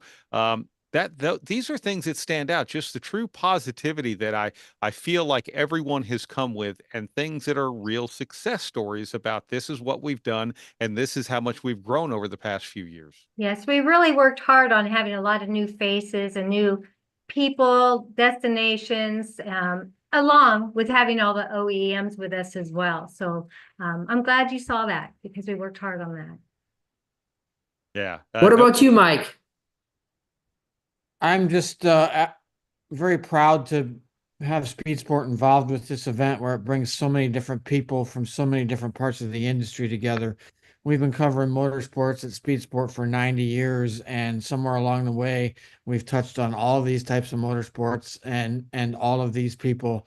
It was interesting today to hear Levi Jones talk about his first race being covered in National Speed Sport News way back in the late 1990s. So these two things go together, and it's a good time, and proud to be here. Yeah, absolutely. We have one gentleman, Edward, that says, I have watched for the past 3 years and it gets better every year. Thank you for that. After our first year, I just kind of worried, how are we going to make it better? But we're here on our 5th year. It's hard to believe. Well, I mean, and the audience has grown drastically over the year, and that's really it's interesting, because I think I was looking back during our first year, we had a session on streaming, and nobody knew what streaming was about. I'm getting a message right now. Paul is joining us, and so and we're just going to wait for Paul. But it was interesting because we had a session, panel talking about streaming, and I don't think any series were. I mean, maybe a few were starting to do that, and now we're now not just streaming. We've gone live on TV with Speed Sport 1. Absolutely, and so, but Brad, thank you for hanging out with us while we wait for Paul. If I know Brad has another show to jump on, so if you need to jump on, Brad, you're good, and we'll wait for Paul. If not, you're welcome to stay with us. But I'll happily stay with you. Oh, thank you. Thank you. We need a professional with us. I see 3 others in the screen. We're about to have a 4th on there with Paul as well. But, we are not professionals. Oh, but we've all had a lot of practice now, right? With everything that happens throughout the year with Race Industry Now, and of course the season ending, the online trade show with Race Industry Week. So yeah, I think everyone's had a ton of practice. Which yeah, it never happened to me having Linda Vaughn over yesterday, where my internet just went out, just completely. But that's what happens sometimes. That's what happens. And with Greg Biffle, I called him early. I said, get on 15 minutes early, please. Thank goodness he did, because they took down his tower and he had no internet. So we were trying to come up with hotspots. So yeah, we got half an interview in. Do you have any favorite moment? Mike, why don't we start with you? Anything that really was like yeah, that's pretty easy for me. I think my love of this sport started at the racetracks, and having a race driver, Eric Enders, yesterday talking to us right from the racetrack where she was in between runs in a race car, that's a highlight for me. I enjoyed that, and that's the real spirit of what this is all about. I like that. For me, a couple stand out, and this is the world that I live in day to day, and it's on the NASCAR side. But having Justin Marks on again, and to talk about where he's come from being a young team owner in NASCAR to now also being a MotoGP owner, and how things have grown there. But yesterday, starting the day with Jeff Dickerson from Spire Motorsports, I mean, literally a group of people who were trying to sell someone else's charter and said, why not? We'll just buy it ourselves and we'll start a team. And to see them go from nothing. And I mean, when we say nothing, I don't even know that they had a lug nut in their office, much less anything else that goes onto a race car. And now they're a full-blown 3-car team that people are expecting to compete for wins next year. I mean, what a great story of how they grew that organization. And so true. And you brought in that story. So thank you. And we got a note from Scott at Elgin, who is saying that he missed Tuesday. But so for everyone out there, the recording will be posted some point next week. It takes about a week for us to export all the interviews and make them in individual sessions. They will be posted on the EPARTRADE platform, just exactly where you look at the schedule. So you'll simply go back to EPARTRADE.com, and under the Race Industry Week page, you'll have the schedule with basically a little click to the recording on every single session. And I'm getting information that Paul should be with us any second, so we'll wait. Scott's been on a couple times for the technical webinars with Elgin Industries, 100-year-old company, which is amazing. So.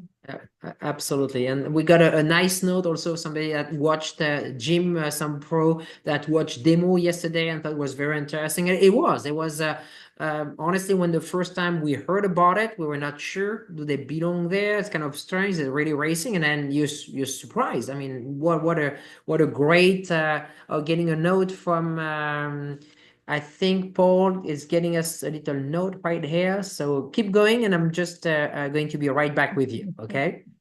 No problem. See, Francie, this is the hard job, trying to talk and then manage everything that's going on. But, I will have to say, Judy, and I know it's more than just you and Francis. There is a great team over at EPARTRADE that puts a lot of this together from a technical standpoint to everything else in between. This has been...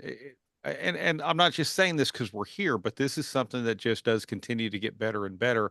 And as Francis and I were talking a little bit yesterday, it's not just what we're doing with the webinars. It's the platform as a whole, EPARTRADE. and what it's done to, for the industry as, literally the place for buyers and suppliers and everyone else to get together and, find each other's products. Yeah, exactly. We've had leads go through the systems. People enjoy our newsletters. It's just, one gentleman just said it's a MPD, or sorry, I wrote it down, PhD in motorsports. So the webinars, we have colleges using all our YouTube webinars for educational purposes. So it's good. It's being good content for the industry. Yeah, it sure is. And again, I know we talked about this with what Speed Sport and Racer have been able to bring to the table, and to be able to be a part of the Speed Sport Network and kick off the days that we have like this. It's such a fun thing. And look, at a time when most of us aren't racing at all, it being the non-racing season, I know a lot of people are down in Florida ready to go race, but still, to be able to just be right there, feel like you're in the garage is a great thing. Well, I have a good news and the bad news. There is like a technical issue, and Paul is okay. So we were trying to get him on, and there was like a little technical challenge, but we made it work. So let's, Paul, you're the master as wrapping everything, and thank you. We had a little technical issue, but why don't you have the word of wisdom? You're the man with Paul's on mute, but Paul does always have the best words. Well, remember, people are more important than technology. That's my word for the day. At least for now. Give it another 5 years with AI. But what a week. God. And it's amazing when you think about the fact that the community actually comes together for this around the world. And there's a shared passion for the sport and a shared devotion to making it better, which is really clear in the people that have organized this. Thank you all for being part of this. These are 3 really important companies in the motorsport space. But what the most important thing we did is, from the beginning, we behaved right by racers, and we figured it out. Through Zoom problems, through COVID, through every possible complex problem to be solved, this happens. And hats off to everyone involved. And now we broke another barrier, getting onto SS1 and being televised. So, our job as racers is always to get to the future faster. And I think we've helped the whole industry do that this week. Yeah, very well said. Very well said. So, I think this is time to wrap up. So again, a big thank you to Racer and Speed Sport to help us put these things together. A special thank you to the EPARTRADE team that's working behind the scene 24/7. Rick Kaneski, our producer, Heidi Hess, Andrea Breck, Laura Vukic, and everyone else. So a big thank you to them. A big thank you to our sponsors, ETS Racing Fuel, Penske Racing Sharks, Peak, Fifth Third Bank Motorsports, Scott Lewis Associate, Quarer, ARP, CTEC Manufacturing, Performance Plus Global Logistic, and 3P Performance Racing Sensors. So again, thank you for watching us from wherever you are, on Zoom, on YouTube, on racer.com, on speedsport.com, on Facebook, on Speedsport One. Our audience has been skyrocketed, and so we're absolutely delighted, and we'll be back pretty soon. The weekly webinar series will start again early March or end of February, and Race Industry Week will be back next year, same time. So again, thank you very much, and goodbye.